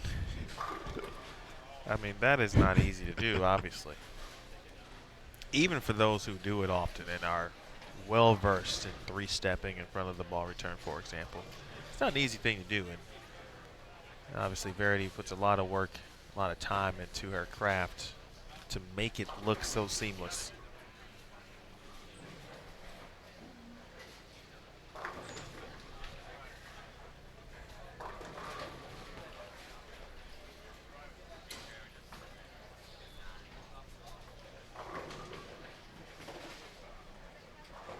McEwen is paused with the 6-pin. So important for Giselle to finish this frame strong, finish this game strong. Don't want any mental errors there to creep up in the 10th frame, so just kind of stay focused. Make despair and see what you got on the fill. Shot for Golick there, 201 for Felicia Wong, 181 for Missy O'Keefe. And trouble in the 9th for Shannon.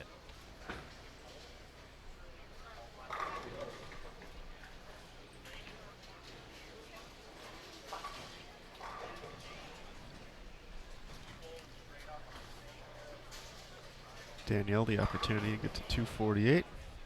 Galante first shot of the 10th, 223. Her max.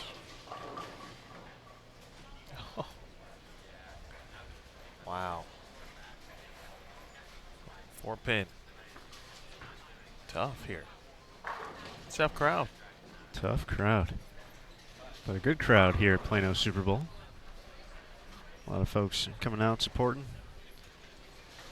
these PWBA Tour athletes. Definitely will be a full house for the CBS Sports Network broadcast. Just a few days, Saturday, 5 p.m. Eastern, 4 local time.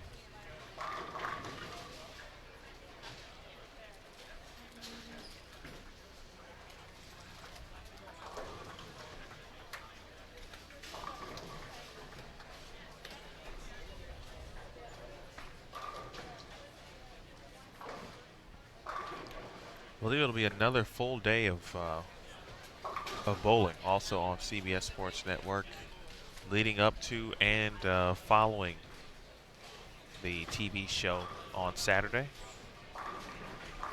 So if you missed some shows and maybe your DVR didn't work, or maybe there was a storm in your area that allowed your or didn't get your programs to record properly, because that is a thing and it happens. Be sure to check out Saturday's guide. Full day of bowling again, all day, PWBA all day. There's a quick question that I really want to address in the chat, because our good buddy Brad Littlejohn doesn't know the can of worms he just opened. In-N-Out Burger or Whataburger? Now, obviously I know where you stand, and you know where I stand in this situation. I thought you were asking me. Because I don't need to ask you. I know your opinion on this situation, but let's just say we have varying taste in that regard, Mr. Littlejohn.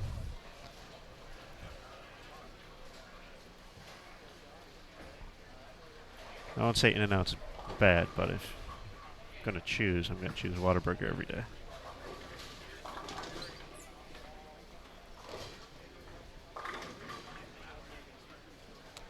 Just the ability to keep that ball, that shot on line from that angle.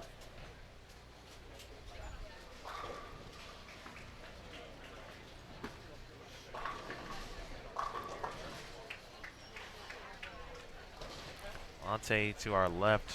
Let's get a look at her fill shot. Would be a Sandham with a 6'10" to deal with. Here was McCarthy. And a 4-7 there for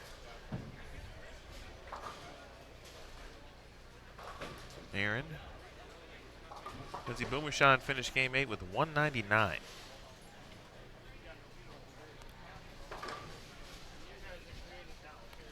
Gonna go out on a limb and say she's still leading.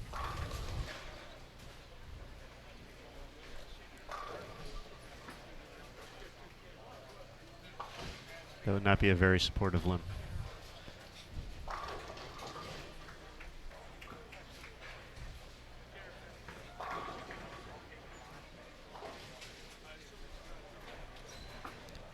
Galante a little bit further back in the standings. 35th at the moment, minus 25, so she'll gain a few pins back.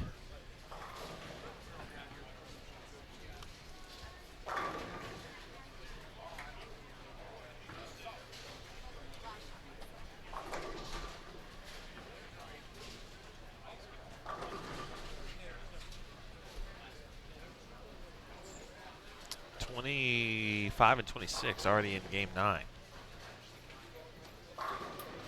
One of our pairs with 3 players, so they will have the opportunity to get to lunch first. I am on board with that philosophy.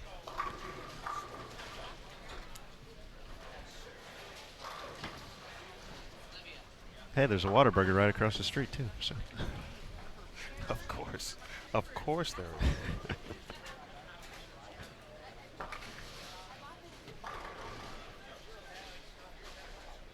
Someone please send Aaron Smith some Whataburger. Addressed to A-A. Is there a space then? Space RON.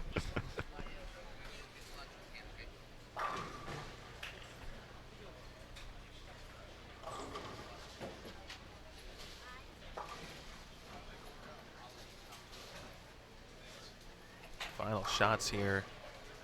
This will be a 180 game with a spare for O'Keefe. Battling here this frame, or excuse me, this round, I beg your pardon. Important to note too that there are 18 players who will advance in the competition, but they're 19 through 32nd.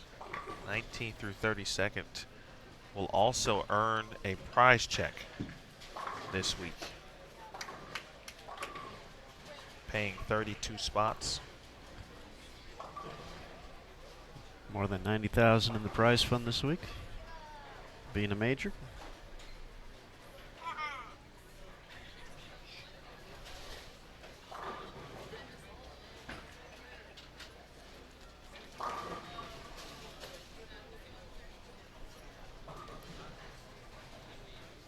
All right, just like that.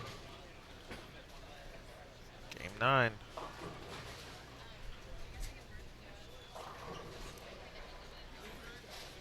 Bang. Was that good time That for was that? proper time. Yes. That was proper time right as the dissolve ended on the camera switch. Some familiar faces here on 25 and 26. We've had Josie, Aaron, and Nicole throughout the day already.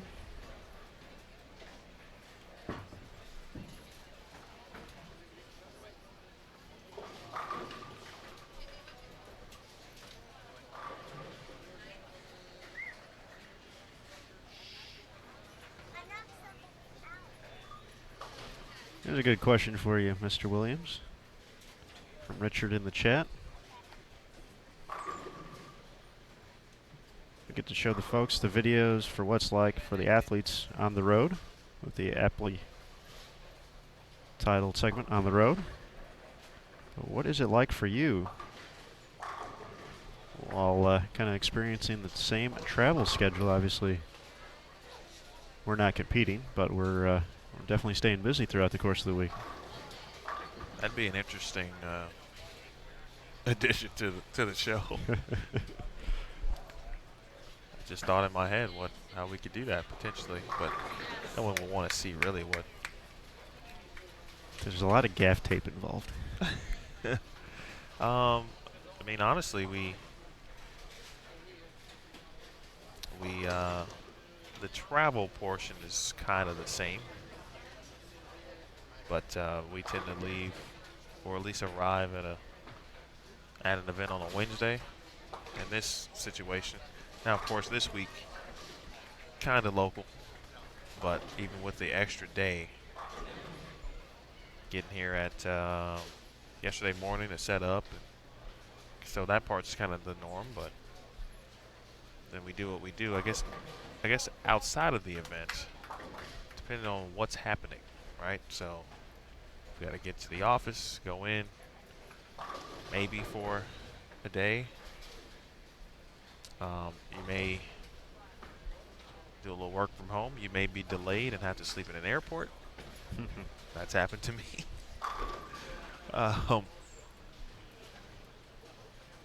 Make sure you got everything you need for the next week. If you need to make any additions or grab some extra this, that, or the other programs, whatever it is, make sure your clothes are washed. Very 'Cause important. that's important.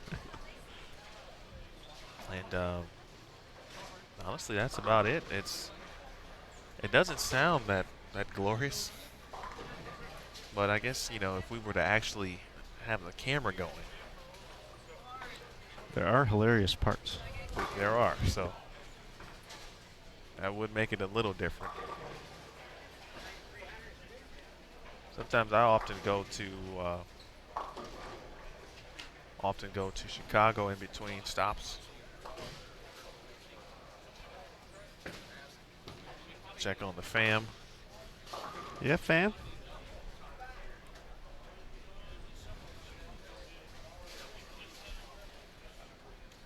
It's a good question, though. We have the show again next season. We'll try to add a little bit of that element to what we do as well.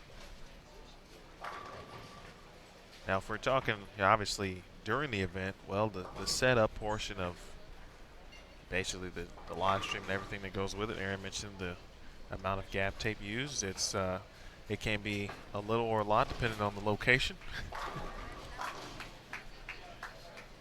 Quite, yes. For instance, we're running our internet cable this week. That's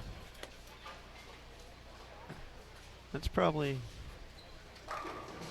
50, 60 feet away, maybe, give or take. Yeah. Potentially about 12 of me's, you know, just 12 of me full length, just laying down. We'll have to try that Sunday to see if that's accurate. Maybe a little less.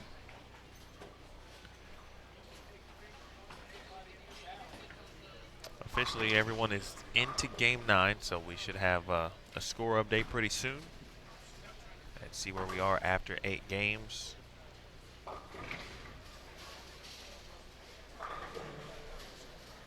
Looks like we're getting our other featured pairs underway as well. 23 and 24.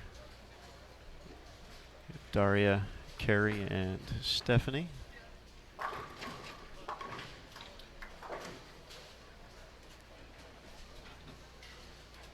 (21-22). We got Birgit,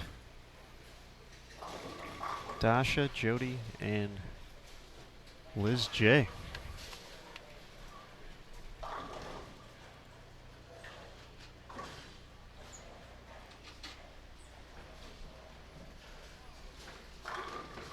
So this is 21 and 22. Sandra Gongora leaving the 10 pin on 20.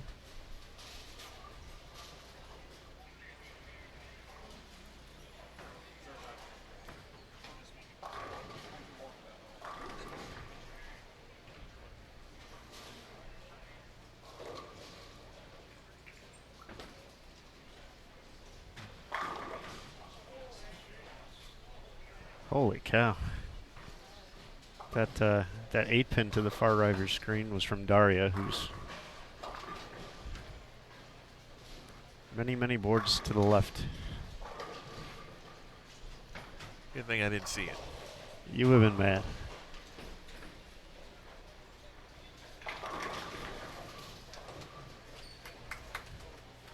Like, do you think you would ever, like, just hulk out at an 8 pin sometime and just, like, flip the live stream table?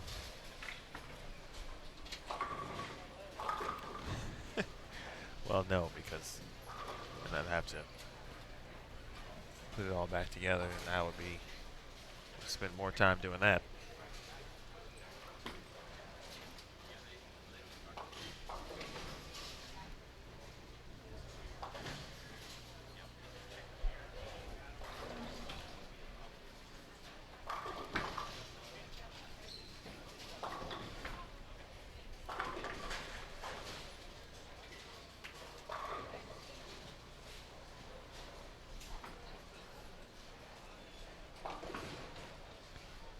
Once again, this is the final game of this block, but we will be back here on Bowl TV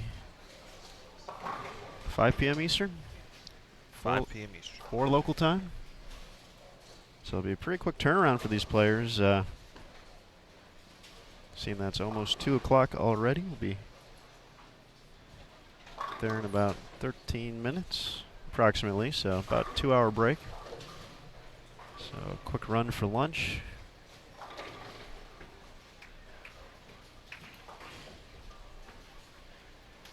Holy cow.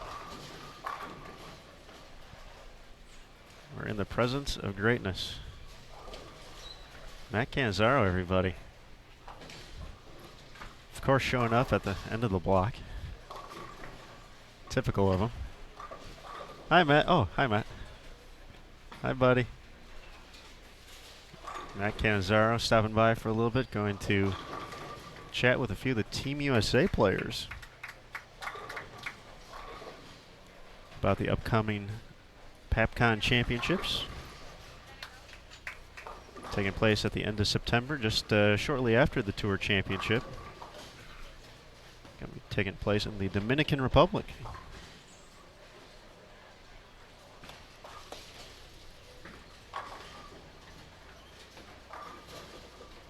player who's won many gold medals at world events over the years for Team USA, Liz Johnson. Getting the kick of the 10 pin here. Emil talked about it a little bit earlier about the emotion Liz showed on that show last year and winning the Players Championship. And you know, one of the big things for her was just being able to showcase, you know, she's still able to win when she's not playing her A game or B game or C game, or I feel that was closer to the non-passing grade games, but still was able to outperform everyone in the field and get the strikes in a hotly contested championship match. Nice cover there by Jody. There's Carrie Smith. Nice shot from Carrie.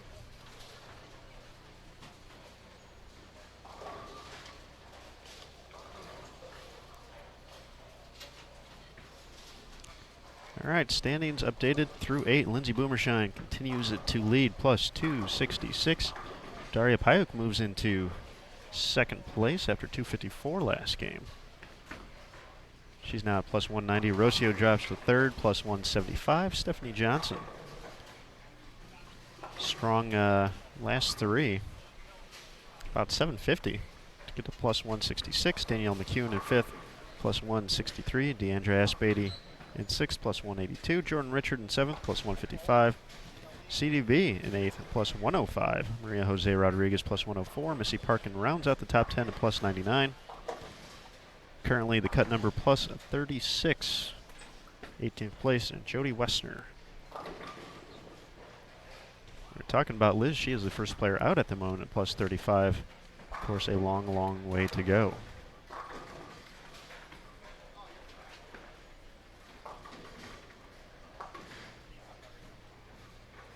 Daria has left. Was that 8-pin on the right lane? It was on the right lane.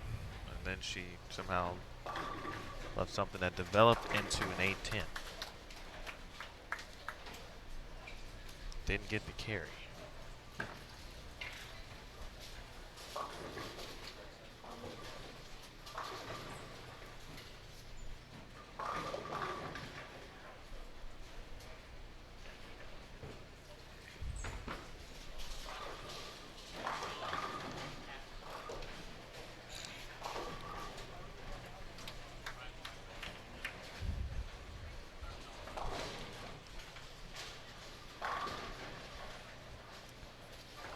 We'll have a re-oil. So it'll be the second opportunity for these competitors to see the 44-foot pattern being implemented this week, courtesy of Nicholas Hoagland and our good friends at Kegel. Herman Glenn, our former co-worker at USBC, now working for Kegel. Out there waxing the lanes this week. Good to see Herman. I used to bowl league with Herman. Really? Trios on Wednesday nights at Cowtown Bowling Palace. Myself, Herman, and Matt Cannizzaro. Back when Matt Cannizzaro used to bowl. That seems to be going around.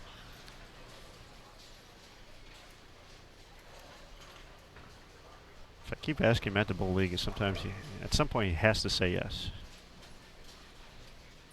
So hopefully we can get Matty back out on the lanes. Getting prepped for the senior tour coming up.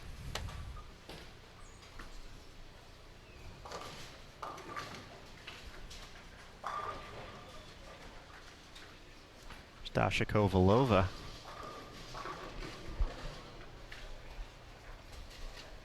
In at fifth arrow.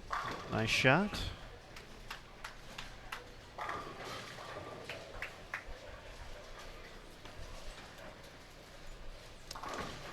This game important for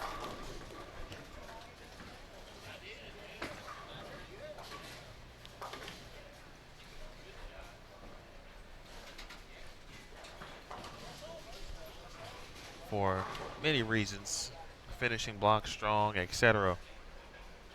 But I think just to get a mental picture as you watch to see where the players are finishing game 9 on the lane, and then when we get to that point, obviously tonight, to see if there are any differences as you go through. We've seen the migration though, and for some it started pretty early in regards to getting a little further left on the lanes than others. Nice shot from Nicole there, mix them up. Here's Steph. But yeah, definitely some great points because it's you kind of see certain trends in events like the U.S. Women's Open where it's not necessarily a reel afterwards, so you kind of end on one block and then you start the next one the next day. So if you're on B squad, you start on the burn and then you go to the fresh the next day. And typically the trend is that the players will start further left, or we're talking will start a little bit further left than we saw from day one. Usually A squads will play them fairly right to start, but obviously it's a little bit different with that format. But will be a great point to see if folks try to stay right a little bit longer. Obviously, I think a lot of that's dependent on your place in the standings too. Absolutely. We tend to have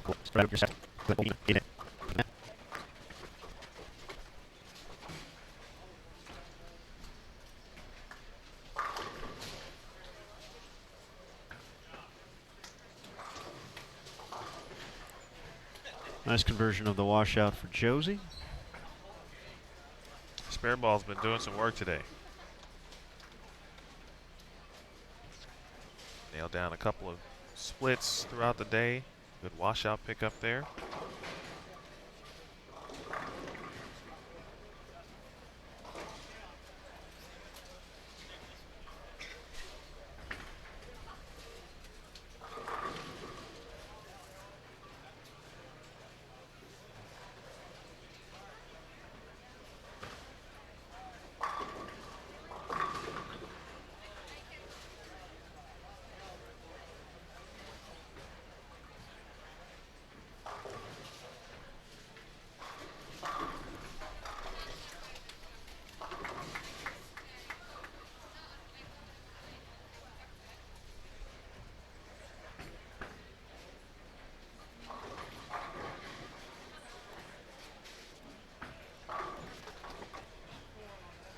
Frame for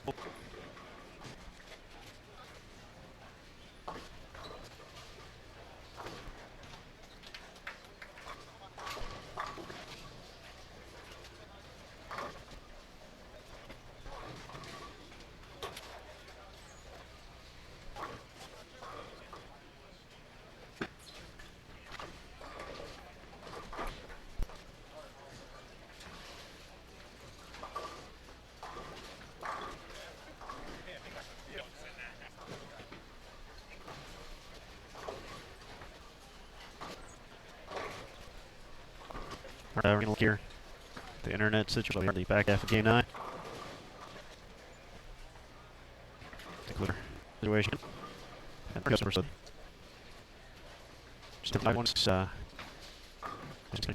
one, Josie Barnes, old ball, 73.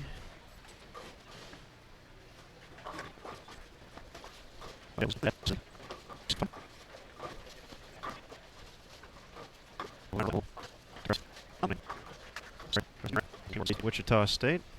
Here's Daria. Had moved all the way up into second place overall in the standings. Some struggles here in game 9, but can still get to 204.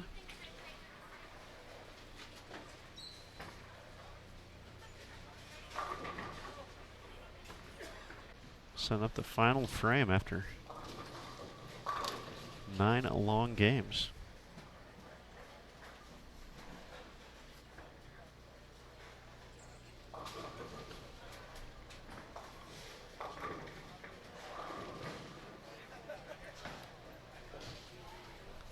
Our tournament leader, Lindsay Boomershine, continuing on. After starting with a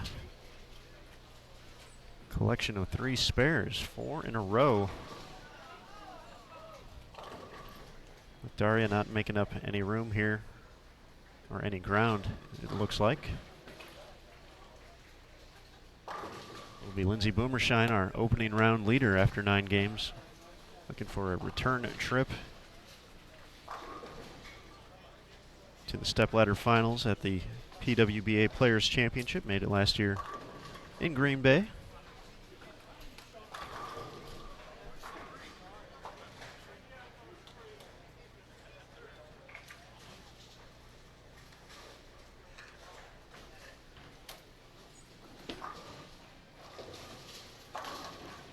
Daria gets the hit, trips the 4.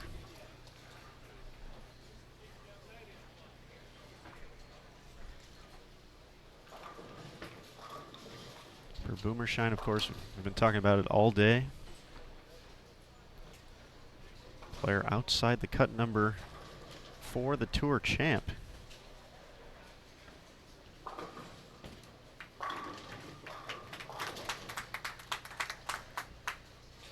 One of the longer events of the year this week, however. And the inclusion of match play and bonus pins.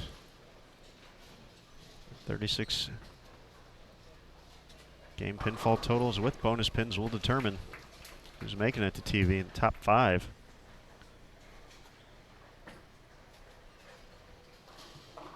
Will be there.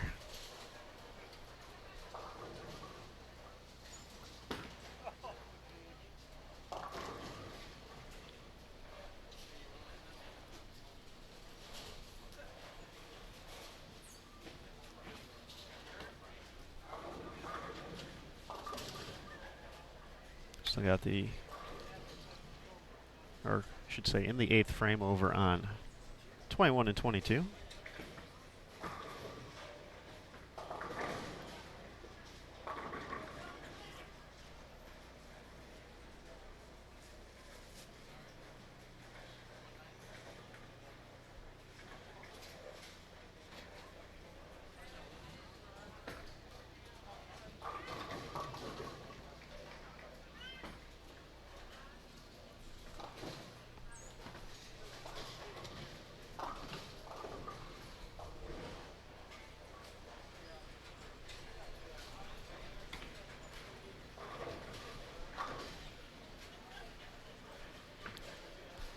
Final shot on 23 and 24.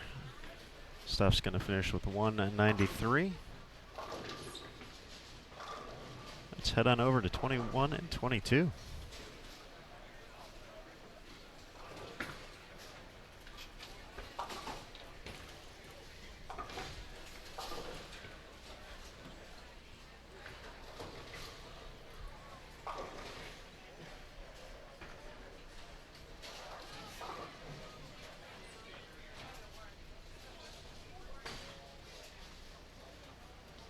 Kovalova has been locked in on this left lane.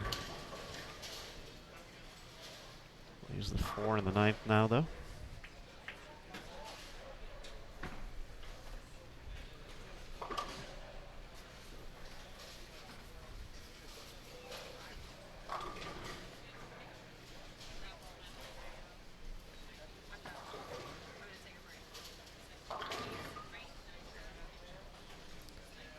Trouble for Birgit in her 9th frame, 4-6.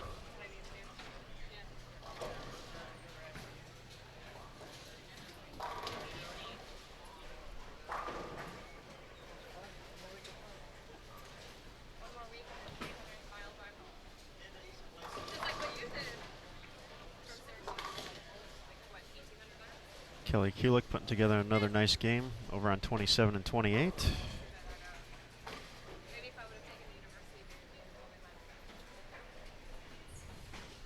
We saw Kelly with the big 269 game in Game 4.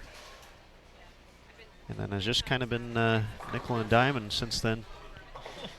2-0, or 200 even, 206, 203, 190, 96. So really hasn't moved the plus meter much since that game. Definitely not shooting herself in the foot either. but has the opportunity to get to 257. She's able to strike out the 9th and the 10th.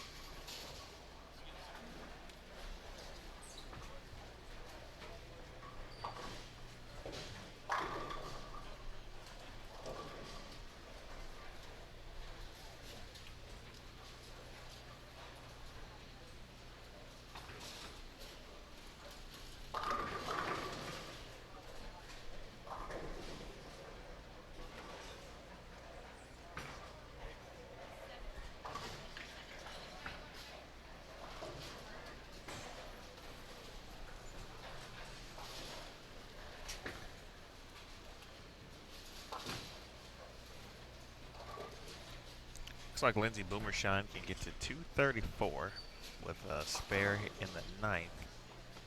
She's got a 9-pin up on lane 28.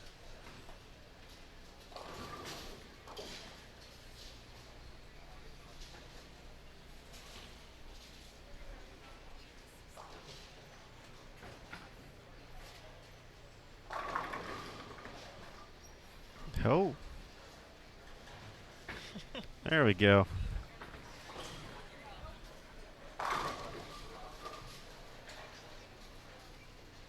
Good with a little energy left here at the end of the block.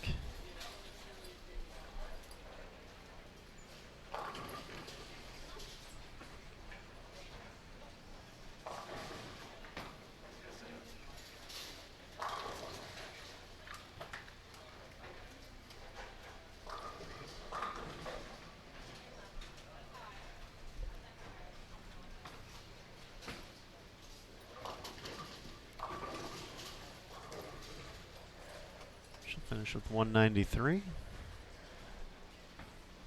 Kovalova max score 183. A little tougher game for Jody here. She can get to 178. Let's take a look over at our tournament leader. 10th frame, first shot, Lindsay Boomershine. A little light leaves the 2, drops her max down to 223 for this game.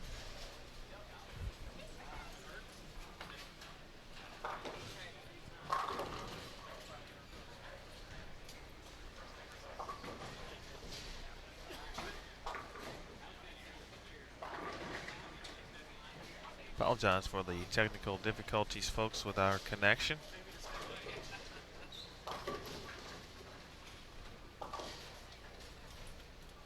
One of those items that we may just be dealing with today.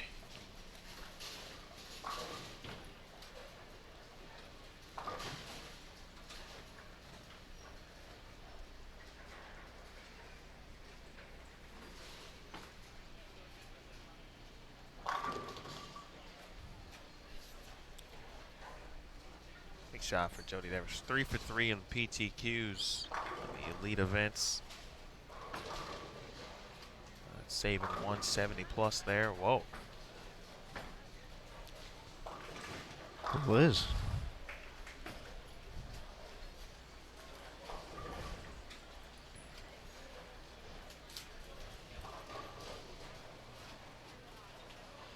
So asking for a little up the hill on that and just kind of never got into a roll.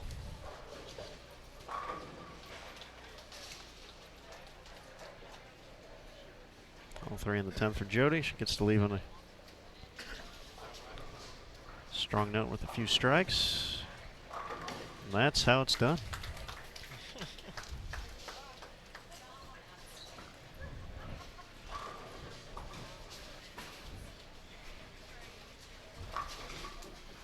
All you can do is smile after something like that. So Boomershine finishes with 222.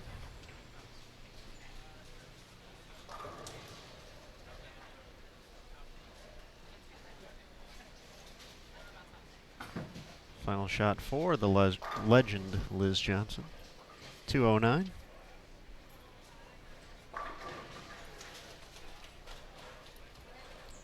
We'll head back to 27 and 28. We've got the 10th frame of Kelly Kulik and Clara Guerrero. Kelly getting over the ball return a little bit. Kicking pins around. 257 still in play.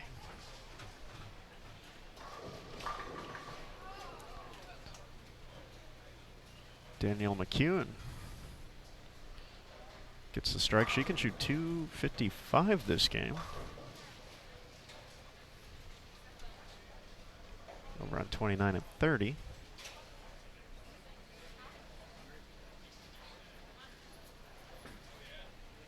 Clara working on strike. She can max out 214.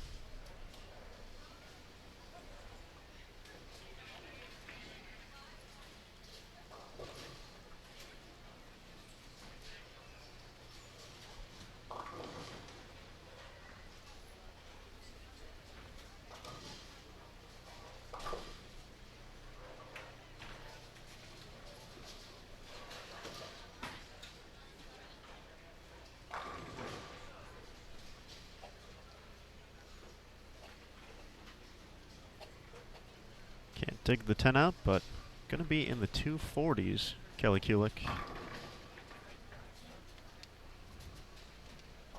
Player who's just kind of found the big games when she could get them. Quite a few 2-0s and 190s throughout the block. Had a big 269 and going to finish with 240s.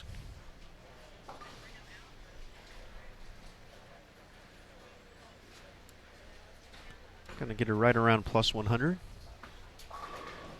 Actually plus 101 with the spare.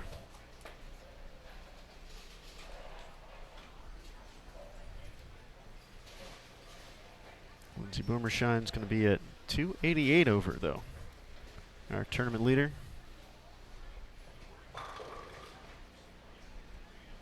Clara was at plus 33. See her final shot here. 214 will get her to plus 47.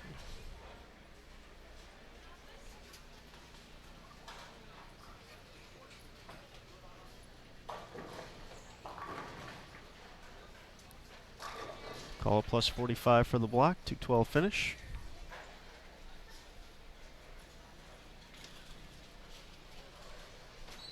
There's Erin McCarthy, her 10th frame. She was working on a spare. She can get to 204.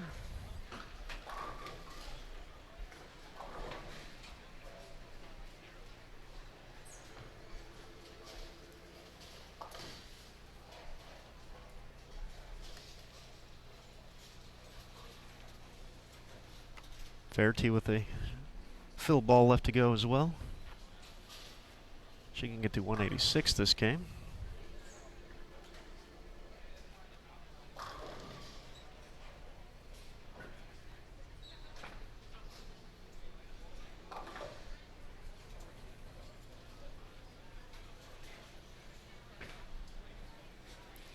This is pretty much it for the round. Not too many folks left on the lanes.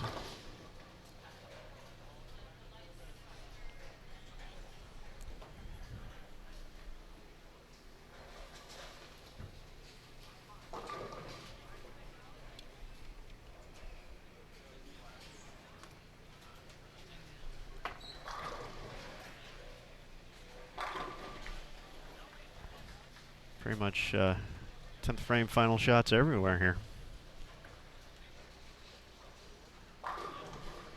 So I think that's your cue to sign off, Guy. Well, appreciate everyone tuning in as always. Thank you, and also bearing with us through brief difficulties. We'll be back in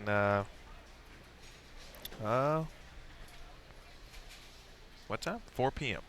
4 p.m. Central, 5 p.m. Eastern Time.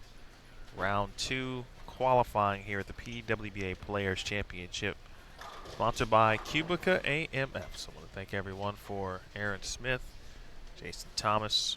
My name is Emil Williams Jr. Sure to catch us on social media. It's a couple highlight videos already, but we'll have a quick something with the leader after one round. We will see you all in just a little bit for round number 2. It's the QubicaAMF PWBA Players Championship on Bowl TV.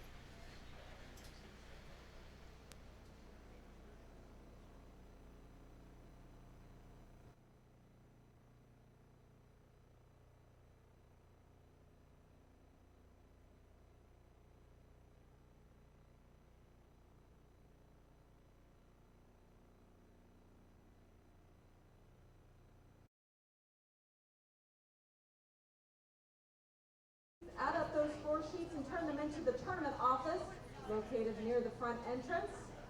Our athletes will return for their second round of competition at 4 p.m. 4 p.m. for the second round of competition. We will see you back then. Ladies, again, please turn in your recap to the tournament office.